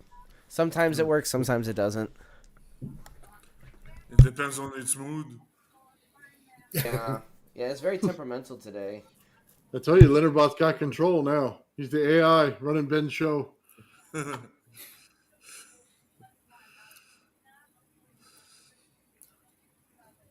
Ben's got to wear that hat that Benny Hill used to wear.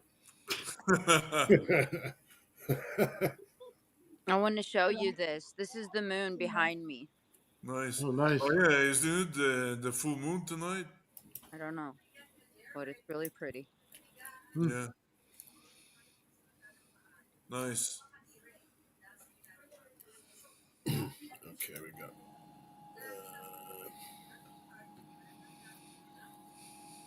This is the new lab. Cool.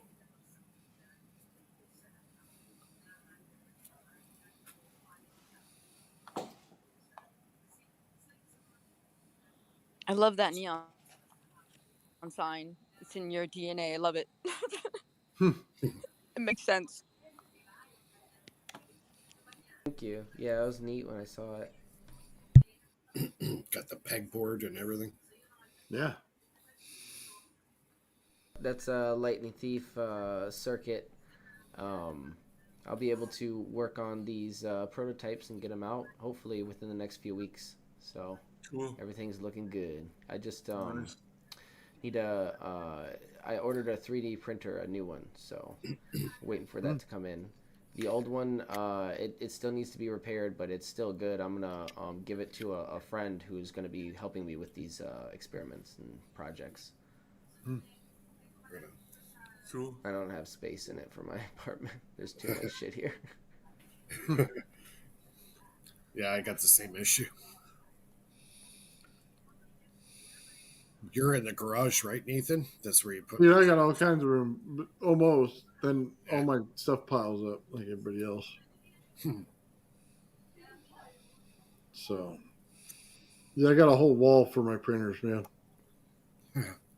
Yeah, I'd love to have. Well, with Sheeny, he'll be able to help me and print at the same. We'll be able to print at the same time. It's just Nice. I don't have enough space to have two printers, but I would love to. That would be awesome.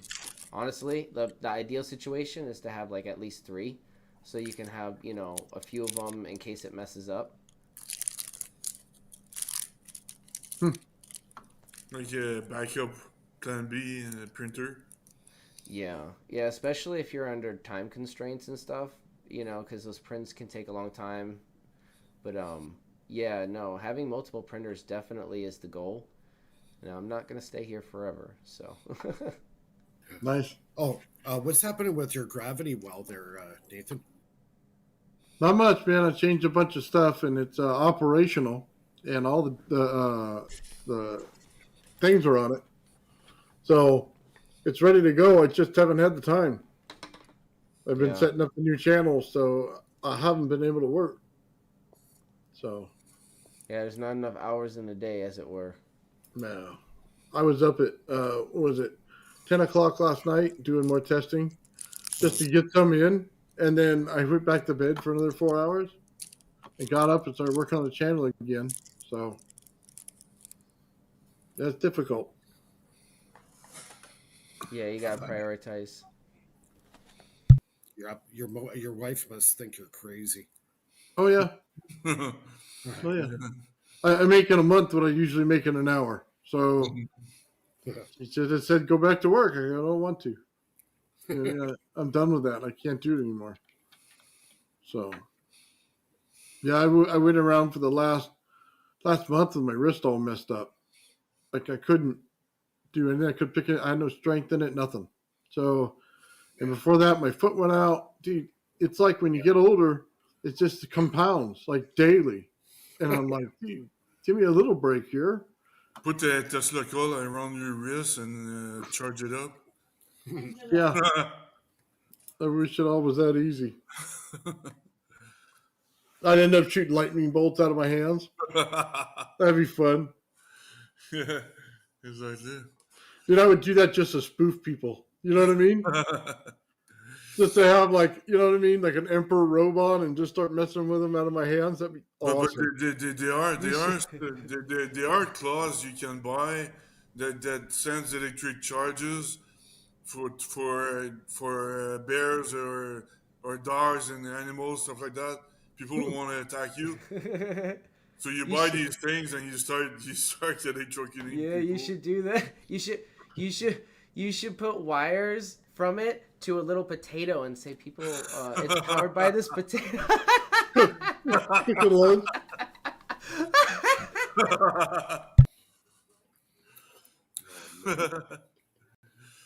I like how you think, Ben. You call yourself Super Potato Man. Super potato. Oh, that's great. Yeah, that's funny.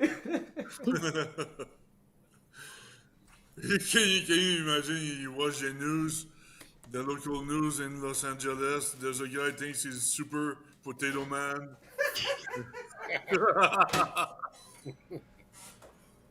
Super potato. Oh, that's so great. Oh, man.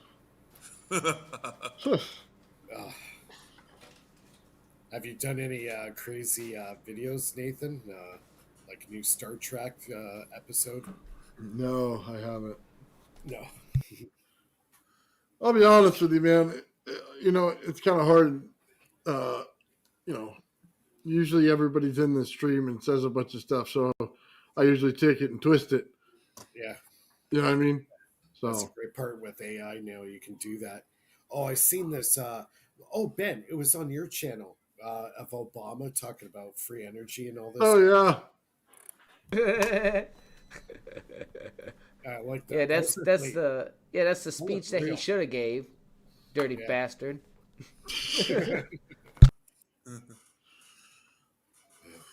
Yeah, but it's scary how AI can manipulate any person now. It's crazy, eh? Oh, dude, Joe sent me one of AOC talking about Trump and Melania, and let's just say it was the dirty version. Oh yeah. Yeah, not appropriate for TV, but was hilarious. So same thing with Ovechkin versus Gretzky. You know, they trash talk each other with. It's so funny, man. Yeah, I seen the one there on Facebook you sent me. Yeah. But there's one for Ovechkin and another one for Gretzky, so it's pretty funny. And some people buy into it; they actually think it's real. Because people are, the AI is getting so good now, right? It's hard to tell. Yeah, I had to put a disclaimer on the description of the video and everything. So people understand, like this isn't real. This is just a hypothetical conversation that should have happened, Oh, man. It's crazy. How would you regulate something like that, though? Well, that's an interesting question.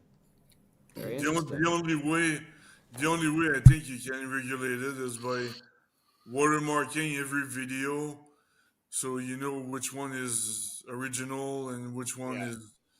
I'm not sure, but I think a lot of those celebrities, or at least some of them, sold their digital image to some of those companies, but not all of them. and not all those people sold all of their, their rights. So something fishy's going on. It needs to be regulated to a certain extent, Yeah. Yeah. Well, remember, Back to the Future, the actor sued because they used his face in a movie. This is going to be no different. That's right. What, Michael J. Fox or? No, the guy that Crispin, or was it? What's his name? Something Crispin. Yeah, the guy that played the husband, the nerdy husband. Oh, yeah. Yeah, that guy. He was only in the first movie, and he wasn't in the other ones. What happened? He sued the. He sued him for using his face without him getting paid.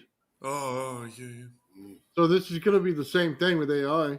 You're going to be using somebody's face without them getting paid, so they're going to sue you. So they sue based not on principality, but rather for monetary, not because they're trying to prove a point, or not because they're, it's immoral or this or that, like to argue a different. No, just because they want to gain monetarily. Wow. Yeah, some people just want to get paid. Well, I don't blame the guy, man. They used his face. I mean, they should have cast somebody else and been done with it. Yeah, for sure. Yeah.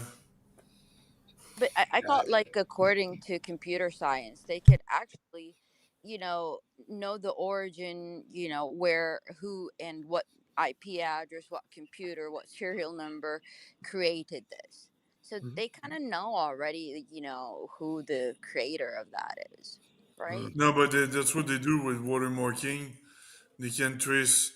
They can tell if the video is original or not, and if it's not, then it's. Yeah, they can put some kind of digital fingerprint, like a watermark or something, even if it's unseeable, in their algorithm for sure. Yeah. Maybe they already have. We just don't know it. I don't know. But I see what I do see is the irresponsible use of this. I don't know if you guys get the ads for sometimes they're Joe Rogan ads, but they're not him. It's the AI, and it's like a total scam, and it's not something he endorsed or anything. Wow. Exactly. Yeah, it's gonna get crazy. I think it's gonna get worse, especially like during like elections. All the Chinese could try to influence the Canadian politics and all this kind of stuff. Yeah. No, they're gonna be even more aggressive with the United States since because of the tariff and things like that. It just means more rules on YouTube, more things to follow. Yeah, but YouTube is already controlled by the elites. Oh yeah. Do you think we're being conditioned into a specific language model, and we're like little guinea pigs? They give us a little treat for following that conditioning. I mean, right? I mean, that's how I see it. Like, they give you value for the views, but they don't give you the value for what you are, your content, because the real value is in the content, not the views. That's where, like, I have a kind of dilemma on about some platforms. Like, what is their objective at the end? Like, promotion of a system that they've already drawn, or They already have an agenda, like plan like 20 years ahead. So don't worry about that. They know exactly. Even with the AI and they're just gonna control AI for disinformation.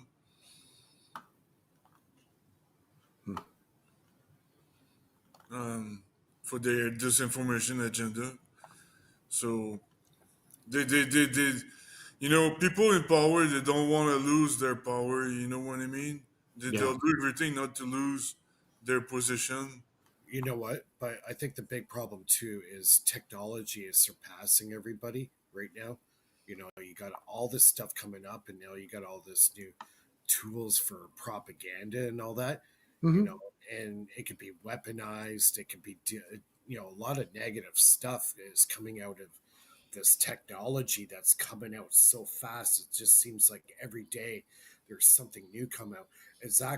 Actually, this week I saw a caption on the news. Somebody in China got basically brain cells, grew them in a petri dish, and connected it to the computer, and he was actually able to store data in live biological brain cells. Oh, cool. I want to vomit. Ew. No, but this is crazy stuff. Like now they're interfacing a computer and interfacing it with a neural network of brain cells. And they're growing these brain cells in a lab. This is crazy. This is actually Well, they already have the AI algorithm with computer algorithms, so it's just a matter of linking it with biological. It's the same thing with biological neurons, but it's just faster with the computer, obviously. But to get to our brain, they're gonna have to bridge the two And it's this way. not real human DNA or not real human brain tissue. It's No, just, it is. No, No, you it said is. you said it's printed. It's like like DNA No, printed. no. It's grown. It's actually grown in a petri dish. Oh my god. That reminds me of the Black Mirror episode. I don't know, the new season just came out, and it's really, really a dark reflection of what's going on. Some of it. Yeah. They say they will be able to clone humans in a couple of years. Like, We're very close to that. they want to But should we? seek out like the real Hannibal Lecter, I guess. You know, the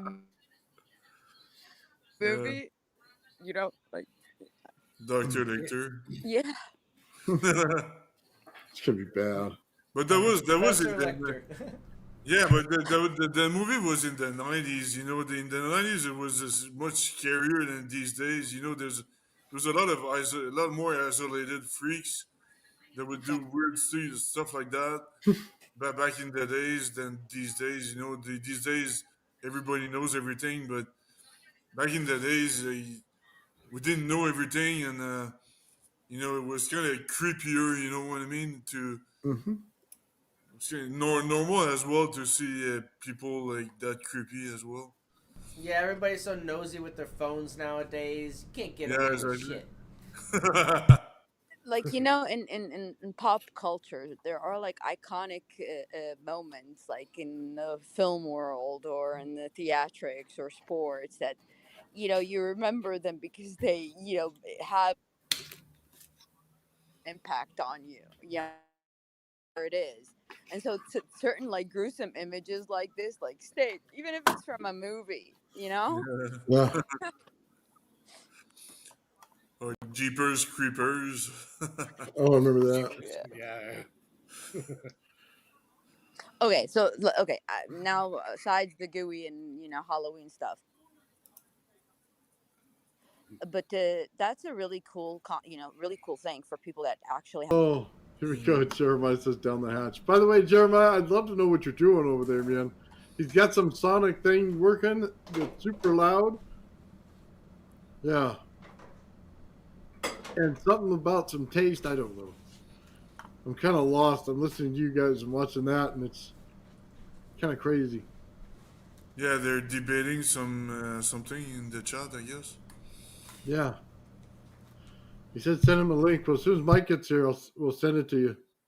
It's on his channel, so. Yeah, that'd be awesome, man. Because I'd like to know what it is. He's always got something going on.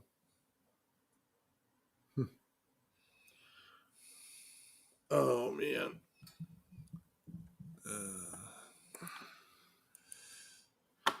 So, Ben, you got that. Go ahead. No, I was just saying, I was so happy this morning when I thought that I made a mistake in my calculations, but unfortunately I did not. But I did realize that at the atomic level, nothing is working if I don't tweak the constant or the speed of the electron around an atom.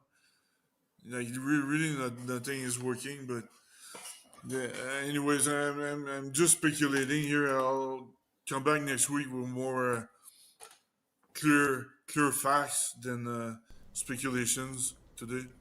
Yeah, you'll get it.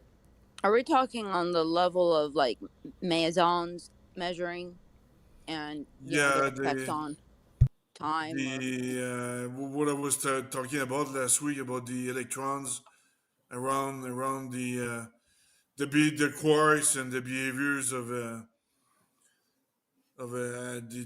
atomic level, but um,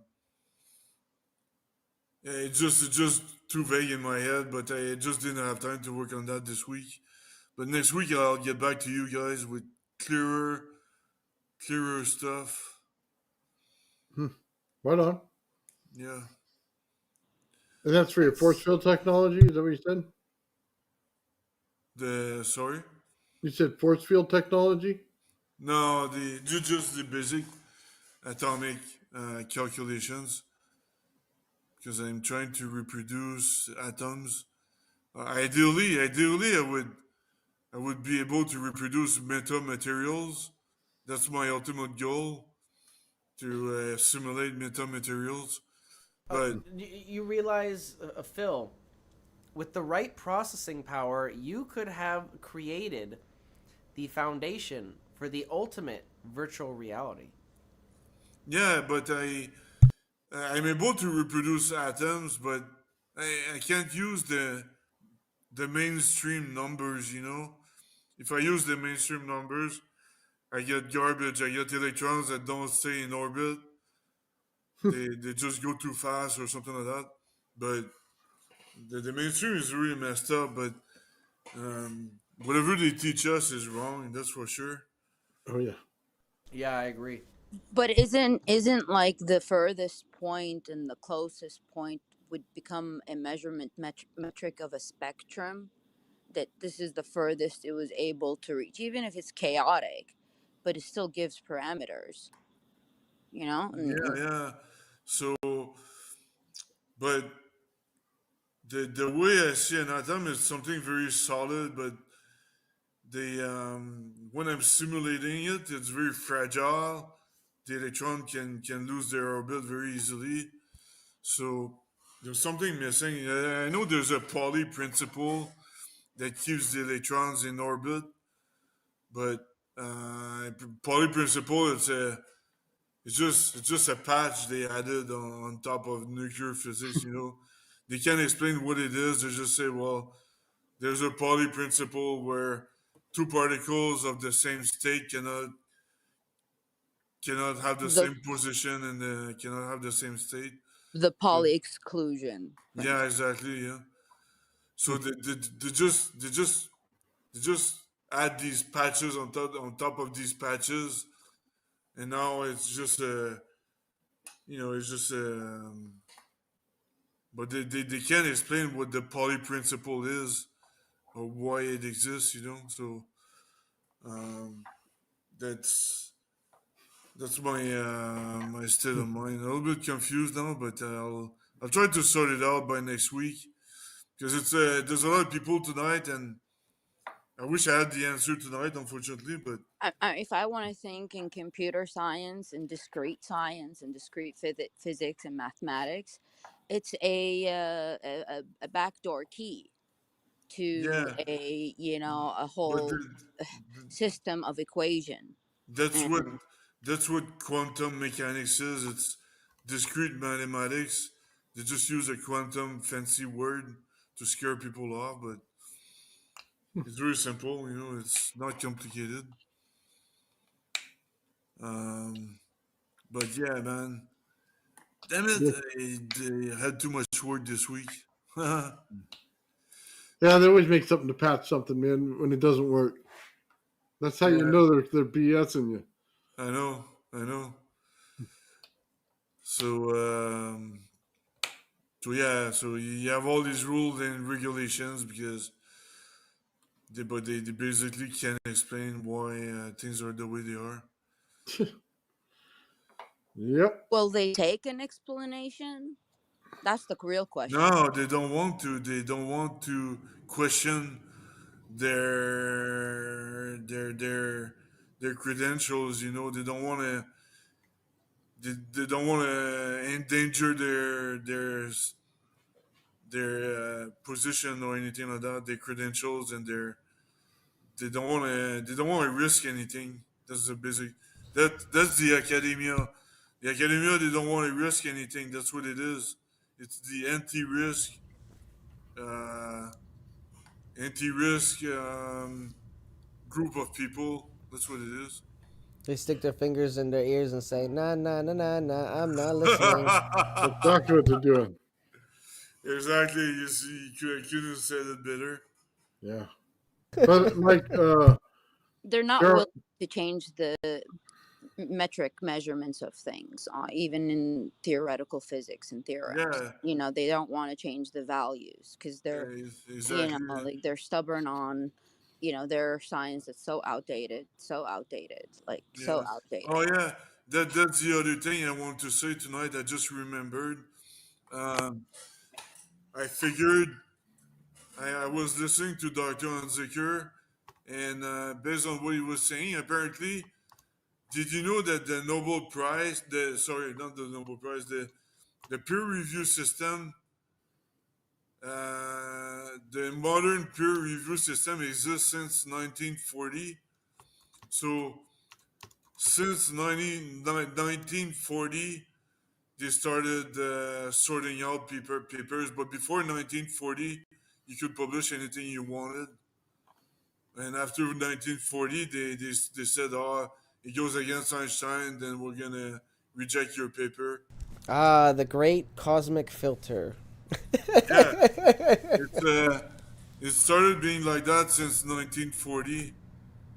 So that's why any garbage like before that could be published, including Einstein's papers. And after that, you couldn't question the foundation of physics. So that's the root of the problem right there. Yep, a physics blocker. Yeah, the stupid peer review system. Well, wouldn't peer something like it would mean that they have to be from the same, like, let's say, schooling system, which is still like part of a pyramid, educational, questionable scheme. That except for Einstein. I'm serious. Like, this is like, it's their whatever, like the Masons or the third degrees or 20, like whatever that, whenever that started, that's when, it, like, the academia became a controlled amount of knowledge that they're going to impart onto people. And some of it is completely incorrect, and they're conditioned not to question these questions, and they monopolize on their economic status, whether, because they hold the keys to collapse it. So the means to even try to prove these experiments in real life, it becomes very difficult because of economic policies and whatever Yeah. they are doing, on the behind the scenes to people. Yeah. Yeah, exactly. Yeah, they're the gatekeepers. They are Yeah. guarding all the doors. They are holding all the keys. Yeah. So how do we counteract these gatekeepers? We gotta be silent. We gotta be silent for like a couple of years, and then just Phil, what are you, appear. my grandmother? Sorry, There's but different seriously, methods, I like, guess. like, it's like, how do you do something? You don't wait. You continue to be proactive in your stance on things. You don't duck. Like, you had a great idea. You went and you presented it. It's something revolutionary. You stick to your idea. You were physically there. You have time stamped by the highest authorities of any department in the United States that you had patent rights on presenting your idea. You have proof. They can't deny it. So whatever comes out later, you have already, presented your idea like in front of everybody that would be interested in, whatever they think is the impossible, you know? Yeah. So, Honestly, my goal was to kick people in the butt a little bit, like by saying, "Here's here's what we can do. Either you're with me or without me, but it's gonna get done either way." You know what I mean? I want things to move forward. I was so tired of being that's part of my main motivation. I was so tired of being stagnant and wondering and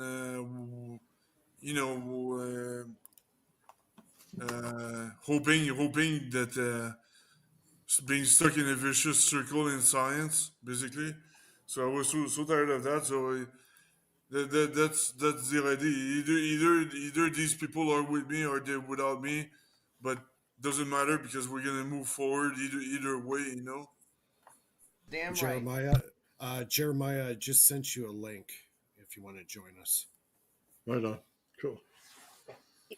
today I was telling my kids about, a few people, including Mike, that lost their jobs today. And it hurt me on the inside. And then I saw something on CNN, like somebody sneaking a video from the Oval Office about, the president speaking to a financial institution. I don't want to like get us banned, but a financial institution leader, or owner of this. And they were laughing that, with the executive orders that he's implementing are creating such a dramatic fluctuation in the economy that they haven't seen since the 1950s, and it's making people so much money. And like, okay, so I was reading I wanted to become a financial advisor at one point, and so I read the Securities Exchange Commission bylaws, and what he's doing is like insider information, and that is like one of the biggest a position where you are privy to such information, and you manipulate it, in a way where you make your friends, family, children, husbands, wives, neighbors, whatever, like you use it for wrong. You understand? Like this is some, like you've got millions of people's lives in your hands, and you're playing yo-yo with it. Like, what the hell, man? Basically, you know basically. Sorry, but it hurt my feelings, and I'm sorry for, like a lot of you gentlemen have major stories just recently because of all of this. Not that I haven't, but and I think I got told you off camera, but it's affecting everyone. You know, yeah. I mean, they're making us busy with our livelihoods to the point we neglect, the science world, because we have to, like run just to eat. That's the truth. It's an enslavement system. It's a tactic. Yeah, exactly. Yeah, it's a strategy. Like books are written about these kind of political maneuvers and strategy on, and they teach this in their dark world. Yeah, I felt like a slave for a long time, for the last 20 years, and that's why I started my business. But Well, I I know what think, you mean. well, you know what? I think, some good stuff can come out of this. People will have to reinvent themselves. More entrepreneurs are going to be born out of this Yeah, because, exactly. obviously the old structure, the old model, they want to destroy that. So this could spark a lot of innovation, right? Um, Yeah. not just the way we do business, but also in the tech area. So building, high tech systems for the future, energy systems, what we're working on, anti-gravity or whatever, right? So hopefully, something really bad has to happen before something good can come out of it. So Yeah. maybe this is the bad starting right now, right? It's just, Yeah. it's not fair. Like the purpose should be a bit more noble. That's all. Well, the problem is you got less than 1% of the world's population with 90% of the world's wealth. There's something wrong there. There's a severe imbalance, and there's always going to be power struggles, and we see it in our world right now. All the wars going on, and the Trump tariffs, and all this stuff. When we could be focusing on the science, focusing on innovation, No, but focusing on. Just imagine they were able to control Tesla 100 years ago. Can you imagine all the interest they gain since 100 years? All the money they have aside. They're like 100 million times more powerful than they used to be. Yeah, and You know, that's wrong. I'm a true believer. If the science that they're playing with is supposed to read like, emotional states such as true intent, real purpose, you know, motivation, inertial energy, all of these concepts, then they can't, like, even on a system level, deny it. It's gonna, have its readings. So they could say whatever they want, but if even the science that they control emits something that they can't even explain, it cannot be deniable. It's like a gap in time that they want to delete. It's not possible. My God, Gerald's here. Oh yeah, Gerald the man. Is he gonna hop on? I don't know. I gave him a link. Nice. Come on, Gerald. I thought I saw Bernie in the chat too. Did Bernie show up? Bernie's there. Yeah, Bernie's here. Nice. Yeah, Bernie's going to be on in a bit. Yeah. I've sent all the links out. Hopefully Jeremiah will pop on too. Phil, what if we take your experiment, but not on the equator, on where the time zone changes between Russia and Alaska? That little, like, 2.5 mile thing. Yeah. What kind of measurements do you think you're going to get there? We're going to get cold, that's for sure. No, think about the time. Like, is it What kind of measuring you doing there in the cold? Well, apparently there's a massive pyramid in Alaska. Oh, yeah? Yeah. Apparently it's bigger than the one in Giza. Are you serious? Yeah. Oh. And apparently it's basically under Black program, and it's being protected, and nobody knows about it, but there's a few people coming out about this pyramid that's concealed. It's in Alaska. Is it buried under the ice? It's in a mountain, apparently. In a mountain. Interesting. Well, why is everything cool and awesome in the United States, and in Canada there's nothing? It's all boring. Well, it's pretty damn close to us. Yeah, but Well, you should want to be a part of the 51st state. Then you can be cool and get some. Oh man. Your luck would turn around. See a bunch of black projects you didn't know about. You can just view it as the United States is Canada's extremity. Extremity. Okay, we could go right off the rails on that one. This is a family. Ben got a new tape measure for his lab. He wanted to show it off. No. We might be Canadian, but we carry a big stick.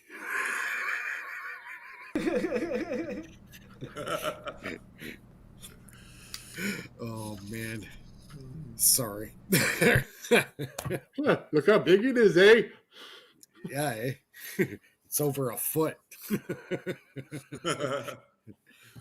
You guys got Dr. Lecter, you got like all the cool people, and all we have here is Jim Carrey or whatever. Hey, well, we had John Candy. Come on. Yeah. Well, John Candy was awesome. Yeah. Dude, the one with the bear was my favorite one.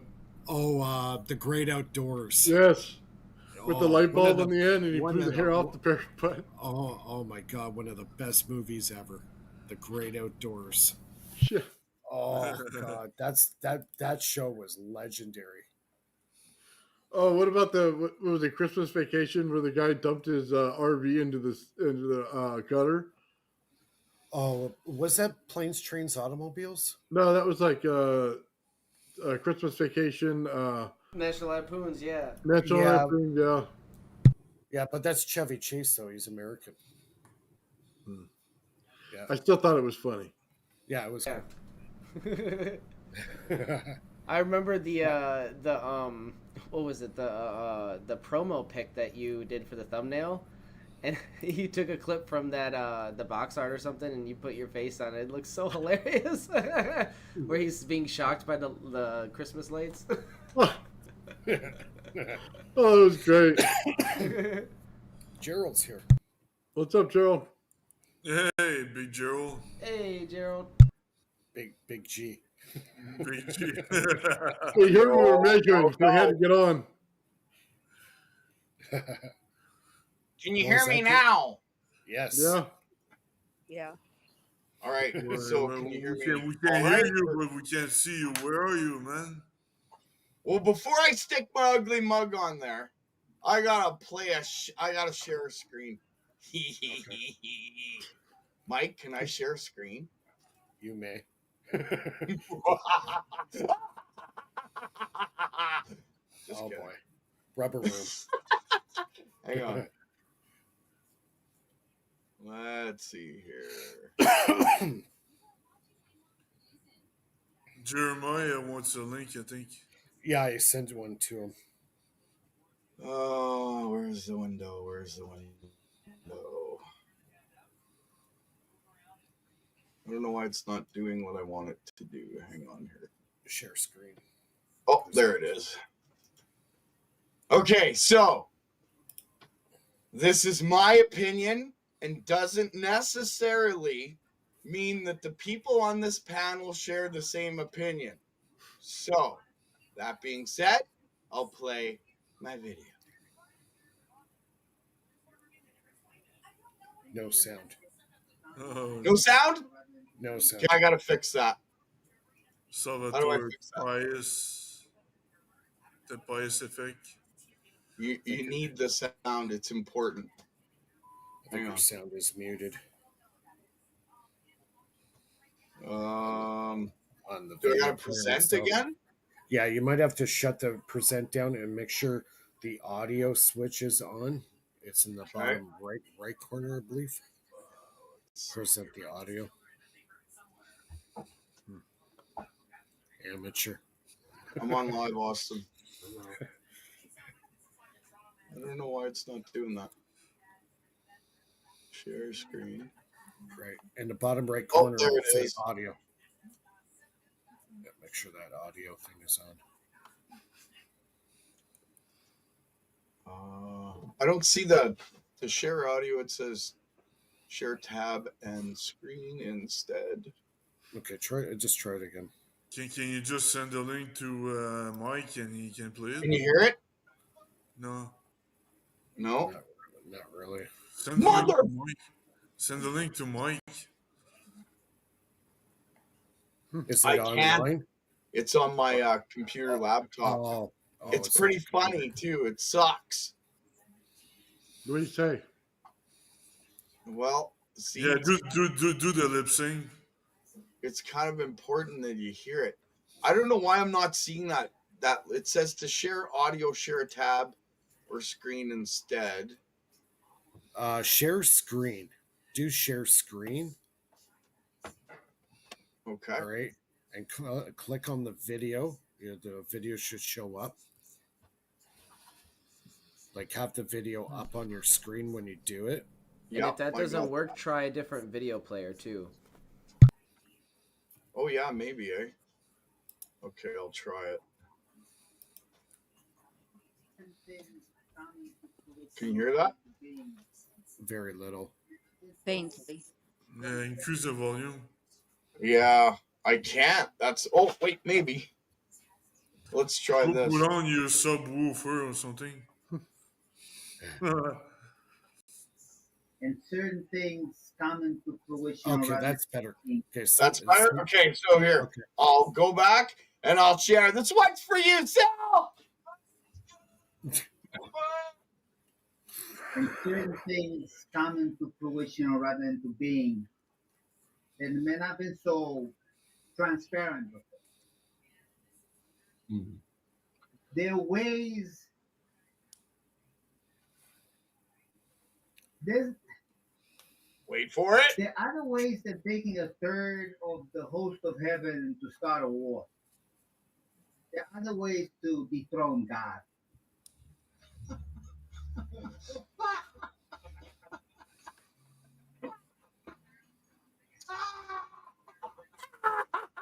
That's what he wanted to share, the throne God by starting a war by saying aliens are coming. That's what I wanted to share. As far as I'm concerned, Sal, you're a fucking hack. That's my opinion, and only my opinion. Wow. Am I done presenting? Is it off? I never went on. We could hear it, but we didn't see it. We could hear it, but we couldn't see the video. Oh, that sucks because it was awesome cut, man. I'm telling you. How did he connect science to God all of a sudden? I don't understand how he made that connection. How did he tie what? Science to God, or dethroning God. He believes that the science that he has come up with will take down a third of the hosts of heaven and dethrone God. So yeah, his arrogance and hubris is bigger than his fat ass. The only thing he keeps talking about the super force. The super force, all it is the Planck linear energy density. It's the maximum force that you can have in the solar system. Which was what everybody considered the ether prior to what? Prior to Tesla. Yeah, and when Steinmetz took over and redid the math, he was constituted by all of his little physics buddies to write the math out of all of the books. And that was the math that was considered classified by the United States government. So, yeah. I don't believe in Sal's bullshit, that whole super force stuff. That's just another name for the same thing we all use all the time. Yeah, everybody's falling for it. I know. The reason why you shouldn't is because if he manages to convince the scientific community and everybody else that the super force is real, you're not going to allow to make any device that has anything to do with the super force or the Planck scale because they have a patent on it. Oh man, that's bullshit. It's a big game to fuck everybody over. And if you listen to the interview carefully, he talks about AI and says, no, we're not allowed to use AI because it can be used against you. Everything you say to AI is now proprietary to the company that owns that AI. So everybody giving up all their physics, going to AI and going, hey, can you figure this out or figure that out? You just gave them the legal right and intellectual property of everything you've just done. And wow, that's what the research says, and Sal proved it in that interview. So what a better way to program their system. Exactly. And not only that, to steal intellectual rights from you, me, and everybody else there that uses AI or even talks to Daryl, AI. you're banging on with the AI stealing everything, my man. That's genius. And Of course, why it's you got genius. to be careful. I don't know. It's genius, all right. I'm telling you, I wouldn't use it. You couldn't pay me enough. But I don't need the money, so it doesn't matter. Man, I used it, and it got me to something called the Josephson Junction. Oh, yeah. All the Josephson Junction is basically the energy that tunnels through a whole... Go ahead. Exactly. Yeah, that's all it is, yeah. Yeah, but can you understand, like, how you could build upon that? Like, you can transmit from, like, it's a conversion thing from one system to another. Yeah. You know? That's what happens on the outside of the coil system. There's a Josephson junction that comes through the outside to the ferrite cores that I put on the outside of the coil, that's what they consider a Josephson junction between, like, because you're able to absorb that energy on the outside.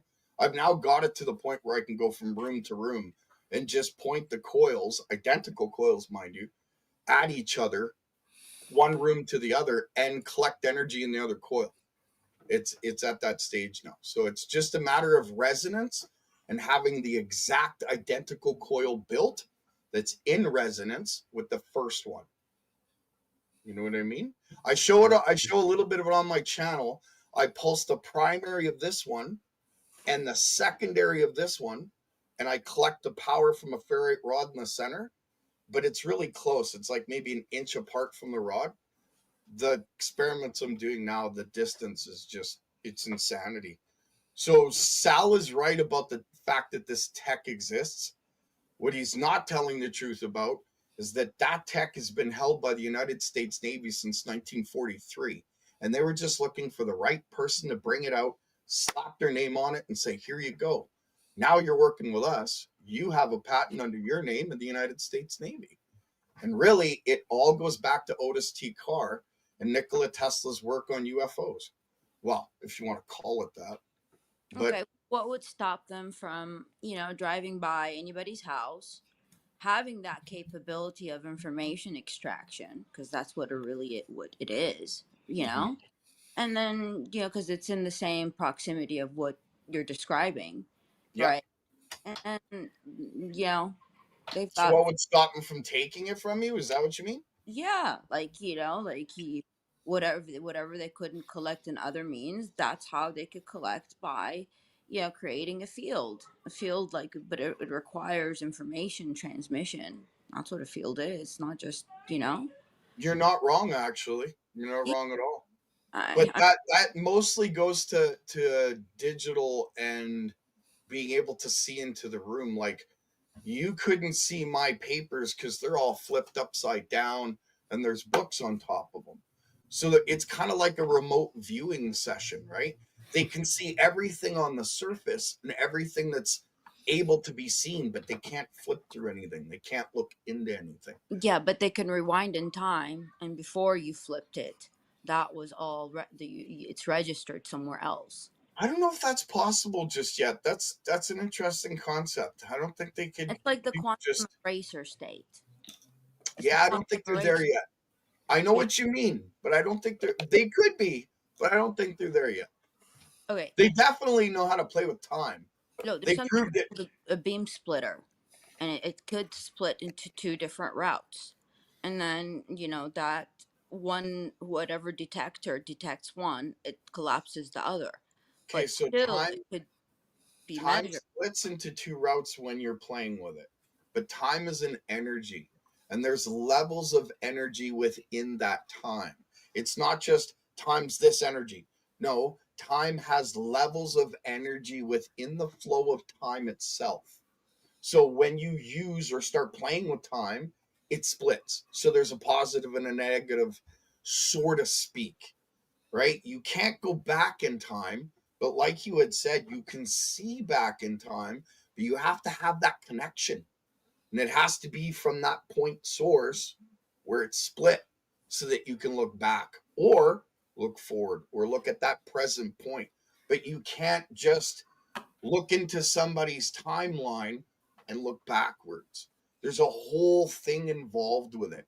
And there's the amount of energy you have to use to connect to that time, that resonance, and that energy in that time. Does that make sense? Yeah, it does. I've been playing with this stuff for a few years, so I know where to go with it. Sorry. Yeah, like the whole idea is to prove it wrong that you could have two different fields, one that detects one timestamp and the one that they thought was erased. On like it's to do the reconciling of I see whatever. what you mean, but you would have to be able to see all time, everywhere, at all time in that very split second, and that's. I don't think there's a computer possible to do that other than God himself. Yeah. God You know? or supposed God technologies that Sal was trying to claim. Oh, come on. Sal's a hack. God technologies. You can fucking come on. Super Force? What is he? Flash Gordon? Come on! You could kill God. I don't think so, buddy. Or even dethrone God. I don't think so. Must be because Sounds like a pretty. What's that? Sounds like a pretty satanic sort of philosophy. Hey man, Dethroning if you God, believe right? that the fallen Antichrist. if you believe that the fallen angels are what created you, that says it all right there. Go ahead, have fun, good luck, enjoy your green men. It's like the Higgs boson. They call it the God particle. You know. Yeah. Yeah. I stay out of the whole. Exactly. I try and stay out of the physics definitions of all what CERN has done, because it's, you know what? It's just another way of justifying some other guy's job for the next 15 years and another college group of people on writing papers on a whole bunch of bullshit that doesn't exist. Yeah. In the grand scheme of things, what is a quark, a zork, a torque, whatever that they've got, a boson, a bison, all those things? What does it have to do with what we do today? Is it going to turn on my lights? Is it going to create gold out of thin air? None of that shit matters if you can't apply it in an everyday sense. So I don't know. Maybe I'm wrong. Will they use it Very for opinionated tonight. Gerald? Sorry. They use it for a controlled digital system. You know, like what your Just like they computers use are made out of, what your TVs are made out of, what your cell phones are made of, like anything. Just and so, like they create like systems with this. You know, like CERN? diagrams. No, it's engineers and it's inventors that create systems that work like this. CERN is just a big, I don't know, circle jerk of physicists that like to create papers out of thin air. Yeah, That's yeah. my opinion. No, But but no, it's right? true. I'm a It's true. nobody. I mean, I It would don't like to matter. believe. I would like to believe this. That They also seem to be opening portals, though, from this Well, document. that's Okay. debatable. Wouldn't It's you think? possible, but debatable. Wouldn't you guys think it would be cool to, you know, really filter out all of the fluff in humanity and have a core, seeding atomic structure of rebuilding humanity and like knowing, you know, with a certain thing, whether we're made out of stardust, that somehow on the deepest of subatomic levels, that humanity is going to thrive somewhere else. The only way you could do that is to have absolute truth, and people will not accept the truth. They won't. Because Yeah, if you people- accept the truth, you have to accept the fact that you lied sometime in your life, maybe stole sometime in your life, maybe you fucked over a best friend sometime in your life. To have the absolute truth, to know what you're talking about, you got to have the truth about everything. All right, So I people can don't give you a want to better. look at themselves I in can that give you manner. a better one. All the above is true, but that doesn't, you know, negate the fact that we're built on our atomic level structure, you know, to survive. And if we, you know, on that atomic level structure of all of humanity, if we preserve, you know, that would help us, you know, evolve on other planet systems, other cosmos, other, you know, planetary Well, systems. what if I was to say to you that it's written and that it's well known, but we're all lied to so much it's insane? We're actually made of light. Yeah. And if we were to evolve into light, you could travel to far stars and galaxies, and you wouldn't need a ship. You would just go. And the speed of light is not a limit by far. It's just an amount of energy that the electron has in the positron. When they annihilate, they convert into the energy is converted into kinetic energy, but it's not a limit. It's just you're not gonna create. You're not gonna travel in the past if you go faster than light. That's total bullshit. On an atomic You can structure, pause time, you our, can't go our, back. our brain emits biophotons. Our eyes emit biophotons. They emit a sequence And so even when we look at a planetary system that's really far and we focus on it, it's emitting biophotons of energy towards that. They travel faster than light. And our energy already has reached otherwhere on the, the biophoton level. We were already there, but I'm saying on our real level, like it would be nice if we, like really do a project like that goes global of, when we You call want it to like know? global You want to know why I think that project will never come to fruition? Because it's based on E equals MC squared. And No. E Plus equals MC squared is power like of a 3. prison. It's like a prison. It stops you from doing anything. You can never find more energy out than, oh, don't do that. You can't do that. E equals MC squared says no.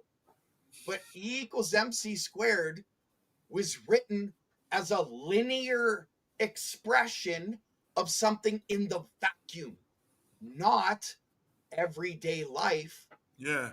of something that's nonlinear. So every time I hear a physicist say E equals MC squared, I think he's a fucking idiot, because either he's a liar or he doesn't know enough to know that he doesn't know enough. Yeah. So when you and I discuss about photons and how the energy is transmuted or moved around the world or the universe, we're basing it in our minds already on E equals MC squared. And because that's a linear algebraic equation and not reality, we automatically go to the things that we're taught, but they're not exactly truth. Do you know what I mean by that? And hey, I'm just one guy. I could be wrong. Of course, everything I'm going to show in the next month will prove I'm not. But that's neither here nor there. Okay, so I'm right now just a big mouth talking shit, right? So we'll see. Yeah. By the way, last time I was talking about last week I was talking about the ambient energy at the macro scale and the ambient energy at the nano scale. Yep. And I had trouble to understand why it was different. And but looking at this video here, it makes a lot of sense, because the Casimir, you'll see that the wavelength are ineffective. The way the long wavelengths are not effective for the Casimir, but the shorter wavelength are very, very effective for the Casimir effect. The idea is that when two uncharged conductive plates are placed in a vacuum, a few nanometers apart, an attractive force arises. In a simplified classical sense, there is no external field present except for gravity, which should be extremely small in this case, so there should be no force measured. In a quantum vacuum, electromagnetic fluctuations appear and disappear as intermittent electromagnetic modes that span an infinite range of wavelengths in free space. How do you affect In it? between the two plates, the larger wavelengths do not fit. The difference between the waves that can exist on the outside compared to those on the inside creates an effective net force that pushes them inward. So you can see that the wavelength, the different wavelength some are the longer ones are not effective for the Casimir effect, and the shorter ones are effective. So that explains why the energy density at the nanoscale is not affected by a longer wavelength. You know what I mean? So Yes, I do.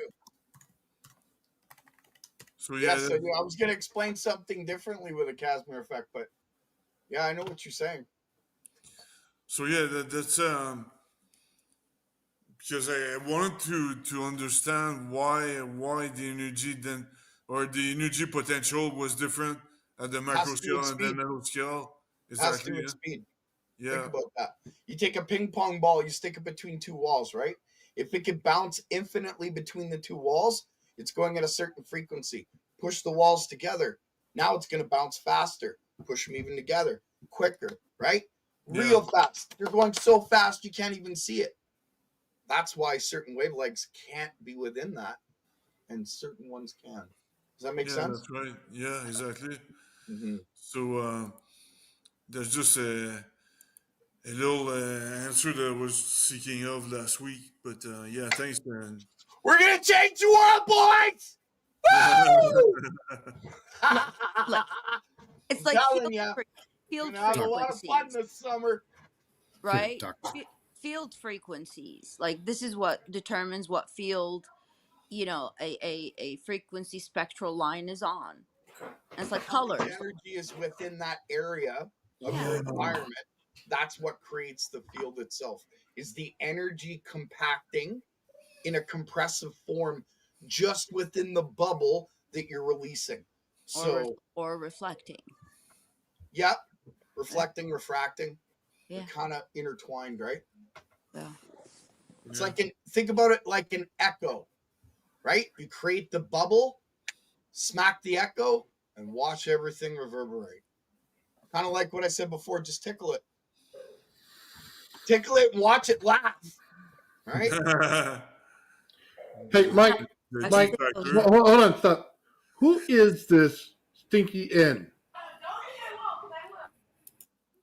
Who is this annoying dude in the chat, dude? He's like driving me nuts. Can somebody please tell him he can't come on or something? Stinky Pinky? Inky Winky. Send me a link. Send me a link. Send me a link. Dude, go suck your mama's tit, dude. Leave us alone. I mean, for God's sakes, man. That's a different name. That's Inky Winky. I think. Dude, it's an annoying. Nathan, like, what sort of name is that? No troll. That's his name. See, if we don't know you, you could be one of those guys that comes on and does some weird shit with this video and in the drum here. Yeah, we can't. It's We're bad talking enough they about let a crazy guy like me on. Yeah, we're talking about field compression, and this a-hole's over here like, let me on, let me on, let me on. Dude, oh my God. Yeah, go back to mommy. Oh my God. No. Got a few new faces here. So would it be a capacitor or a converter or would kind of work in the same sense of field compression? You're just compressing the frequency so that only certain ones can get in there to multiply the field. You're creating a laser. If you do it too hard, you're creating a laser. But it's also energy. But it's also energy, right? That's all it is. It just produces light because it's not allowed to get out. And then once it does, it shoots a beam of light across the room. Yeah, it's exactly. The more it's compressed, it just becomes, like you said, a coherent beam of light. Yes. But can this light's energy be harnessed? Well, somebody used a laser to spin something and make it fly up. I saw that. Oh, so you should see what I'm doing with lasers. Oh, man, lasers are if you use like different nanometer lasers and cross them in an electromagnetic field that's spinning, you get some very, very interesting results. Did you know that particulate matter falls out of lasers when you're talking through it? You create a ball, like it's kind of like ball lightning, but it's not. It's a ball of light with two interacting lasers in an electromagnetic field, and you start speaking through that little laser ball through the mods of the lasers itself. Particulate matter starts to fall out. I don't know if it's what's in the air that's falling out because of the high voltage, or if it's something that the lasers is it combining it?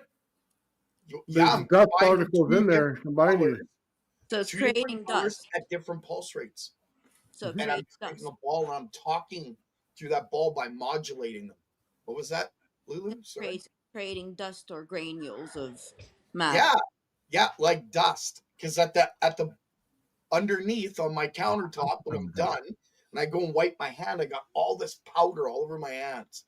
Hopefully it's not poisonous, because, hey, I'm done for. It's monoatomic. It's a question of what type. What type of white powder he's talking about? He's wondering what type of white powder. I don't know if it was quite white. It kind of looked yellowish. So you're getting some what it sulfuric. Or Maybe pollen. Or pollen. in the next experiment, I'll collect it. I'll put it in a little vial. Maybe it's gold. Nah, I don't think so. It wasn't shiny like gold. It wasn't. I've seen gold be imported out of glass and stuff. Didn't look like that. But who knows? I mean, I got to get it tested to know for sure, right? But interesting stuff, I'm telling you. Gold dust. Yeah, Gold laser dust. dust. What way? Quantum Like dust. dusters. Ooh. What was that, Lulu? Shattered dreams. I said, what a way to sell dusters, to cause dust in the air so people buy more dusters. There you go. There you go. Glory to God. Yeah. Who knows what it was? Could have been dust from the air, and it just ended up falling out more from the two lasers interacting and it being modulated. I don't know. I'll collect it next time, and we'll see. Put it on video and show that. I think of the Wi-Fi routers in the house. Like, could their triangulation create that kind of wave frequency where it creates dust? Like, I don't know, but they can definitely 3D model your house from Wi-Fi. Oh yeah, I know that. Yeah. Definitely. So it's fun to put Coca-Cola cans to, in different places to offset their, Mess around with them, yeah. frequency to disrupt it, just different objects. I got lots of cats. They're always walking around. I'm sure that messes with it. So what's new with everybody? I just popped in to be an arse, but my video didn't work right, so it sucks. Right? That would have been so perfect the way it came out too, man. I might put it on my channel still. Yeah. I like Sal. Sal's Oh fun. yeah. Do you guys remember the experiment I did? You reminded me about the experiment I did with the laser. It's actually pushing dust. I did film it. I put it on my YouTube channel, but the laser can push like smoke. Smoke in a jar. Oh yeah. It just propels. It kind of pushes. So it has a force. You can detect a force there, and so it moves air particles, and that's remember, Ben, the little experiment with the rotating fins that you expose to light in not absolute vacuum, but close to absolute vacuum. The fins are going to start rotating. That could have been part of the mechanism that where I seen the dust. It was moving it around, maybe. I don't know. That's making me think. Yeah, but I'll try to find my video. I'll show it to you. Excellent. There is the possibility that it's photonically precipitated, but more than likely it's electrostatic precipitation of larger fine particles that are already floating around in the air. Primarily it's dead skin and other pieces of material.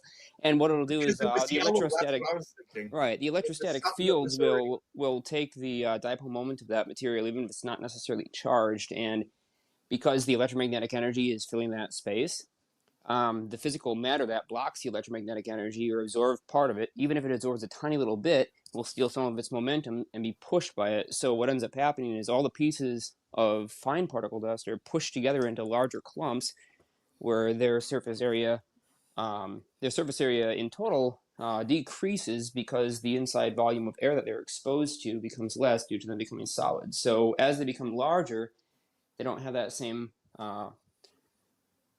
what we call that? Well, they're basically too heavy, too dense at that point to now stay lofted in the air by tiny little air currents. So they'll fall out or precipitate out. If you look up electrostatic precipitators, it's a really commonly known thing. What's that? I said, where's the fun in that? Well, it's actually a lot of fun because if you I'm create. kidding, Jeremiah. I'm kidding, brother. Oh, sorry, I can't tell. It's all good, man. It's all good. No, I'm actually, playing- you could use a similar system though on a very large scale to just start dropping massive amounts of pollution out of the air, say in a city that's all smogged up, for example. The problem with electrostatic precipitators is that they require a particularly high operating voltage in a very, very large area of the machine itself, because an electrostatic precipitator can only precipitate the air that moves between the ionization mesh and the collection panel where the stuff is precipitated onto. So you have to have a machine as big as the volume of air flowing through it that you want to clean. But with your machine, what you're doing is inducing electric charges that are already in the air into action at a distance. And the reason why that's different is just imagine on the top of tall buildings in the middle of a highly populated city filled with smog, you have these giant coils whose sole purpose is to generate node points or pinch points of electromagnetic interaction or interference within the atmosphere above and around these coils. And so all the dust and crap that's floating around in the air basically is just clumped together into larger granules until they become large enough to actually fall out of suspension and drop to the ground, therefore clearing the air. And the great thing is these frequencies that they'll operate at are fairly low by comparison to other signals like Wi-Fi or cellular communications. And so you turn these machines on basically in the morning and, you know, they can run off solar panels that are also on the top of the roof, because the great part is they can actually operate well next to other equipment and not necessarily disrupt them if the wavelengths are tuned. And the whole city would be smog free within 30 minutes of these things running, provided that you have enough of them on the tallest buildings. Well, Yeah, we'd have everything some you specific said, rain for everything show. you said exists. So what are the granules made out of? Oh, they're made out of unburned fuels and carbon and dirt that's kicked up and just dust and sand and crap from Anything the that air. has energy And lots of capacitance. cow farts. Is it Right? Don't forget the cow farts. anything that has capacitance value? Well, it basically the dust is just made of any physical matter, any stuff that's actual matter that has a nucleus made of protons and neutrons. All that stuff, high mass, high density particles are going to compose your dust. So, and that's just all the stuff that's on Earth already. The thing is, the stuff generally falls to the ground, but when the particles get small enough, even things that are, even heavy elements, heavy metals that you would expect just drop like a brick, like titanium or lead or something, if those particles get small enough, right, then they're actually small enough to be bumped around by Brownian motion in the air or by small breezes or air currents. And so even the heaviest of elements, including radioactive dust, can be whipped up and strewn around the entire planet. And that's one of the dangers of fallout, right? Because you have these particles that become so fine, they're basically single atoms of these radioactive materials, and they can stay in the atmosphere for a really long time, follow the jet stream and go around the entire planet, dropping on places that have never been exposed to it. So that's one of the dangers of using this technology, when us humans don't seem to be responsible enough to do basic things like maintain our roads or bridges, and we're playing around with this kind of stuff. That sounds bad. Yeah, it's a pretty bad ego, place to be though, in. Jeremiah. That's the ego. That's everybody thinking they want the fucking holy grail, but nobody wants to go to hell to get there. Well, No, exactly. The only thing that makes me think of why they do this is to use it as a material for signal, Well, it's actually something much more simple and instinctive, Lulu. And I think that Alan Watts said it best when he was giving one of his philosophical speeches to his students.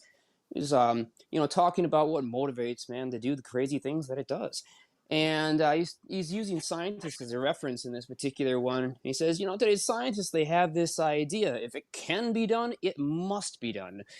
And they think very little of the implications or consequences of what will actually happen. They're more concerned with whether or not they can do it.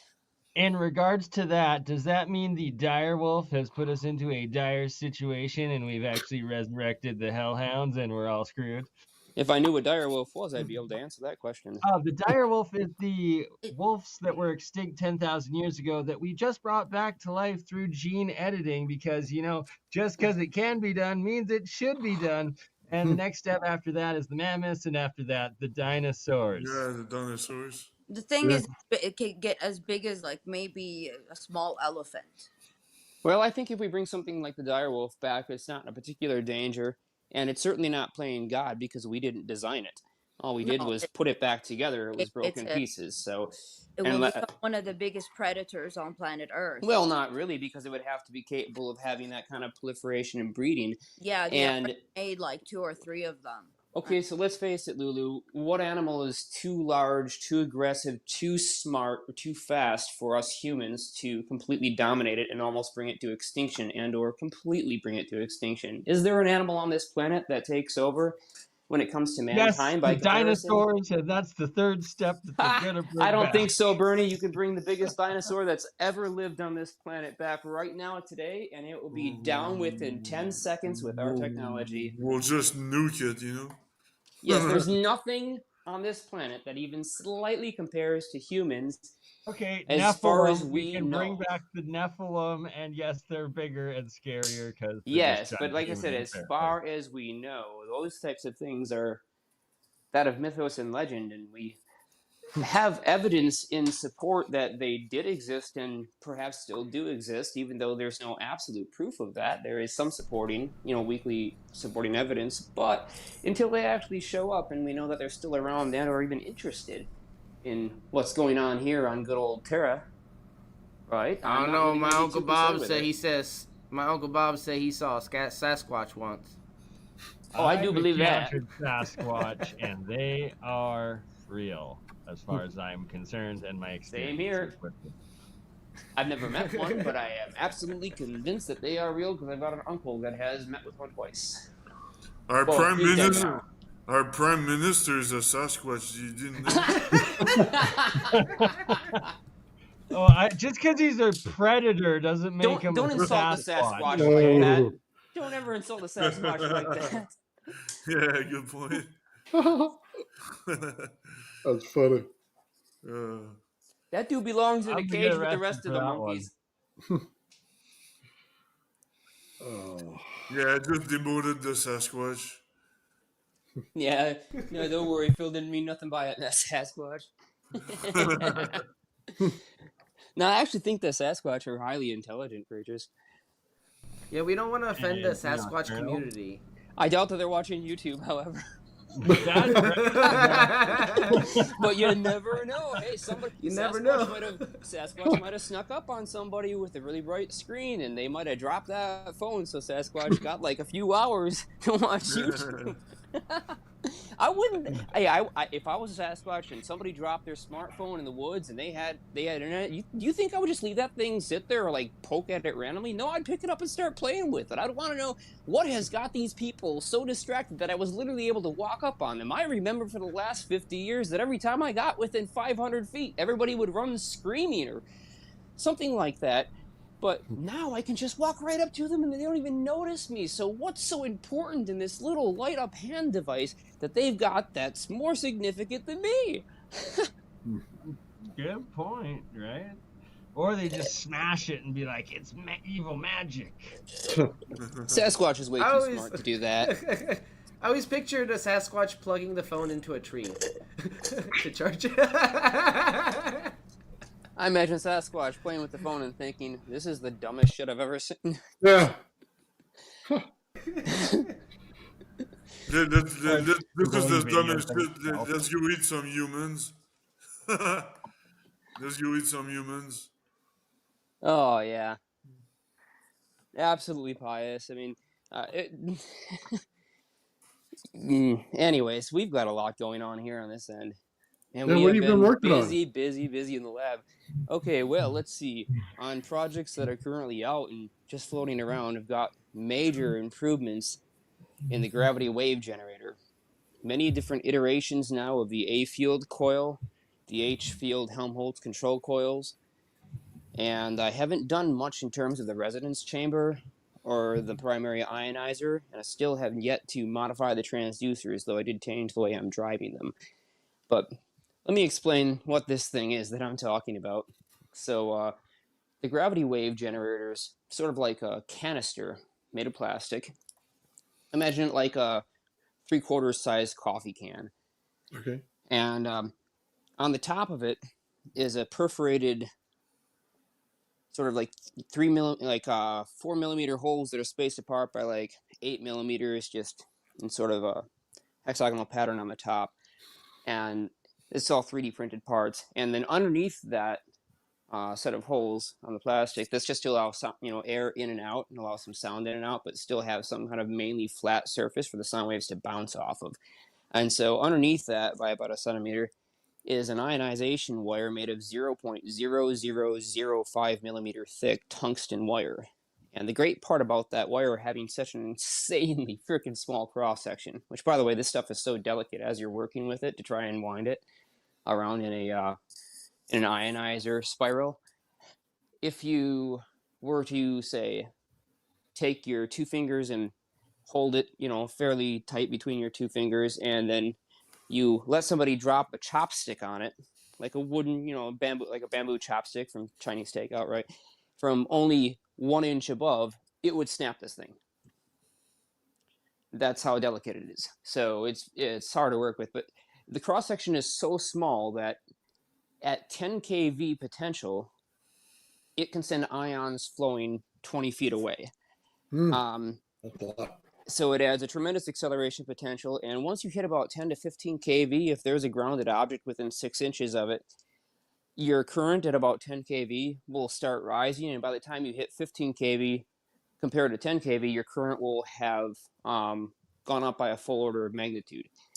And if you try to go all the way to 20 kV, it'll have to go up by another full order of magnitude. So what can happen here because of this is you have a really huge amount of ions, but you don't have a particularly high acceleration potential between the ionizer and the ground plate. So it can create a massive amount of ions in a really small volume, aka an ultra high cold plasma density.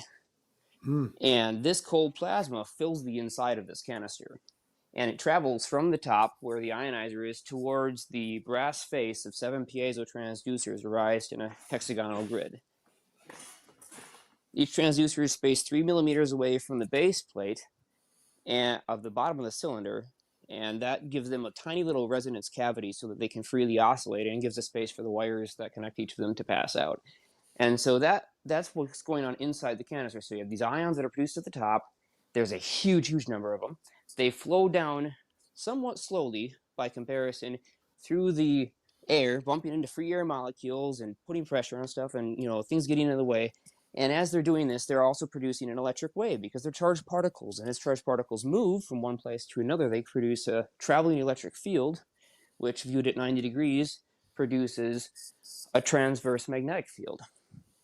So now we have this source of energy that's radiating off electromagnetic fields just from the ions flowing. And now what do? We wrap 2 coils, both on the top and bottom of the cylinder, the space between them, and these coils are like basic solenoid coils. In fact, I can do one better. Let me just go on cam here. Oh, yes, that's not going to help anybody until I click settings and tell it to use the other camera. That does work. There you go. Okay. So I guess I'll start back over. So here is the ionizer mesh. I don't know how visible it is, but you might be able to see there's an extraordinarily thin wire between each of the little notches. See it. Now, if we look down inside the canister, we have 7 piezo transducers.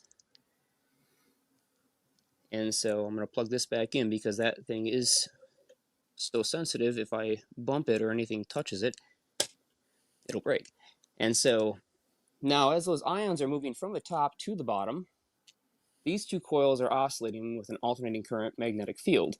That has a north on the top at any given point and a south on the bottom. They're both arranged to produce the same polarity of vector axes. And so those ions, instead of traveling just straight down a line, they'll now start to take little cyclotron loops. And as the field reverses, they'll take one loop and then go back. So now you can see that there's a more complex motion. We've taken a linear motion that does have an acceleration. So the ion starts out and mainly moves slowly all the way down to right about the tip where it hits those transducers, and then it suddenly accelerates because the electric field there by those transducers is stronger. Now we've added this spin back and forth. We've added a vortex motion, counter-rotating vortex motion, but we haven't added enough, because now what we want to add is a vortex inside of a vortex. So to take this simple wrapping back and forth motion and to make it go like this in little loops, sort of like you taken a spring and wrapped it into a circle, now we use the A-field coil. Now, the A-field coil is the most interesting part of this gadget, and it's what's different about my machine than any other machine that has come before it so far as I know. And that is, this coil has wires in the center, I'll show you one that's out, that are completely straight, parallel with each other, whereas on the outside they are at an angle. But I made sure that they were very straight in the center to make sure that the A-field vector potential axes coming off this coil passes through the inside of the cylinder and encompasses all those charged particles in the cold activated plasma that's flowing from the top to the bottom and being twisted around in cyclotron motion by these coils. And so what this will do is wiggle that cyclotron motion up and down in addition to the force from the piezo transducers. And so I can generate a phase interference between these two by running them at harmonics and control how many loops I get per loop. Which is interesting, because at that point, when you make an electron or an ion take a really fast curve and it has acceleration potential pushing on it, it actually loses some speed. It doesn't lose any downward speed, but because it's traveling downwards and it's also going in this loop loses speed. And the momentum is actually lost from the charged particle and radiated outwards in the form of a wave that's called Bremsstrahlung radiation. Now, Bremsstrahlung radiation is interesting because you can produce almost any frequency, but in this case, it tends to produce frequencies in the terahertz range. In that double-digit terahertz range in particular, that operates at the interatomic frequencies of physical matter. And so what I'm hoping to do with this is, as that cold activated plasma is moved, because the piezo transducers will only generate a sound wave that actually travels and ripples up and down and creates standing waves inside here, those sound waves are independent. That's not moving the whole entire mass of the particles at once. The sound wave can't move them all at once in a coherent state. It can only move them in a longitudinal wave that propagates through space. But the A-field coil is a bit of magic, because it is using a field to move those charged particles, not a pressure wave that's atmospheric. So the velocity of this field is the speed of light, and the velocity of this field is the speed of sound. And so this field can grab all those particles all at once and move them up and down. And what do we call a cold activated plasma that's moving all in unison? We call it a coherent matter state. And it's very interesting when you start to get macroscopic effects with coherent matter states, because you can start to generate effects like gravitational waves, or what the patents call a matter wave. It was also referred to by Henry William Wallace as the kinematic field. And it exhibits itself in a variety of forms. T.T. Brown identified that natural materials, when oscillated or given a pulsed electric charge that stimulates their motion, will produce gravitational waves. And he called these special materials gravitational and inertial isotopes. So that basically gives you a summary of that one apparatus. That's one of 6 that I'm working on right now. And it's the one that I'm most excited about. Gravitational waves for me is a shock wave of time dilation, basically. That's right. And can you do you have an instrument precise enough to measure that? Because I just bought a GPS DO with the oven cook oscillator to measure time dilation, but it's not that's precise a enough. good idea too, but it won't help me in this situation, because this is not designed to create an accumulated time dilation in the way that I'm going to run it. In order to make it do that, what I would have to do is create a phase variance between the A-field coil pump harmonic frequency that's arranged with the standing wave frequency of the acoustic side. And I can then create a group velocity that's a traveling wave that stacks the two standing waves on top of each other. Okay. And they'll end up having an actual motion that's either up or down along the vertical axes of that device. Oh, I see. There's also the possibility too that if I reverse the two if I reverse one of the two H-field coils so that I have two bucking magnetic fields in the center, I can achieve what you're specifically talking about, which is either a compression or a refraction in the localized refractive index stress energy momentum tensor value. So I have a question for you, Jeremiah. Are you creating a singularity point of energy right between the two vortexes in the center? I don't like to call it a singularity point because that would be not quite accurate. It is like a macroscopic singularity, and you can consider the entire inside volume of the cross section of the A field coil for its height and in its entire width as a solid cylinder of plasma that's being moved up and down all at once coherently. Gotcha. Now, it doesn't just stop, obviously, at the edges of the A field coil. It travels up and around, but now, because it's not in the center of the A field coil, it possesses a gradient, so it actually tapers off into the shape of a torus. And because that torus is straight in the center, where all those field lines go, it does curve around sharply at the edges, creating an actual spin torus, which then gives us the properties of a pseudoelectron, or a pseudocharged particle. And it's a funny field effect. It's a macroscopic space-time type phenomena, but I suppose I should call it time-space, really, because in this perspective, the way this device is built and the fundamental psychology behind its operation is of an aether-centric view of the universe, not a matter-centric view. Relativity takes us down to a matter-centric view and supposes that matter is actually the source of all of the stress energy that fills space, hence creating the gravitational and cosmological constants. But that's not the case at all. It turns out that matter itself is actually furnished of that same energy that is existing in space. It happens to be just that the energy is folded in on itself in such a way that it is now self-persistent. And there are many different stable forms that you can fold energy in on itself, but it has to be an exact quanta of its own energy in order to form a self-stable loop. Basically, it's saying, if you want to convince the Ouroboros to bite its own tail and start to eat itself, you've got to put something tasty on its tail. So, and in this case, plasma is that tasty little thing that the Ouroboros uses to bite down and try to chew on in order to digest this reality and turn it into whatever shape we've told it to spin. It's ionization. Well, we theorize that we can actually generate spontaneously physical matter of various sizes, provided that we have a sufficiently high degree of built-up energy that's been radiated from this system out in the coherent matter state, and now has created a localized refractive index modification suitable for reaching the extremely high stress energy momentum density thresholds that allow us to break the Schwinger limit and start ripping physical matter straight out of space-time. So hold on, did you set your resonance points 100% equal to the very exact point between the north and the south, or between the top vortex and the bottom? When you built your bipolar? What you're asking is, have I tuned the acoustic frequency to be ideal for the generation of a standing wave within the internal enclosure? Yes, that's exactly what must be done, and this is a key for this device, and anybody that's trying to build such a device.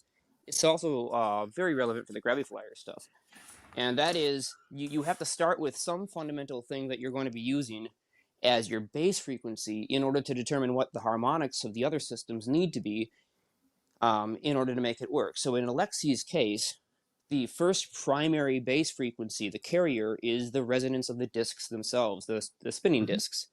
And the spinning discs don't just rotate. It's not just the velocity of the B field and the H fields, but it's also, or the velocity just of the electric field, but it is in fact actually a resonant mode of the disk surface physically moving up and down in an oscillating wave that's generating sound waves, compressing and expanding the space between those disks and the center disk. And those allow the charges that are already flying off the edges of the disks and the air molecules that are between them being polarized and stretched by the electric field superimposed from the charge on the two spinning disks versus the alternating potential of the center disk. And those charges, because they're now in motion, possess more stress energy surrounding them in space than they otherwise would at rest. And that effectively amplifies the electric fields that are present and the magnetic fields that are present because you're affecting the speed of light there with that interaction. So there's a cumulative type of effect when these two fields stack on top of each other. And if the acoustic frequency is exactly a match of the AC pump frequency at some harmonic, and the AC pump frequency, I couldn't tell you exactly what harmonic it's on. It could be the 11th or the 9th or something like that. But anyways, if you happen to match those frequencies and your RPMs are maintained, the whole system will want to fall into resonance because you have to get it close enough, and then it'll phase lock. And it's just one of those funny little things that happens where if you get any two resonant systems close enough, they'll tend to phase lock and try to act coherently with each other. It's the same reason why the ions in my system will all grab, sort of hold virtual quantum hands and move together in one unison. But yeah, the gravity flare operates by some of the same principles, which is super interesting to think about. Well, it uses 1/3 of the harmonic wave that the upper one does. And as soon as you get it to a certain resonance frequency, the top one actually will start to stall out and then pull it right into resonance with each other. And then they'll hit a resonance frequency through the center disk. And then as you move the center disk, it changes where you're at in the octave of it. It'll jump right away. I've always I thought about perhaps one better approach to the gravifier that obviously this would be so stupidly ludicrous or complicated, I suppose, that I don't see anybody actually taking it on. But imagine that you had a mechanical system of, say, 3 tensioner arms that could be distorted or, what do they call that, conformed, basically bent to shorten or lengthen the distance between the discs and adjust them independently on 2 separate servo channels. Then you could live dynamically tune the system with a fixed AC frequency, for example, that was already pumped and well in tune, or a fixed RPM from some very precisely controlled stepper motors to drive the discs instead. And those types of things wouldn't allow the system to naturally fall into tune, but with the adjustment of the servo motors, you could basically force resonance by adjusting it until it fell into tune, and you would be able to tell when it does based on the sound. Oh, I've heard it. Yes, there's a sudden change. It's almost like, it's like normally high frequency, and then when this happens, you'll suddenly hear it go, and you're almost like your ears pop a little bit. It feels like the pressure in the room changes, and what's happened here is the electric field has now become physically manifest as an equivalent mass. It's basically acting like pseudomatter. And it's because it's grabbing onto all the charges that are being flung around this machine, and the entire volume of space inside that room are all now somewhat quantumly entangled with the primary field of the active plasma that's between the 2 discs and around the edges of the discs in the gravifier. And when that happens, you get the coherence. So the gravifier doesn't just pull up on its own fields now. It's now pulling up on the fields of literally everything else around it. So it sort of gives you an idea of what the lift mechanism starts to look like in comparison to thinking this is an autonomous vehicle that just operates on its own, free of everything else. No, it definitely does not. It needs to interact with everything else. That's the primary way that it can actually generate any kind of relative force compared to its standing environment. Well, see, that's why the geometry coil is so interesting, because it does those things without all the rotation. The rotation's in the winding. You know what I mean? That speed can be increased exponentially compared to the simple gravifier. So the harmonics in there are much better. Oh, yeah. And I honestly, just personally, I hate the freaking gravifier. I have one. It's a very, very nice unit. And I've already got it to do plenty of weird things. But what I realized about this design is it's absolutely ludicrous. It's really quite a childish design because it doesn't allow you the ability to fine-tune anything in a dynamic way. In order to change something in the system, you have to shut it off. And that's a retarded idea that doesn't allow you to actually tune it in. Just imagine, every time you wanted to change a station on your radio, you had to completely unplug it and take it apart. Nobody would ever find the station they're looking for, so I have a different approach. That's a good point. A solid state approach that allows you to dynamically tune things with only changes in frequency by varying capacitance or inductance in the driving circuits. That's right. Do you have meters to measure the output of your device? The word, I would say is probes, and I use an oscilloscope to measure it. Okay. And And you say you can reach the Schwinger limit at some point? Yes, I've gotten spontaneous generation of radiation that sets off my Geiger. It's important to get that, by the way. But I will tell you, I'm not there yet. So don't come to my door now hoping that you're going to see something, because it is not operational yet. I have built the fundamental pieces of the apparatuses that I need to be in place in order to start and play with these concepts. But I have not yet built the driving circuitry or perfected the modes of oscillation that will be required in order to get this system operating coherently. And quite frankly, I can pump all the power I want into this thing all day long, and I can expect it, rightfully so, to do absolutely freaking nothing interesting. Because unless it's tuned, you might as well just randomly put strings on a guitar. Throw piano strings on a guitar. Hell, use a shoelace for D, and just pluck away and try to play something that's going to sound melodious. And No, right, that's the dabbling of the gravifier, in my opinion. No. With the coils, though, the interesting part is the less amount of energy and the better frequency in oscillation is worth all the weight in gold, because 10 volts goes a long way. The funny thing is about a standing wave, it's cumulative. You can build up an extremely high amplitude as long as your system has high Q and doesn't basically waste energy internally. Mm-hmm. You can build up an insanely high radiation density from an incredibly low amplitude input. Just the tiniest little whisper, imperceptible to us, placed next to a tuning fork, will eventually allow that tuning fork, if it's just at the right frequency, to ring up to such an amplitude that it will now fling water away and you'll hear it ringing across the room and through the door. And yet that thing, you could have placed your ear 5 inches away from the sound source and yet not heard it. Can you create water with this? Can we, It should be possible, because the constituent atoms of water are not a particularly large number of particles.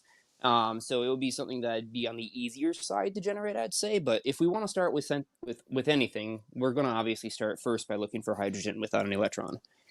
And the electrons may already be present, because the first stage when you actually break through the threshold is you're going to get positron electron pairs. And so at minimum, you'll have the signature of positronium being generated and falling back together in terms of the exactly 511 keV gamma photon emission that shows up. So a gamma spectrometer will be able to indicate to you whether you've actually achieved or broken that limit. Past that point, there are other things well beyond that threshold. And again, people think about the Schwinger limit as this impossible to reach thing requiring insanely high energies or petawatt lasers pulsed into a microscopic volume of space, like the National Ignition Facility, for example, or think that you have to have insanely high velocities of charged particles slamming together in order to create magical effects like they think at CERN or other accelerator labs.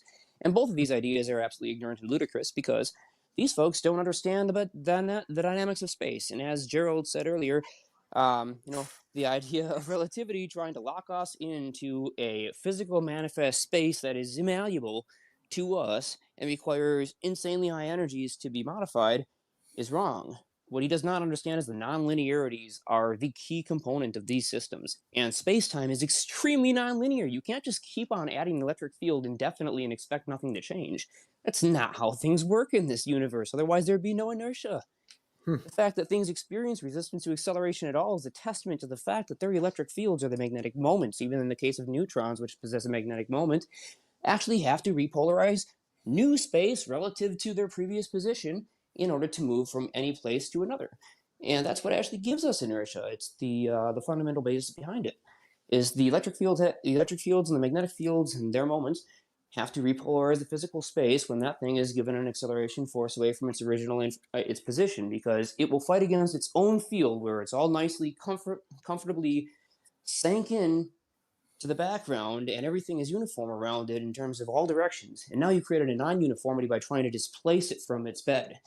And it's going to want to fall back down there because the bed doesn't spring up instantly. It has to travel out at the velocity of light. And that creates your inertia. Yeah, inertia is kinetic energy. That's all it is. By the way, if you can reach the Schwinger limit, you can definitely create the force field I keep talking about.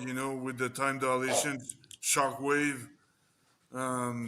I need kind of a certain amount of energy, but if you can't reach that or duplicate it, then I'm just saying that you might be able to create a force field before I'm able to. Well, perhaps. I mean, we've already gotten force field-like effects. I can tell you what the seed of that concept might be.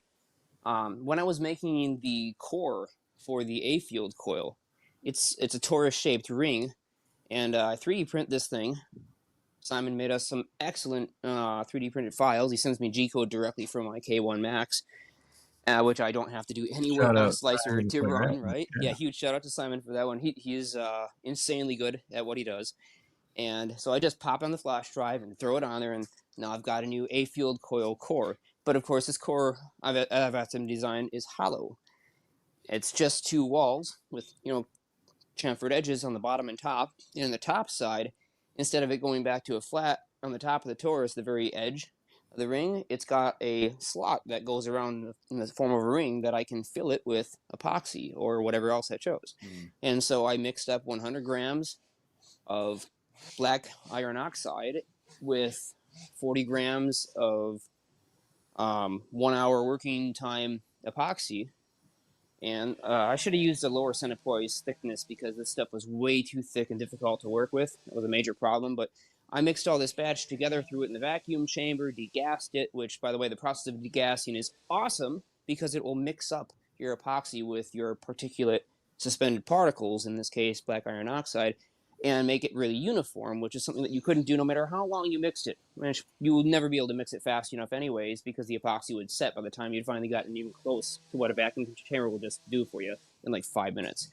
But 20 minutes in, it takes me to prepare, about 10 to 20 minutes in, the epoxy is already fully mixed in and it's ready to go, so it's going to set pretty quickly after that. And so now you're racing against the clock to try to fill this core with the stuff, but what you end up with is a magnetic core that you made yourself that now has a significantly higher mu, and so its refractive index is much, much larger than the vacuum, and so any electromagnetic waves that travel through it will be prismatically distorted along their pathway because of its physical density alone. But the fact that it's also magnetic material means that the A field coil's frequency can now be dropped with the same amount of current flowing through it.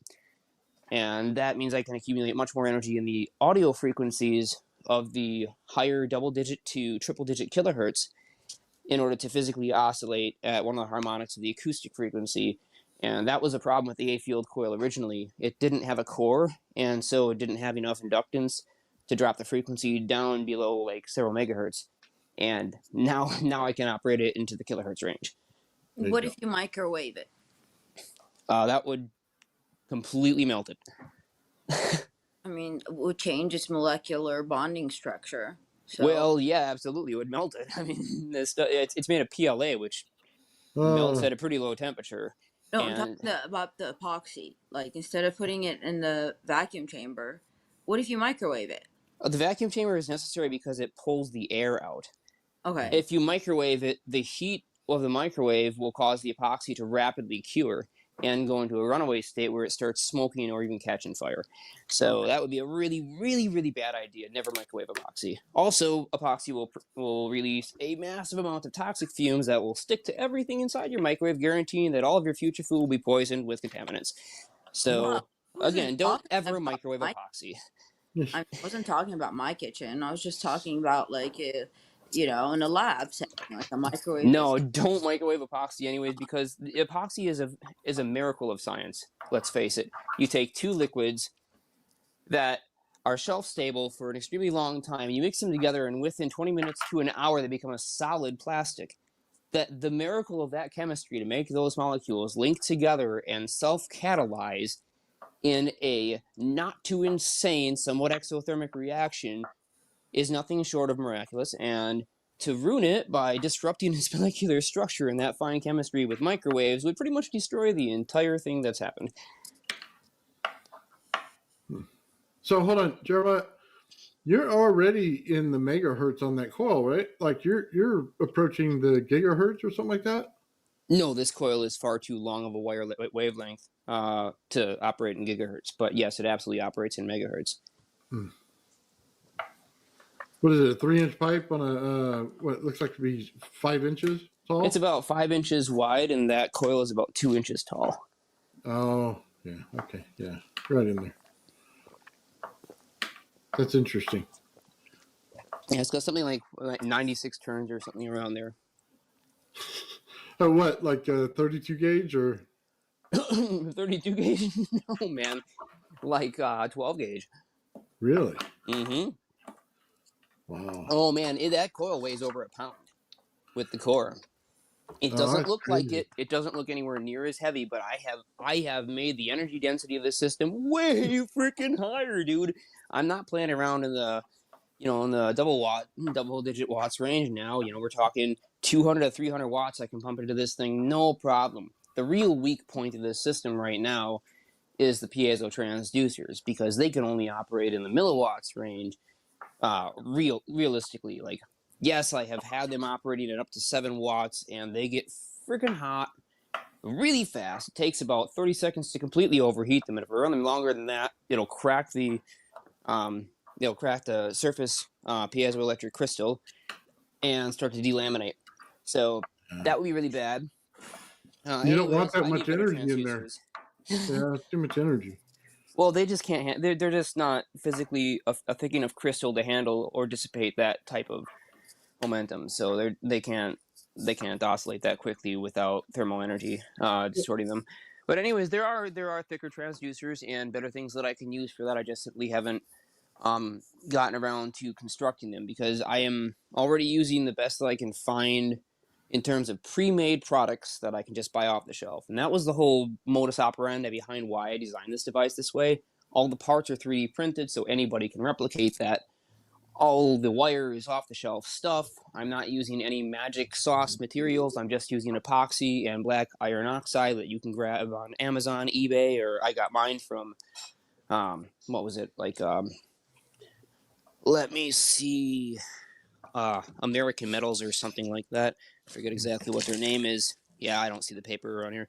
Anyways, doesn't matter. You can source this material. So everything that this thing is made of is all stuff that people can buy or acquire fairly easily. But now, if I have to do something like make custom transducers, I've added a layer of complexity that's going to make it more difficult to replicate. So if I can find an off-the-shelf solution, I would like to use it, since ultimately, when this thing does some magic that I can videotape and share, beyond what it's already kind of done, because it's not significant enough that I want to try to produce or put out any information or literature or footage of it vaguely kind of sort of moving stuff.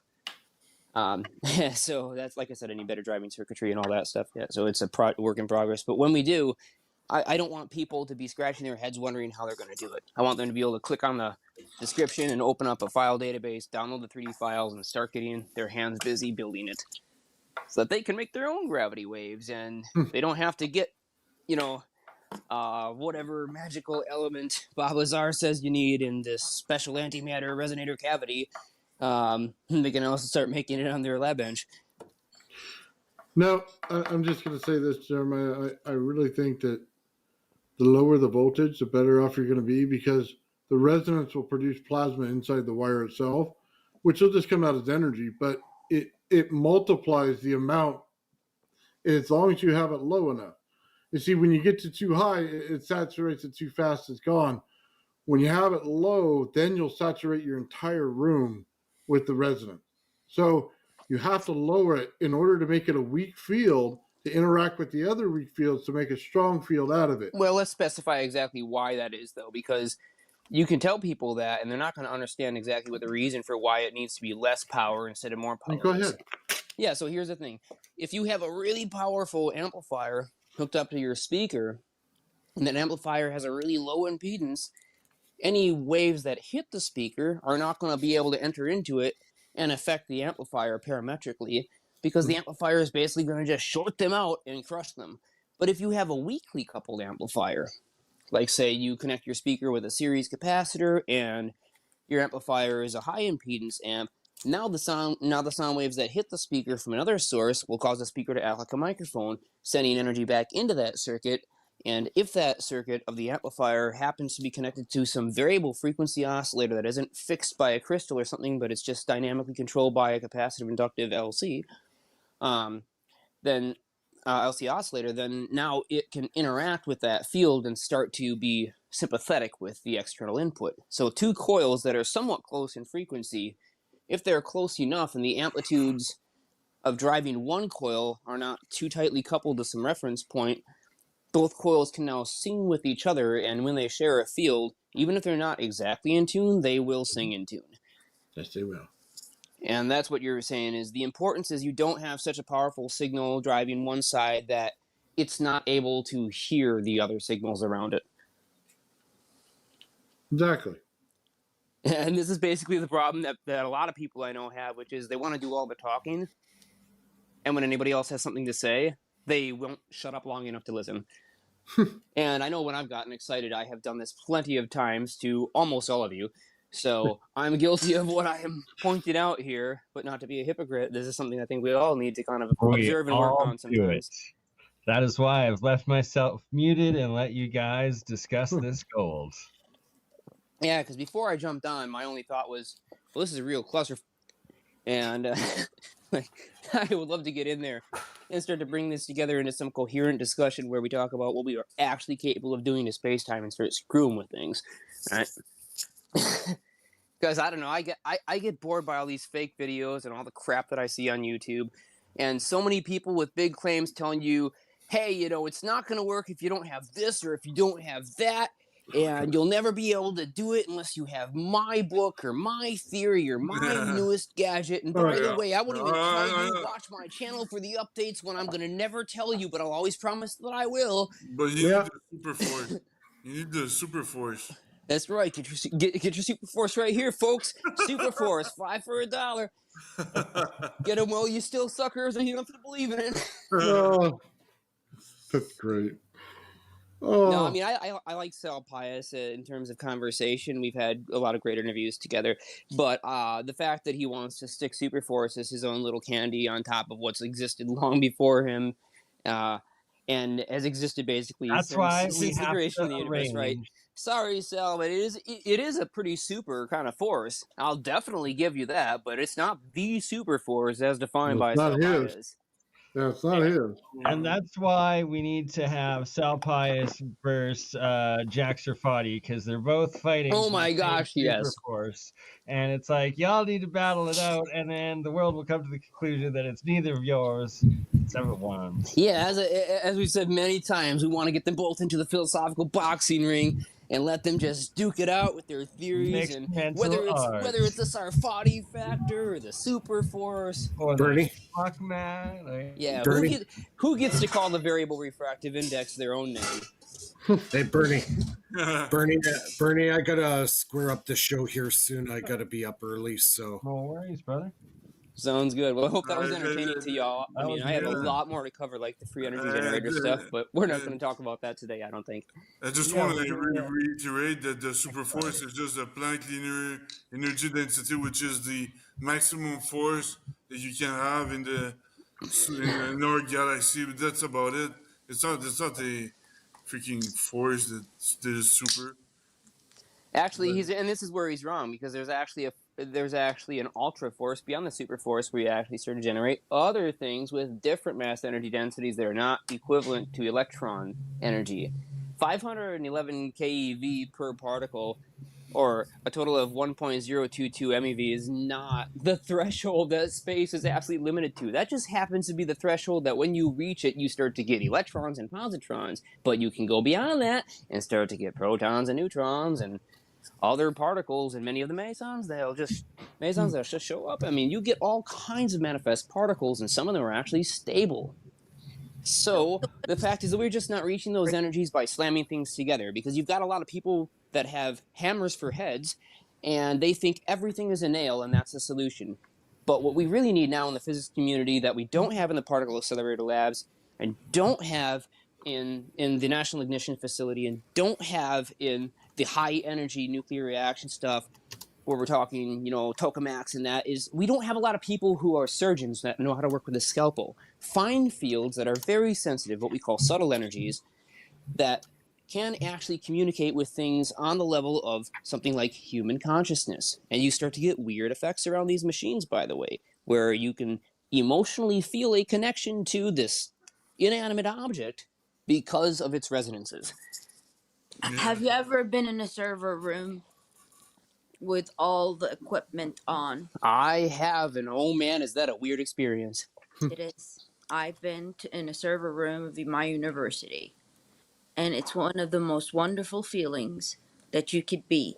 And it feels like you could hear the world, but not. You know, it's humming, but it's such Exactly. Just imagine all these communications going all, right by you. It's sort of like standing in a box in the center of the busiest city street, city cross section, with all these people walking around and everything. You got all these signals, but nobody knows you're there. It is kind of like that. All those little electromagnetic waves, all those signals, they do cohere and create other resonance modes that your brain picks up on. All right, so cheers, Mike. Yeah, everybody, thanks a lot. It was a great cast tonight. We had our live chat was on fire all night long, so I didn't look at it once, I think, after I got on. So sorry, everyone, if you asked me questions. Yeah, Thank you, everybody, for coming. I do like to monologue sometimes. I apologize. Yeah, we'll go live to her again next week, Friday night at 9 o'clock Eastern, 6 o'clock Pacific. And don't forget to check out Nathan's channel, Ben's channel, Philip's channel, and also Gerald as well. Thank you, Gerald, for coming on for a little while. He had to bug out early, but glad he came on for a little bit there. Get put in his 2 cents. And, as he always does. I almost have to put him in the I'd rubber. say 6 cents. He's got 6 cents he puts in. Yeah, the G factor. Oh man, that's a good one. That's clever. I'm gonna have to say that to him one time and watch him crack up at it. You gotta mention that next time when he gets on. Say, hey, it's the G factor. God. Anyways, guys. Anyways, of course. Yeah, have a great night, everybody. We'll see everybody next week. Sounds good. Later.